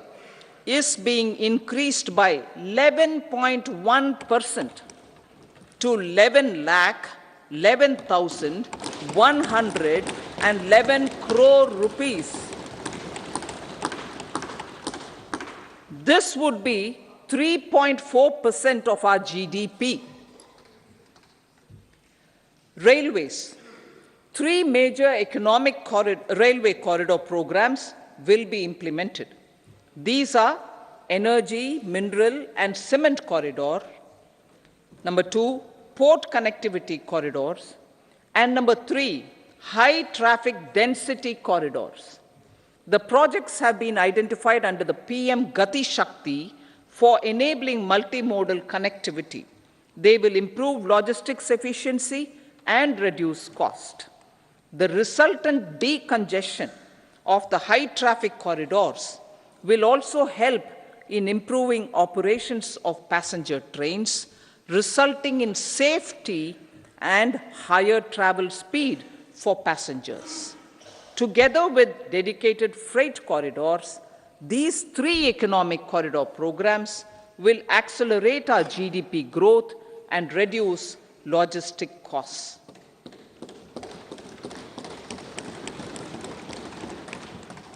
$40,000 normal rail bogies will be converted to Vande Bharat standards to enhance safety, convenience, and comfort of passengers. Aviation sector. The aviation sector has been galvanized in the past 10 years. Number of airports have doubled to 149. Rollout of air connectivity to Tier 2 and Tier 3 cities under UDAN scheme has been widespread. 517 new routes are carrying 1.3 crore passengers. Indian carriers have proactively placed orders for over 1,000 new aircrafts. Expansion of existing airports and development of new airports will continue expeditiously. Metro and Namo Bharat. We have a fast expanding middle class and rapid urbanization is taking place. Metro rail and Namo Bharat can be the catalyst for the required urban transformation. Expansion of these systems will be supported in large cities, focusing on transit-oriented development. Green energy. Towards meeting our commitment for net zero by 2070, the following measures will be taken. Viability gap funding will be provided for harnessing offshore wind energy, potential for initial capacity of 1 gigawatt. Coal gasification and liquefaction capacity of 100 metric tons will be set up by 2030. This will also help in reducing imports of natural gas, methanol, and ammonia. Phased mandatory blending of compressed biogas in compressed natural gas for transport and piped natural gas for domestic purposes will be mandated. Financial assistance will be provided for procurement of biomass aggregation machinery to support collection. Electric vehicle ecosystem. Our government will expand this and strengthen the e-vehicle ecosystem by supporting manufacturing and charging infrastructure. Greater adoption of e-buses for public transport networks will be encouraged through payment security mechanism. Biomanufacturing and biofoundry. For promoting green growth, a new scheme of biomanufacturing and biofoundry will be launched. This will provide environment-friendly alternatives such as biodegradable polymers, bioplastics, biopharmaceuticals, and bioagri inputs. This scheme will also help in transforming today's consumptive manufacturing paradigm to the one based on regenerative principles. Blue Economy 2.0. For promoting climate-resilient activities for Blue Economy 2.0, a scheme for restoration and adaptation measures and coastal aquaculture and mariculture with integrated and multi-sectoral approach will be launched. Comprehensive development of tourist centers. The success of organizing G20 meetings in 60 places presented diversity of India to global audience. Our economic strength has made the country an attractive destination for business and conference tourism. Our middle class also now aspires to travel and explore. Tourism, including spiritual tourism, has tremendous opportunities for local entrepreneurship. States will be encouraged to take up comprehensive development of iconic tourist centers, branding and marketing them at global scale. A framework for rating of the centers based on quality of facilities and services will be established. Long-term interest-free loans will be provided to states for financing such development on matching basis. To address the emerging fervor for domestic tourism, Honorable Speaker, sir, projects for port connectivity, tourism infrastructure, and amenities will be taken up on our islands, including Lakshadweep. This will help in generating employment also. Promoting investments. The FDI inflow during 2014 to 23 was $596 billion, marking a golden era. That is twice the inflow during 2005 to 14. For encouraging sustained foreign investment, we are negotiating bilateral investment treaties with our foreign partners in the spirit of First Develop India. FDI is First Develop India. Reforms in the states for Vikasit Bharat. Many growth and development enabling reforms are needed in the states for realizing the vision of Vikasit Bharat. A provision of 75,000 crore rupees as 50-year interest-free loan is proposed this year to support those milestone-linked reforms by the state governments. Societal changes. The government will form a high-powered committee for an extensive consideration of the challenges arising from fast population growth and demographic changes. The committee will be mandated to make recommendations for addressing these challenges comprehensively in relation to the goal of Vikasit Bharat. Amrit Kal as Kartavya Kal. Our government stands committed to strengthening and expanding the economy with high growth and to create conditions for people to realize their aspirations. Honorable Prime Minister, in his Independence Day address to the nation in the 75th year of our Republic, said, and I quote, "We commit ourselves to national development with new inspirations, new consciousness, new resolutions as the country opens up immense possibilities and opportunities. It is our Kartavya Kal." Unquote. Every challenge of the pre-2014 era was overcome through our economic management and our governance. These have placed the country on a resolute path of sustained high growth. This has been possible through right policies, true intentions, and appropriate decisions. In the full budget in July, Honorable Speaker, our government will present a detailed roadmap for our pursuit of Vikasit Bharat.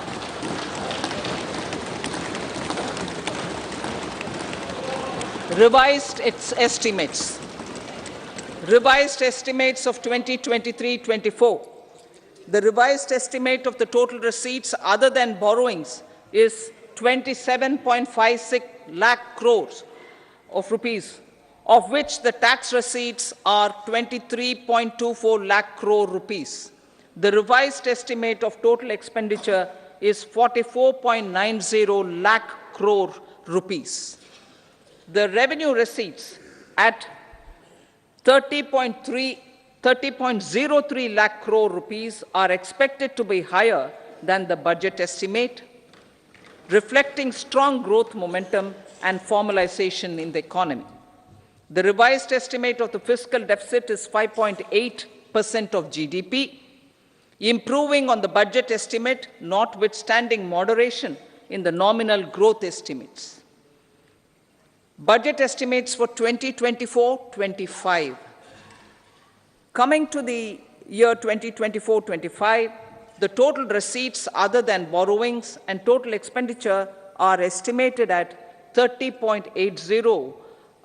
and 47.66 lakh crore rupees respectively. The tax receipts are estimated at 26.02 lakh crore rupees. The scheme of 50-year interest-free loan for capital expenditure to states will be continued this year with an outlay of 1.3 lakh crore rupees. We continue on the path of fiscal consolidation, as announced in my budget speech of 2021-22, to reduce fiscal deficit below 4.5% by 25-26. The fiscal deficit in 2024-25 is estimated to be 5.1% of GDP, adhering to that path. So the gross and net market borrowings through dated securities during 24-25 are estimated at 14.13 lakh crore rupees and 11.75 lakh crore respectively. Both will be less than that in 23-24. Now that the private investments are happening at scale, the lower borrowings by the central government will facilitate larger availability of credit for the private sector. Vote on account. I'll be seeking vote on account approval of the Parliament through the appropriation bill for a part of the financial year 2024-25. I will now move to Part B. Honourable Speaker, sir, over the last 10 years, the direct tax collections have more than trebled and the return filers swelled 2.4 times. I would like to assure the taxpayers that their contributions have been used wisely for the development of the country and welfare of its people. I appreciate the taxpayers for their continued support. The government has reduced and rationalized tax rates. Under the new tax scheme, there is now no tax liability for taxpayers with income up to 7 lakh rupees, up from 2.2 lakh rupees in the financial year 2013-14. The threshold for presumptive taxation for retail businesses was increased from 2 crores to 3 crores. Similarly, the threshold for professionals eligible for presumptive taxation was increased from 50 lakh rupees to 75 lakh rupees. Also, corporate tax rate was decreased from 30% to 22% for existing domestic companies and to 15% for certain new manufacturing companies. Honourable Speaker, sir, in the last 5 years, our focus has been to improve taxpayer services. The age-old jurisdiction-based assessment system was transformed with the introduction of faceless assessment and appeal, thereby imparting greater efficiency, transparency, and accountability.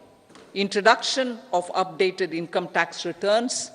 a new Form 26AS, and pre-filling of tax returns have made filing of tax returns simpler and easier. Average processing time of returns has been reduced from 93 days in the year 2013-14 to a mere 10 days this year, thereby making refunds faster. Indirect taxation. By unifying the highly fragmented indirect tax regime in India, the GST has reduced the compliance burden on trade and industry. The industry has acknowledged the benefits of GST. According to a recent survey conducted by a leading consulting firm, 94% of industry leaders view the transition to GST as largely positive. According to 80% of the respondents, it has led to supply chain optimization, as elimination of tax arbitrage and octroi has resulted in disbanding of checkposts at the state and city boundaries. At the same time, tax base of GST more than doubled, and the average monthly gross GST collection has almost doubled to 1.66 lakh crores this year. States too have benefited. States' SGST revenue including compensation released to states in the post-GST period of 2017-18 to 2022-23, has achieved a buoyancy of 1.22. In contrast, the tax buoyancy of state revenues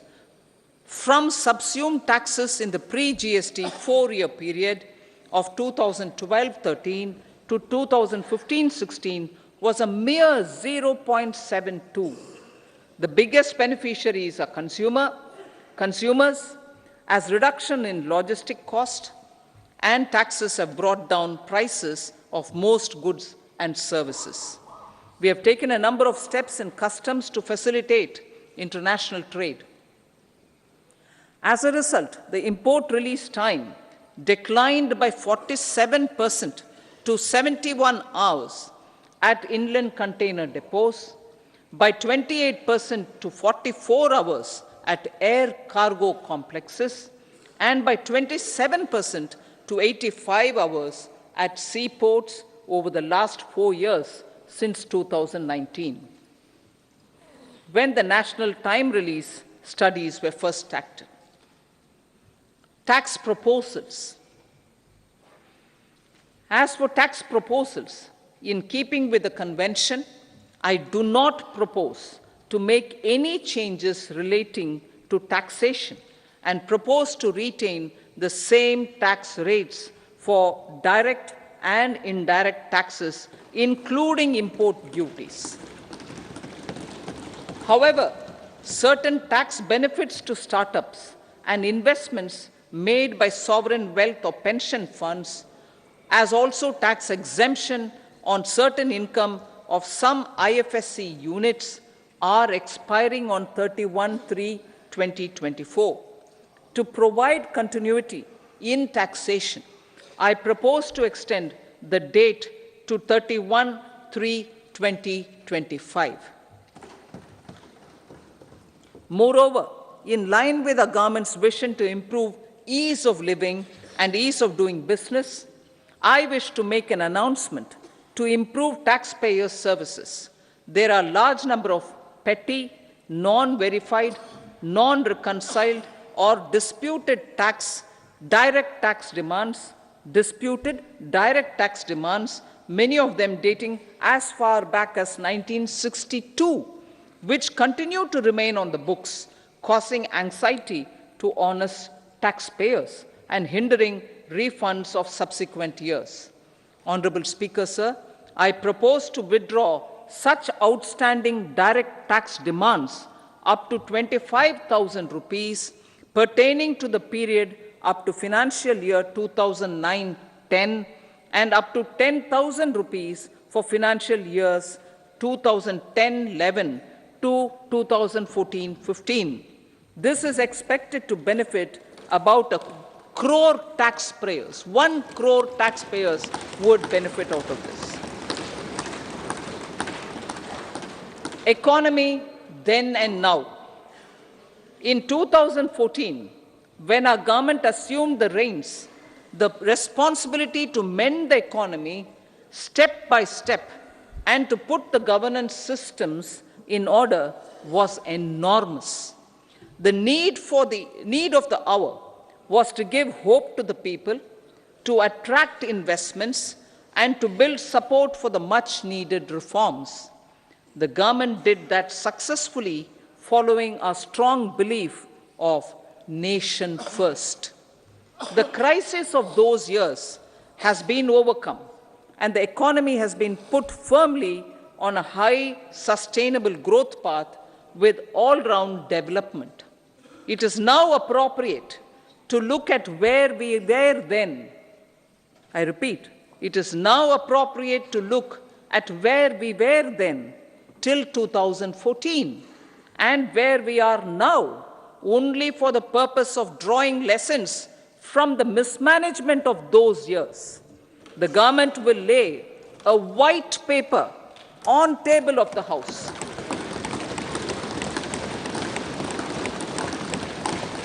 The exemplary track record of governance, development, and performance, effective delivery, and Jan Kalyan has given the government trust, confidence, and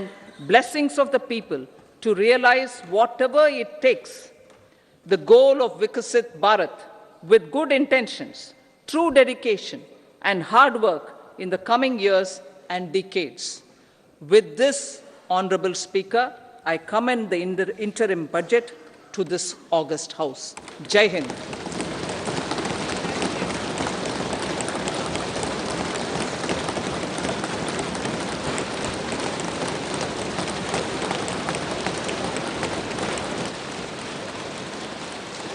item number 2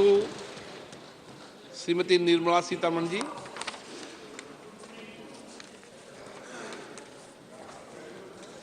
So, with your permission, I rise to lay on the table the following statements under Section 3(1) of the Fiscal Responsibility and Budget Management Act 2003, Medium-Term Fiscal Policy cum Fiscal Policy Strategy Statement and Macroeconomic Framework Statement. Item number 3, Srimati Nirmala Sitharaman ji. Sir, with your permission, I rise to move for leave to introduce the Finance Bill 2024. प्रश्न ये है कि विधेयक को पुनर्स्थापित करने की अनुमति प्रदान की जाए. जो सदस्य इसके पक्ष में हाँ कहें, जो सदस्य विरोध में ना कहें, मेरे विचार में निर्णय हाँ वालों के पक्ष हुआ, हाँ वालों के पक्ष हुआ. माननीय मंत्री जी विधेयक को पुनर्स्थापित करें. So I introduce the bill.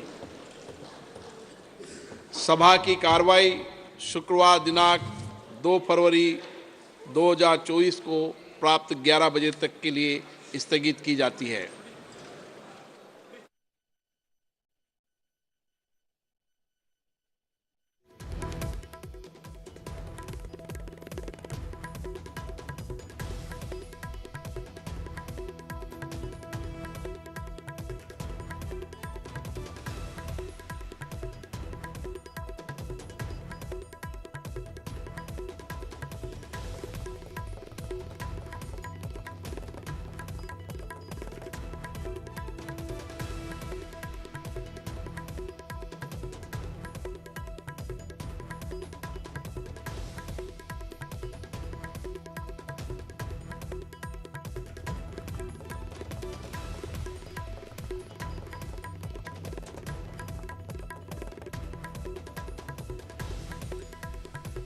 এই অন্তৰ্বৰ্তীকালীন বাজেট দাখিল কৰিলে কেন্দ্ৰীয় বিত্তমন্ত্ৰী নিৰ্মলা সীতাৰমণে আৰু এই সীতাৰমণৰ এই বাজেটত কোন কোন দিশৰ ওপৰত গুৰুত্ব প্ৰদান কৰা হ'ল আমি সবিস্তাৰে নিউজ 18 অসম নৰ্থ ইষ্টৰ টেলিভিছন স্ক্ৰীনত ফ্লেছ কৰিছোঁ. বিশেষকৈ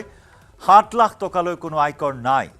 কৰ্পোৰেট টেক্স 30ৰ পৰা 22% হ্ৰাস কৰা হৈছে.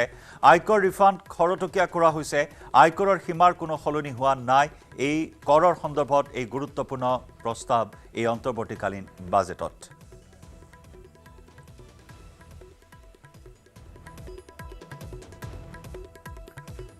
একেলগত ৰেল বাজেট দাখিল কৰিছে. অন্তৰ্বৰ্তীকালীন ৰেল বাজেটো দাখিল কৰা হৈছে. 11 বজাত আজি সদনৰ মজিয়াত কেন্দ্ৰীয় বিত্তমন্ত্ৰী নিৰ্মলা সীতাৰমণে ষষ্ঠবাৰৰ বাবে দাখিল কৰিলে বাজেট. কেইবাটাও দিশত গুৰুত্ব প্ৰদান কৰা হৈছে. 10 বছৰত অৰ্থনৈতিক ইতিবাচক সংস্কাৰৰ কথা কোৱা হৈছে. জনতাৰ গড় আয় 50% বৃদ্ধিৰ লক্ষ্য লোৱা হৈছে. মধ্যবিত্তৰ বাবে হাউচিং স্কিম, আগন্তুক 5 বছৰত 2 কোটি নতুন ঘৰ, আয়ুষ্মানৰ অধীনত আশা কৰ্মীৰ স্বাস্থ্য বীমাৰ কথাও উল্লেখ কৰিলে আজিৰ এই বাজেটত. মুঠৰ ওপৰত আঁচনিৰ মেট মৰা সম্ভাৰেৰে দাখিল কৰিলে বাজেট বিত্তমন্ত্ৰীগৰাকী. 10 বছৰত ভাৰতৰ অৰ্থনীতিত ইতিবাচক সংস্কাৰ. সবকা সাথ সবকা বিকাশ মন্ত্ৰণেৰে প্ৰত্যাহ্বানৰ মোকাবিলা. আমি পুনৰ অভূতপূৰ্ব জনাদেশ লাভ কৰিম. উন্নয়নৰ আঁচনিয়ে সৰ্বস্তৰক সামৰি লোৱাৰ কথা উল্লেখ.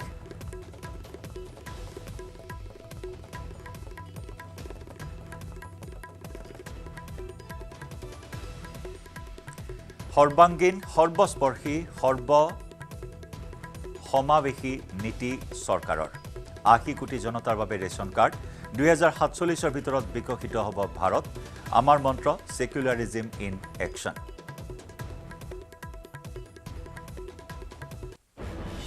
সামাজিক ন্যায় ৰাজনৈতিক শ্লোগান হ'ব নোৱাৰে. পৰিবাৰবাদ ভাই ভতিজাবাদ শেষ হ'ব লাগিব কৃষকসকল আমাৰ অন্নদাতা গৰীব কল্যাণৰ বাবে চৰকাৰ বদ্ধপৰিকৰ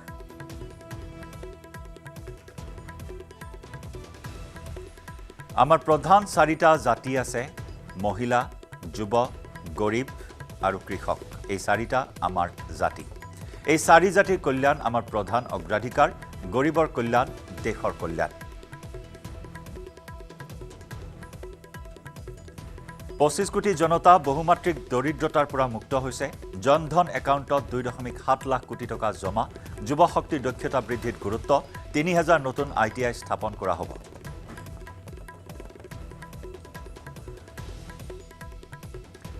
PM মুদ্ৰা লোনৰ অধীনত 43 কোটিৰ জনক ঋণ যুৱ সমাজলৈ 22.5 লাখ কোটি টকাৰ মুদ্ৰা লোন যুৱ শক্তিৰ দক্ষতা বৃদ্ধিত গুৰুত্ব 3000 নতুন ITI স্থাপন কৰা হ'ব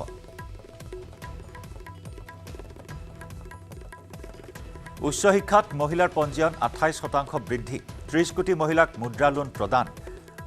7 IIT 15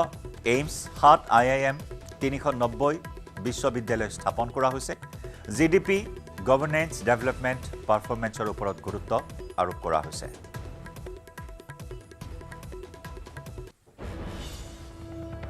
জনতাৰ গড় আয় 50% বৃদ্ধি মধ্যবিত্তৰ বাবে হাউচিং স্কিম আগন্তুক 5 বছৰত 2 কোটি নতুন ঘৰ আয়ুষ্মানৰ অধীনত আশাকৰ্মীৰ স্বাস্থ্য বীমা ইত্যাদি বিভিন্ন আজি দিশ সামৰি লৈ এই বাজেট দাখিল কৰিলে বিত্তমন্ত্ৰী নিৰ্মলা সীতাৰমণে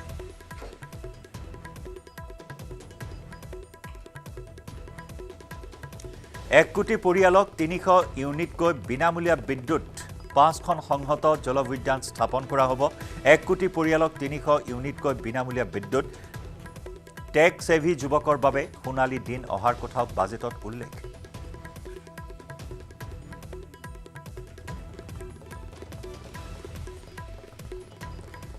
তিনি কোটি লাখপতি বাইদেউৰ লক্ষ্য শীঘ্ৰে উচ্চ ক্ষমতা সম্পন্ন ট্ৰেফিক কৰিডৰ স্থাপন শীঘ্ৰে স্থাপন হ'ব ৰেল কৰিডৰ নিৰ্মাণ হ'ব 49000 নতুন ৰেলৰ ডবা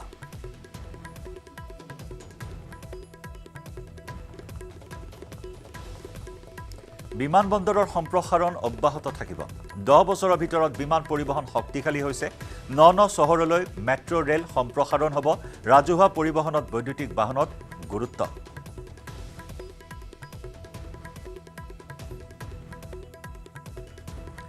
নিৰ্মাণ হ'ব 3টা নতুন ৰেল কৰিডৰ ৰাজ্যসমূহলৈ দীৰ্ঘম্যাদী সুদবিহীন ঋণ 75000 কোটি টকাৰ সুদবিহীন ঋণ পৰ্যটনৰ উন্নয়নৰ বাবে দিয়া হ'ব এই ঋণ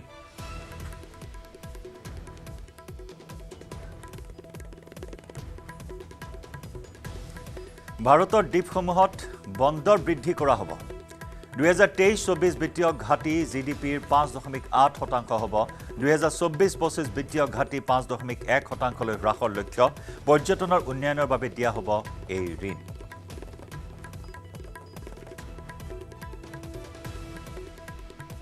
আৰু সবাতোকৈ গুৰুত্বপূৰ্ণ দিশ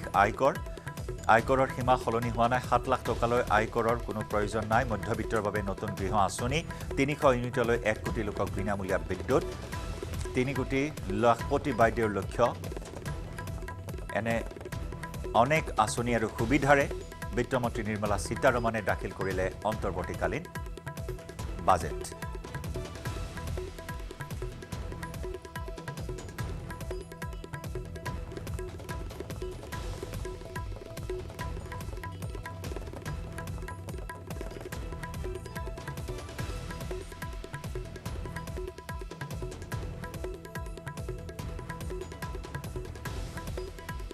আমি পুনৰ জনাইছো 7 লাখ টকালৈ কোনো আয়কৰ নাই কৰ্পোৰেট টেক্স 30ৰ পৰা 22% লৈ হ্ৰাস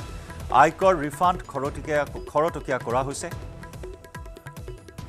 আৰু আয়কৰৰ সীমাৰ কোনো সলনি হোৱা নাই বুলি আজি পুনৰ এই বাজেটত উল্লেখ কৰা হ'ল ইয়া 4 মাহৰ বাবে অন্তৰ্বৰ্তীকালীন বাজেট দাখিল কৰিলে জুলাই মাহত নতুন চৰকাৰে পূৰ্ণাংগ বাজেট দাখিল কৰিব ইতিমধ্যে প্ৰধানমন্ত্ৰী মোদীয়েও কালি উল্লেখ কৰিছিল এই কথা নতুন চৰকাৰে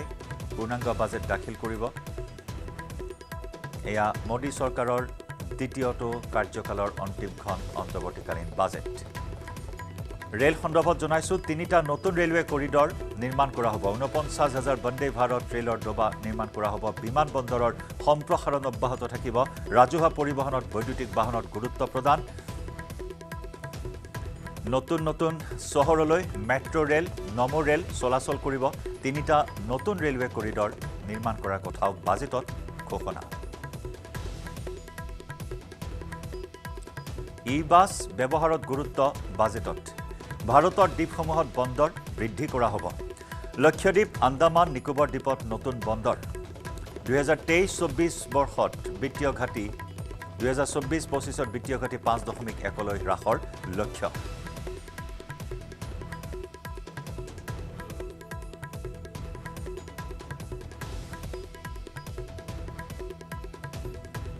লক্ষদ্বীপ আন্দামান নিকোবৰত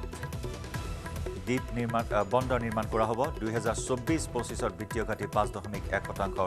হ্ৰাসৰ লক্ষ্য ই-বাছ ব্যৱহাৰত গুৰুত্ব প্ৰদান কৰা হৈছে বাজেটত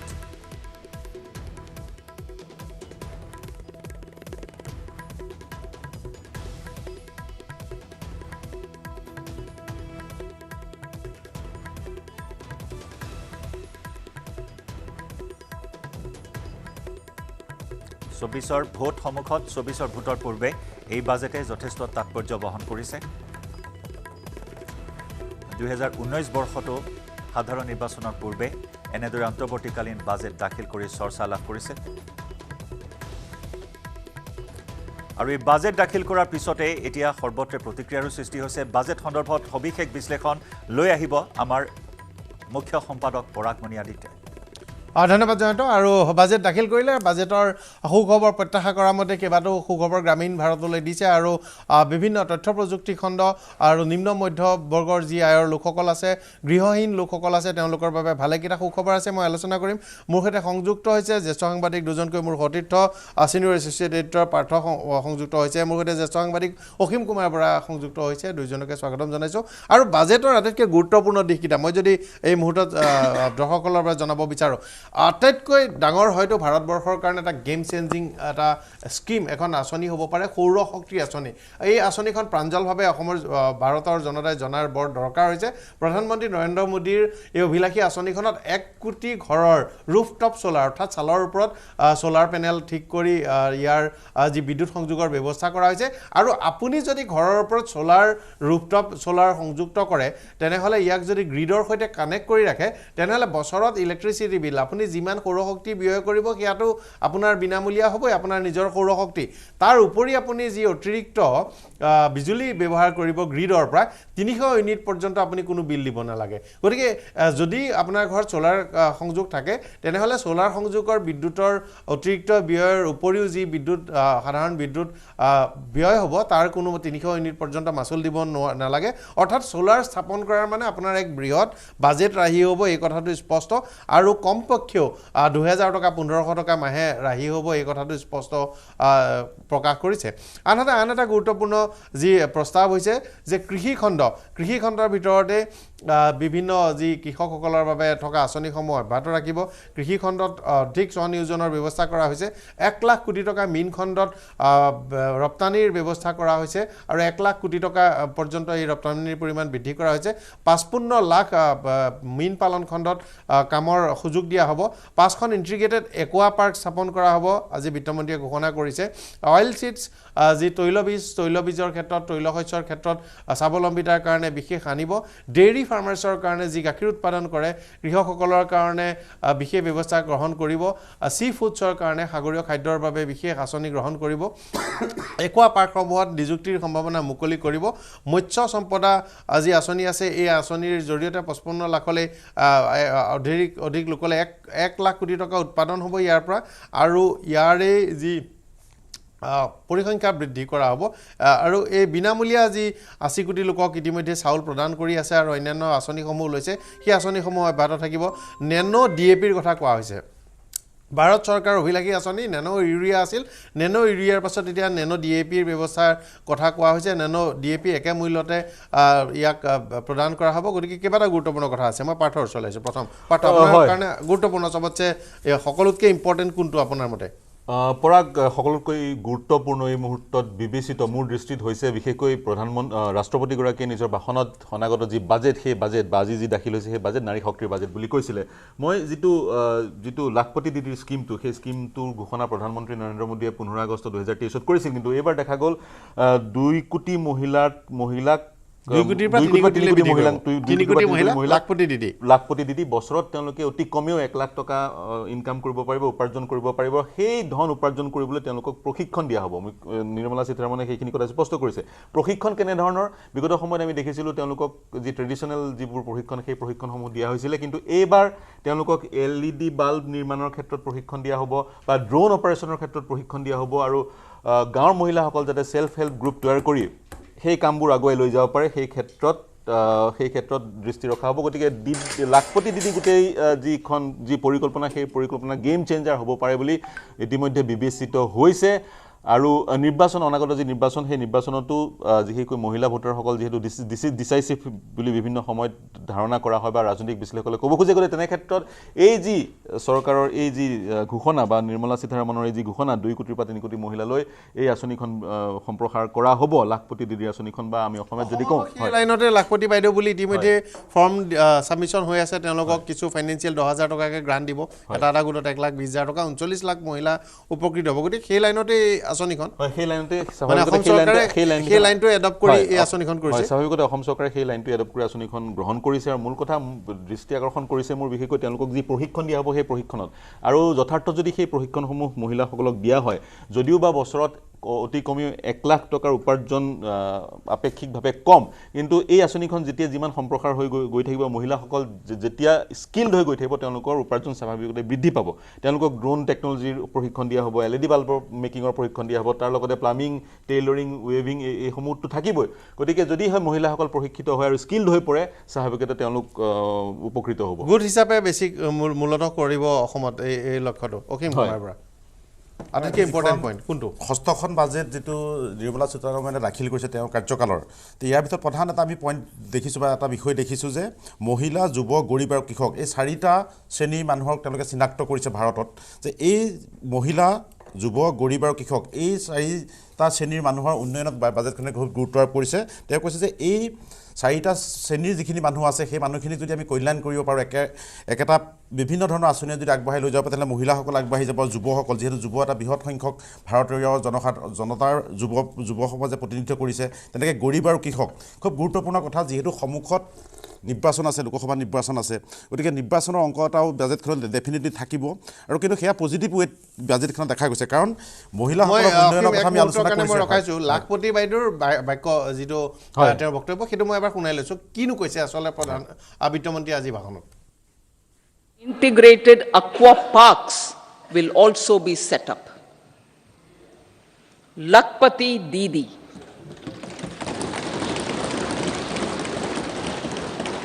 $83 lakh SHGs. 83 lakh SHGs with 9 crore women are transforming rural socio-economic landscape with empowerment and self-reliance. Honorable Speaker said, their success has assisted nearly 1 crore women to become Lakpati Didi already. They are an inspiration to others. Their achievements will be recognized through honoring them. Buoyed by the success, it has been decided to enhance the target for Lakpati Didi from 2 crores to 3 crores.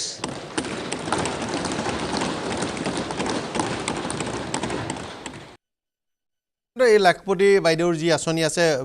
কেন্দ্ৰীয় চৰকাৰৰ যিটো scheme আছে আজি চৰকাৰী অফিচবোৰত সৰু সৰু stationery যেনেকৈ file cover supply হয় পেপাৰ ফাইল কভাৰ্ছ অল্টাৰনেটিভ পেপাৰ মানে ৰিচোৰ্চৰ পৰা কৰা ফাইল কভাৰ্ছ ইত্যাদিৰ পৰা আৰম্ভ কৰি সৰু সৰু ষ্টেপলাৰৰ পিনছ আলপিন গজাল এনেকুৱা ধৰণৰ বস্তুবোৰো তেওঁলোকে কৰিব পাৰে আৰু এই প্ৰক্ৰিয়াটোত ইনভলভ কৰিছে নিশ্চয় ভাল হ'ব কিন্তু নিম্ন মধ্যবিত্ত যিসকল বিশেষকৈ স্যালাৰিড ক্লাছটোৱে সদায় ভাবে যে ইনকাম টেক্সৰ আয়কৰৰ কিছু পৰিৱৰ্তন হওক আৰু ৰেহাই উৰ্ধসীমাটো কিছু বৃদ্ধি হওক কিন্তু ইনকাম টেক্স স্ল্যাব টেক্সেশন স্ল্যাব মোটামুটি একে ৰাখিছে হয় এবাৰ পৰিৱৰ্তন কৰা নাই অসীম পৰাগ এবাৰ পৰিৱৰ্তন কৰা পৰিলক্ষিত নহল কিন্তু নিৰ্মলা সীতাৰমণে তেওঁৰ ভাষণত এটা কথা স্পষ্ট কৰিছে 7 লাখ টকাই থাকিব পূৰ্বতেও 7 লাখ টকা আছিলে স্ল্যাব ৰেহাই 7 লাখ টকা পৰ্যন্ত ৰেহাই দিয়া হ'ব ইনকাম টেক্সত আৰু তেওঁ এটা কম্পেৰিজন দিয়া পৰিলক্ষিত হল ভাষণত মই শুনিবলৈ পালো 2014 চনত মই যদি ভুল কৰা নাই পৰিসংখ্যাটো পৰাগ 2.5 লাখ আছিলে ৰেহাই যিটো স্ল্যাব ৰেহাইৰ মাত্ৰা ৰেহাইৰ ইনকাম টেক্স ৰিবেটৰ গতিকে এইবাৰ তেওঁ ক'ব বিচাৰিছে যোৱা 10 বছৰত চৰকাৰখনে ইয়াক বৃদ্ধি কৰি 7 লাখ পৰ্যন্ত কৰি লৈ গৈ অৰ্থাৎ বছৰি 7 লাখ যিসকলৰ ইনকাম উপাৰ্জন তেওঁলোকক ইনকাম টেক্সত ৰেহাই দিয়া হ'ব তাৰ সমান্তৰালকৈ কৰ্পোৰেট টেক্সৰ ক্ষেত্ৰত তেওঁ ক'লে বিগত সময়ত 30% আছিলে হ্ৰাস কৰি 22% কৰা হ'ল আৰু বিশেষকৈ ষ্টাৰ্টআপ যিসকলে ইনোভেটিভ ৱেত অভিনৱ পদ্ধতিত ব্যৱসায় আৰম্ভ কৰিছে তেওঁলোককো 15% ৰেহাই দিয়া হ'ব কিন্তু কি চৰ্ত থাকিব কি ধৰণে সেইসমূহ কৰা হ'ব কিছু অপেক্ষা কৰিব লাগিব কাৰণ ভাষণ ইতিমধ্যে সমাপ্ত হৈছে সমাপ্ত হোৱাৰ পিছত বিভিন্ন বিশ্লেষণ আহিব অৰ্থনীতিবিদসকলৰ সেই বিশ্লেষণত পুংখানুপুংখকৈ ক'ব পৰা যাব ডিটেইলছ চাব পাৰিম কিন্তু মূল বাজেটৰ প্ৰতিলিপি চাব লাগিব আমিতো বাজেট ভাষণটো শুনিছো বাজেটখনৰ আৰু ডিটেইলছ থাকিব অসীম কুমাৰ বৰা হয় আমি এখিনি মহিলা বা যিখিনি লাখপতি যদি দিদিৰ কথা পাতিছোঁ তাৰ মাজতে পৰাগ আৰু এটা দেখিছোঁ যে যিটো সবকে সাথ সবকে বিকাশ বুলি যিটো প্ৰধানমন্ত্ৰী নৰেন্দ্ৰ মোদীয়ে প্ৰথমটো কাৰ্যকালৰ পৰাই কৈ আহিছে সেই শ্লোগানটো বা সেই লক্ষ্যটো পূৰণৰ বাবে এই বাজেটতো প্ৰচেষ্টা চলাইছে কাৰণ বিকশিত ভাৰত বাই 2024 এই লক্ষ্যটো আগত ৰাখি আসলে প্ৰত্যেকখন বাজেট দাখিল কৰিছে আমি দেখিছোঁ আৰু প্ৰত্যেকটো কথাতেই বিভিন্ন উন্নয়নমূলক আঁচনি গ্ৰহণ কৰিছে যদিও সেই আঁচনিবিলাক ৰূপায়ণ এটা বেলেগ বিষয় বা সেইটো সময়মতে ৰূপায়ণ হৈছিল নে বেলেগ বিষয় কিন্তু এই মুহূৰ্তত যিহেতু নিবনুৱা যুৱক যুৱতী কৰ্মসংস্থানৰ কথাটো ভাবিয়ে 30,000 নতুন ITI স্থাপনৰ সিদ্ধান্ত গ্ৰহণ কৰিছে এটা গুৰুত্বপূৰ্ণ সিদ্ধান্ত কাৰণ প্ৰধানমন্ত্ৰী নৰেন্দ্ৰ মোদীয়ে কৈছে যে আমি ITI বিলাকৰ পৰা ল'ৰা ছোৱালীবিলাক স্কিল কৰিব লাগিব সেই স্কিল ল'ৰা ছোৱালীবিলাকক বিভিন্ন ধৰণৰ চাকৰিমুখী নকৰি বিভিন্ন ধৰণৰ আৰু ইতিমধ্যে 1.1 কোটি ল'ৰা ছোৱালীক প্ৰশিক্ষণ দিয়া কথাও কৈছে অসীম বৰা হয় প্ৰশিক্ষণৰ কথা কৈছে আৰু 3 কোটি মহিলা লোন প্ৰদানৰ ব্যৱস্থা কৰিছে আৰু এটা ডাঙৰ কথা কৰিছে কি যে 7খন IIT 15খন এইমছ 7খন IIM আৰু 390খন বিশ্ববিদ্যালয় এটা খুব বৃহৎ প্ৰজেক্ট যদি এনেকুৱা ধৰণৰ শিক্ষাৰ ক্ষেত্ৰত উন্নয়ন কৰি কৰ্মসংস্থানৰ পথ মুকলি কৰা বা টেকনিক্যাল এডুকেশ্যনত ডেভেলপমেণ্ট কৰা যিটো সিদ্ধান্ত গ্ৰহণ কৰিছে সেই বাজেটত এবাৰ প্ৰতিফলিত হৈছে আৰু যদিও এখন ইণ্টাৰিম বাজেট কিন্তু ইয়াত পূৰ্ণ পৰ্যায়ৰ বাজেটৰ যিটো লক্ষ্য বা যেনেকুৱা ধৰণৰ বাজেট লক্ষ্য থাকে সেই লক্ষ্য কিন্তু এই ইণ্টাৰিম বাজেট পৰিলক্ষিত হৈছে নিৰ্বাচন কি মই এটা আঁচনি আপুনি যদি চাই as a government to launch schemes for middle class living in rented houses or slums এতিয়া গুৱাহাটী মহানগৰ দিল্লী মুম্বাই কলকাতাত বহুত লোকে ভাড়াঘৰত থাকে আৰু ভাড়াঘৰ আৰু কিছু বস্তি এলেকাত থাকে এই লোকসকলৰ কাৰণে বিশেষ হাউচিং স্কিম এইবোৰতো পপুলাৰ স্কিম এইবোৰে বৃহৎ মানে লোকক সামৰি ল'ব আপুনি 1 কোটি যদি ঘৰ সজাও বুলি কয় এইবোৰ বৃহৎ আঁচনি মানে নিৰ্বাচনমুখী বাজেট বুলি ক'ব মানুহ ঘৰ এখন দিলে তেওঁতো ডেফিনেটলি উপকৃত হ'ব 1 কোটি ঘৰ দিলে তেওঁ শাসকীয় পক্ষৰ ফালে অলপ হ'লেও মনটো যাবই হয় কিন্তু এটা বৰ গুৰুত্বপূৰ্ণ মই এটা ঘোষণা বিত্তমন্ত্ৰীগৰাকীৰ পৰা পৰিলক্ষিত কৰিলোঁ ভাৰতবৰ্ষত 4টাই জাতি মহিলা যুৱক গৰীব আৰু কৃষক এই মন্তব্যটোৰে কি এক বাৰ্তা দিব বিচাৰিলে বুলি ভাবে আপুনি নাই এটা কথা ঠিক যে ভাৰতৰ সামগ্ৰিক এই যি ব্যৱস্থাটোত স্বাধীনতাৰ পিছৰ পৰা আটাইতকৈ সমস্যাৰ সৃষ্টি কৰিছে আমাক জাত পাত উচ্চ নিচ্চ কাষ্ট বিভিন্ন ধৰণৰ বিভাজনে চৰকাৰখনৰ বহুদিনৰ পৰা এটা এজেণ্ডা আছিল যে চৰকাৰখনে এটা ডেভেলপমেণ্ট ক্লাছ ইয়াত আসলে বিকাশশীল এটা ক্লাছ সৃষ্টি কৰিব যাত বিকাশৰ কথা ভাবিব নিজে উচ্চ শিক্ষা ল'ব স্কিলছ ল'ব কাম কৰিব ধন আয় কৰিব সেইটো মূল কথা হ'ব লাগে বাকী বিষয়বোৰৰ আৰু এই 4টা সেক্টৰ গভৰ্ণমেণ্টে লৈ এটা কথা কৈ দিলে যে বাকি কথাবোৰত লাগি থকাতকৈ কাইলৈ এই 4টা সেক্টৰ হিচাপে চৰকাৰে ডেভেলপমেণ্ট কৰিবলৈ বিচাৰিছে আৰু এইটো সঁচাকৈ ভালো এখন কাষ্টলেছ সোসাইটি বা আমি কাষ্টটো আমাৰ ধৰ্মটো আমাৰ ভিতৰুৱা কথা ব্যক্তিগত পাৰ্সোনেল আমি কৰোঁ গতিকে এইটো নিশ্চয় ভাল কিন্তু আয়ুষ্মান ভাৰতৰ সকলো সুবিধা আশা আৰু অংগনবাদী ৱৰ্কাৰক দিব 2 কোটি ঘৰ নিৰ্মাণ কৰিব 2 কোটি ঘৰ মানে এইটো এটা বৃহৎ সংখ্যা কিন্তু প্ৰধানমন্ত্ৰী আৱাস যোজনা গ্ৰামীণ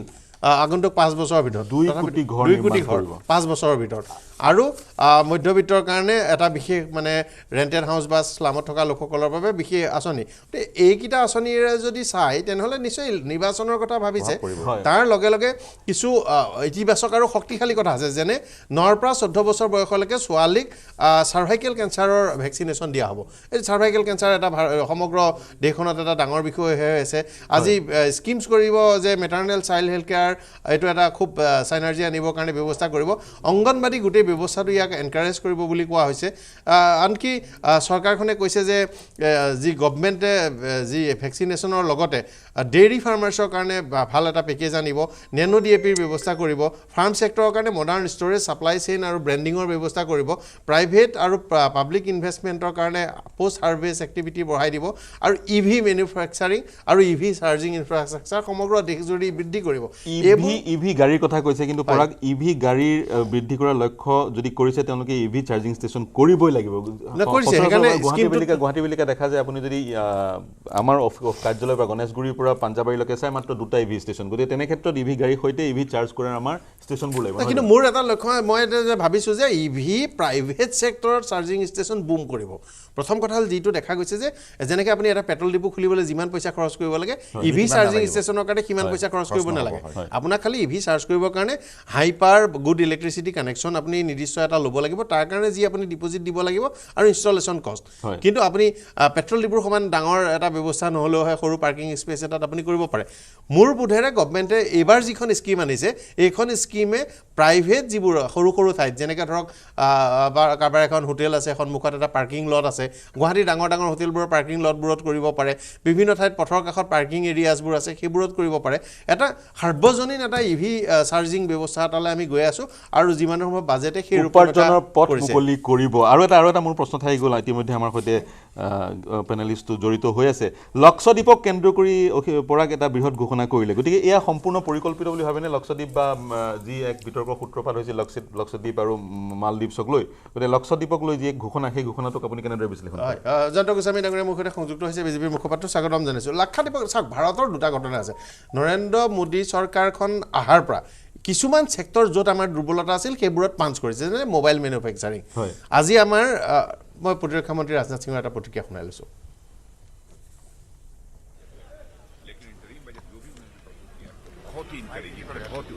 वर्धक है और आगे के लिए भी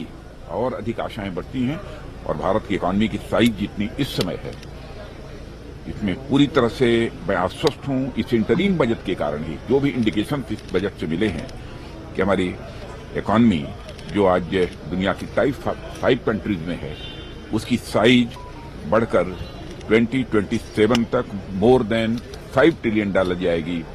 और 2030 आते आते मोर देन $7 ट्रिलियन तक पहुंचेगी 2047 का जो एक रोड मैप दिया है प्रधानमंत्री या उस रोड मैप उस टारगेट को हम अचीव करेंगे हम लोग पूरी तरह से कॉन्फिडेंट हैं थैंक यू सर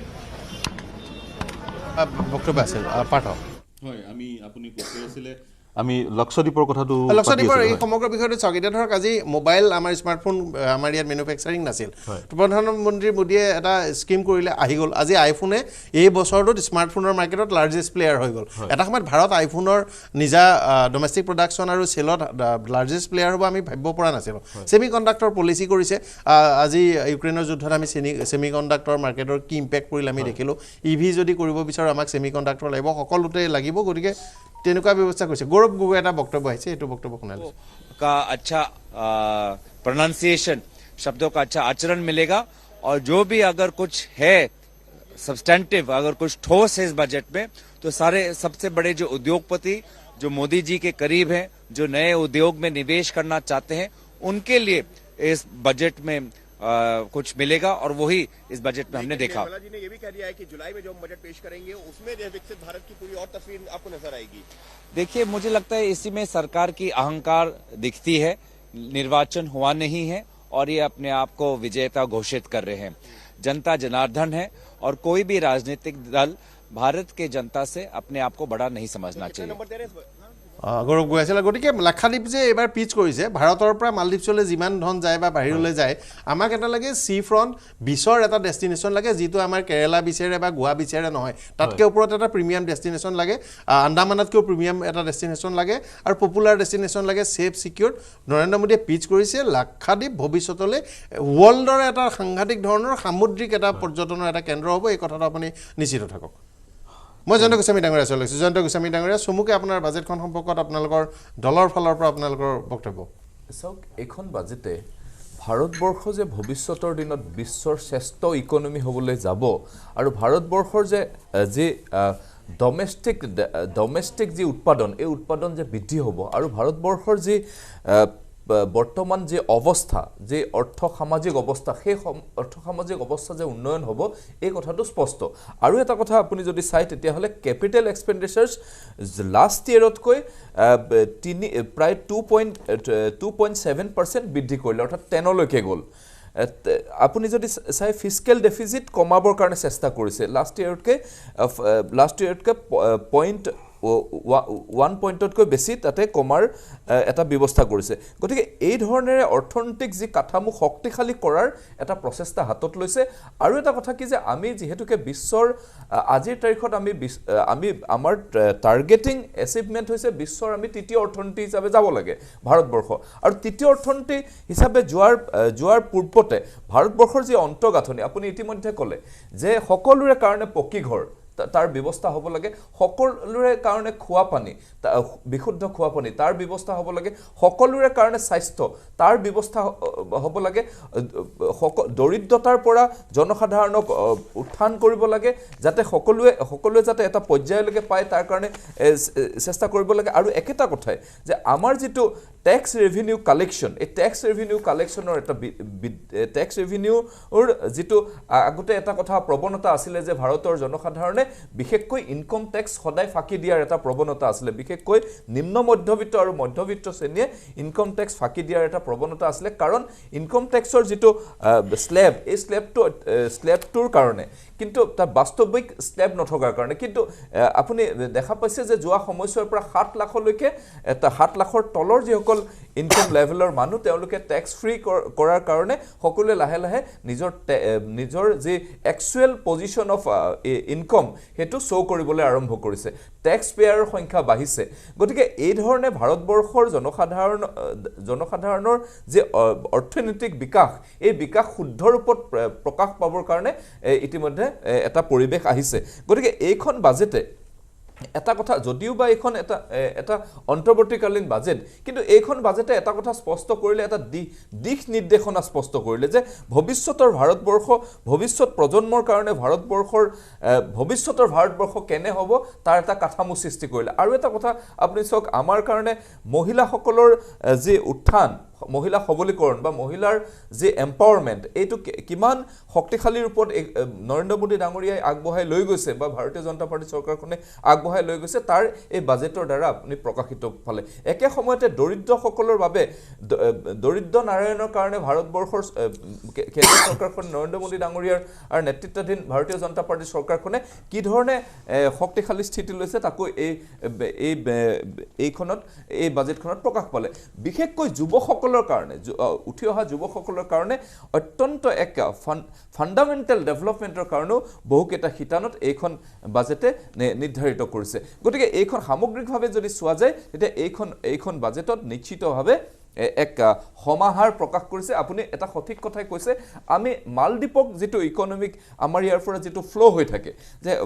ভাৰতৰ জনসাধাৰণে আটাইতকৈ হাইয়েষ্ট ৰেটত তালৈ টুৰিজমৰ কাৰণে যায় প্ৰায় 11 তেওঁলোকৰ টোটেল যিটো তেওঁলোকৰ টুৰিষ্ট তাৰ 11%তকৈ বেছি ভাৰতীয় মানুহে তাতে যায় এইটো হ'ল টুৰিষ্ট যোৱাটো ডাঙৰ কথা নহয় 50 কোটি আৰু ওপৰত খৰচ কৰা 200খন ইণ্ডিয়ানছ ভাৰতীয় মানুহৰ বিয়া মালদ্বীপছত হয় ডেষ্টিনেশ্যন উইডিং তেওঁলোকে এৰোপ্লেন এখন ভাড়া কৰি চাৰ্টাৰ প্লেন এখন লৈ 300 গেছ গৈ মালদ্বীপছত বিয়া পাতে আৰু যিবোৰৰ কষ্টিং সাধাৰণতে 50 crores এবভ হয় 200-300 খন বিয়া বছৰটোত ওলাই যায় বিত্তমন্ত্ৰীগৰাকীয়ে পৰ্যটন ক্ষেত্ৰত গুৰুত্ব দিয়াৰ কথা কৈছে কিন্তু অসম সেই পৰ্যটন মানচিত্ৰখনত সোমাই পৰিবনে নাই লক্ষদ্বীপ সদৃশ অসমৰ কোনোবা বা উত্তৰ পূৰ্বাঞ্চলৰ কোনোবা এটা ডেষ্টিনেশ্যনৰ সমানে গুৰুত্ব দিয়া হ'বনে নাই সেইটো ডাঙৰ কথা আমাৰ ইয়াত খুব মেজৰ চাৰ্কিটৰ এনাউন্সমেণ্ট নাই মই এটা কথা মানে যি দেখিছোঁ বাজেট ভাষণত কিন্তু এটা কথা যে শিৱসাগৰ কৰিডৰটোৰ কাম এটা চলি আছে আৰু হয়তো অৰুণাচল কেন্দ্ৰিক এটা বুদ্ধ টুৰিজিম বুলি বুদ্ধ চাৰ্কিট এটা বুদ্ধিষ্টসকলৰ বাবে অৰুণাচল কেন্দ্ৰিক হয়তো এটা বা নাগালেণ্ডকে লৈ পেলাই এটা চাৰ্কিট হ'ব পাৰে তাতকৈ বেছি বয় সম্ভাৱনা দেখা নাই নিলয় ভট্টাচাৰ্য মোৰ সৈতে সংযুক্ত হৈছে নিলয় স্বাগতম জনাইছোঁ জ্যেষ্ঠ সাংবাদিক নিলয় ভট্টাচাৰ্য সংক্ষেপে আপুনি বাজেটখনৰ বিষয়ে কি ক'ব কেনে বাজেট ৰূপ কিমান স্পৰ্শ কৰিব পাৰিব জনতাক ভোটৰ প্ৰাকখনত হয় উত্তৰ পূৰ্বৰ ফিকিয়ে এই বাজেটখনৰ ওপৰত মন্তব্য প্ৰকাশ কৈছে যে উত্তৰ পূৰ্বৰ বাবে বিশেষ কোনো আঁচনি নাই ইণ্ডাষ্ট্ৰিয়েল পলিচি নাই চাহ উদ্যোগে বিচাৰি আছিলে প্ৰমোশ্যন মানে টি এক্সপৰ্ট পলিচি এখন আৰু সেই টি এক্সপৰ্ট পলিচিৰ বিষয়ে কোনো উল্লেখ নাই চাহ উদ্যোগৰ আমি যি অৱস্থা বা বৰ্তমানৰ যি পৰিস্থিতি আমি সকলোৱে অৱগত চাহ উদ্যোগত যিসকল জড়িত তেখেতসকলে আশা কৰিছিলে বাজেটখনৰ পৰা যে বাজেটখনত চাহ উদ্যোগৰ প্ৰতি লক্ষ্য ৰাখি কিবা এক্সপৰ্ট পলিচি বা কিবা তেনেকুৱা ঘোষণা থাকিব সেয়া নাই সো সেয়া হ'ল উত্তৰ পূৰ্বৰ কথা আনফালে আপুনি যদি চাই তেতিয়াহ'লে গিৰিৰাজ সিঙে কৈছেই যে বাজেটখনত এক্সপেণ্ডিচাৰ আৰু ৱেলফেয়াৰ দুটা অংশই সমানভাৱে আছে আৰু তেনেকুৱাকৈ পৰিলক্ষিত হৈছে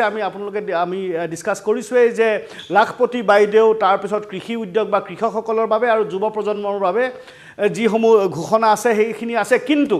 যি মধ্যবিত্ত লোকসকল আছিল তেখেতসকলে কিন্তু এইবাৰ ইনকাম টেক্স স্লেবৰ পৰা আশা কৰা হৈছিলে যে ইনকাম টেক্স ৰিডাকশ্যন হ'ব কিন্তু আগৰ 2023 টেক্স স্লেবেই থাকি গ'ল সেই ৰেজিমেই থাকি গ'ল আৰু পুৰণা ৰেজিম যিটো একেবাৰে শেষ কৰি দিয়াৰ কথা আছিল সেই পুৰণা ৰেজিমো কিন্তু এতিয়াও আছে মানুহে এতিয়াও চুজ কৰিব পাৰে বা নিজে বিচাৰ কৰি ল'ব পাৰে যে তেখেতসকলে নতুন যি টেক্স ৰেজিম সেই ৰেজিমত ল'ব য'ত টেক্স ৰিডাকশ্যন আছে আৰু নহ'লে পুৰণা ৰেজিমতো থাকিব পাৰে চ' সেই টেক্স ৰেজিমত বা মধ্যবিত্ত যিসকল আছে সেইসকলৰ বাবে বৰ টেক্সৰ কাৰণে বৰ বেছি ভাল খবৰ নাই কিন্তু হয় যে আমি কৈ আছোঁ যে লাখপতি বাইদেউ বা আৱাসৰ যিখিনি নতুন ঘোষণা হৈছে বা নেনো এতিয়া আপুনি ডিএপি কৈছে যে মানে কৃষকসকলৰ বাবে যিসমূহ আহিলা লাগে বা যিখিনি সুবিধা লাগে সেইসমূহ সুবিধা দিয়া হৈছে আৰু এনেকুৱাকৈ ছেক্টৰ ৱাইজ বাছি লোৱা হৈছে যে যেনেকুৱা ইভি ছেক্টৰত বাছি লোৱা হৈছে কিন্তু মই ইভিত এটা কথা ক'ম যে আপুনি কৈ আছিলে যে ইভিত তেনেকুৱাকৈ চাৰ্জিং পইণ্ট এতিয়া প্ৰাইভেট ঘৰত বা ইণ্ডাষ্ট্ৰীত তেনেকুৱাকৈ নিজৰ প্ৰাইভেট অৰ্গেনাইজেশ্যন ছেটআপত ইভি পইণ্টত আছে কিন্তু যদি আপুনি কাইলৈ এখন হাইব্ৰিড গাড়ী কিনিব যায় তেতিয়াহ'লে যদি কালি 5 বছৰ গেৰেণ্টি থকা সেই বেটাৰীটো যদি সলনি কৰিবলগীয়া হয় তেতিয়াহ'লে সেই বেটাৰীটো সলনি কৰিবলৈ আপোনাক 3.5 লাখ টকা লাগিব সো এতিয়াও বহু কাম কৰিব আছে কিন্তু পদক্ষেপ লোৱা হৈছে পৰাক ডেফিনেটলি ভাৰতত ইতিমধ্যে বেটাৰী নিৰ্মাণৰ ছেক্টৰটোতো কিছু গুৰুত্ব দিছে বাজেটখনত যদিও মই এতিয়ালৈকে কোনো মেনশ্যনছ দেখা নাই মুখী এখন বাজেট আৰু সেইবাবে আপুনি যিসমূহ ছেক্টৰ টাৰ্গেট কৰা হৈছে মহিলাক টাৰ্গেট কৰা হৈছে যুৱকক টাৰ্গেট কৰা হৈছে একেবাৰে লোৱাৰ ইনকাম গ্ৰুপক টাৰ্গেট কৰা হৈছে আৰু লগতে যুৱ প্ৰজন্মক টাৰ্গেট কৰা হৈছে আৰু সেইবাবে সেই বিশেষ কিছুমান ছেক্টৰ টাৰ্গেট কৰি বাজেটখন এটা তেখেতসকলৰ বাবে কিন্তু বৰ অভিলাষী বাজেট কিন্তু যেনেকৈ মই কৈছোঁ যে ইণ্ডাষ্ট্ৰীত ইনভেষ্টমেণ্ট আছে কিন্তু মধ্যবিত্ত যিসকল লোক আছে তেখেতসকলৰ বাবে বাজেটখনত বহু লোকে কয় যে বেছি প্ৰমিচিং নহয় কিন্তু নিলয় এই ইয়াত এটা কথা চাব লাগিব আমি চৰকাৰে পূৰ্ণকালীন বাজেট নতুন চৰকাৰখন গঠন হোৱাৰ পিছত দিব 4 মাহ জুলাই 30 তাৰিখলৈকে 4 মাহৰ আইবিৰ এটা পৰিসংখ্যা নিৰ্মলা সীতাৰমণে দাঙি ধৰিছে আৰু নিৰ্মলা সীতাৰমণে এইখন ষষ্ঠবাৰৰ কাৰণে বাজেট দাখিল কৰিছে এই মুহূৰ্তত মই নিৰ্মলা সীতাৰমণৰ সেই ৰেকৰ্ড নিৰ্মলা সীতাৰমণে গঢ়িলে গতিকে কিছু অৱকাশ আছে যেতিয়া চৰকাৰখন নতুন চৰকাৰ গঠন হ'ব সেই চৰকাৰখনে বিশেষকৈ টেক্স লেবৰ ক্ষেত্ৰত বা অন্যান্য দিশত কিছু ঘোষণা কৰিব এই মুহূৰ্তত 4 মাহৰ আয় ব্যয় খতিয়ান মুখ্য বিত্তমন্ত্ৰীগৰাকীয়ে দাঙি ধৰিলে আপুনি বেটাৰীৰ কথা কৈ আছে কিন্তু এই ইভিৰ যিটো নতুন নীতি ইতিমধ্যে পৰাগ কিছু সময়ৰ আগতে কৈছিল এই নীতিৰ যোগেদি কিছু যুৱকে স্বাৱলম্বী হোৱাৰ সুযোগ পাব কাৰণ যি ধৰণে পেট্ৰল পাম্প এটা স্থাপন কৰিবলৈ যি জটিলতাৰ সন্মুখীন হ'বলগীয়া হয় ইভি চাৰ্জিং ষ্টেচনত কিন্তু সেই জটিলতা নাথাকে গতিকে আমাৰ যুৱচামে নতুন এটা উপাৰ্জনৰ এটা অপশ্যন পাব পন্থা পাব কি ভাবে আপুনি হয় ডেফিনেটলি চাওক এতিয়া আপুনি যদি গুৱাহাটীতে চাই আপুনি ইভি গাড়ী এখন কিনিলে চাৰ্জিং পইণ্ট বৰ বিশেষ নাই ইয়াৰ পৰা যদি নলবাৰী যাবলগীয়া হয় তেতিয়াহ'লেও ইভি চাৰ্জিং পইণ্ট নাই ইয়াৰ পৰা যদি আপুনি নগাঁও যাবলগীয়া হয় তেতিয়া গুৱাহাটীত চাৰ্জ কৰাৰ পিছত নেক্সট চাৰ্জিং পইণ্টটো আপুনি নগাঁৱত পাব তো ডেফিনেটলি হয় যিসমূহ আজি যুৱ প্ৰজন্ম আছে বা যিসকলে এনেকুৱা এটা উদ্যোগ যদি গঢ়ি তুলিব বিচাৰে তেতিয়াহ'লে কাৰণ ইয়াত আপোনাৰ সেই চ'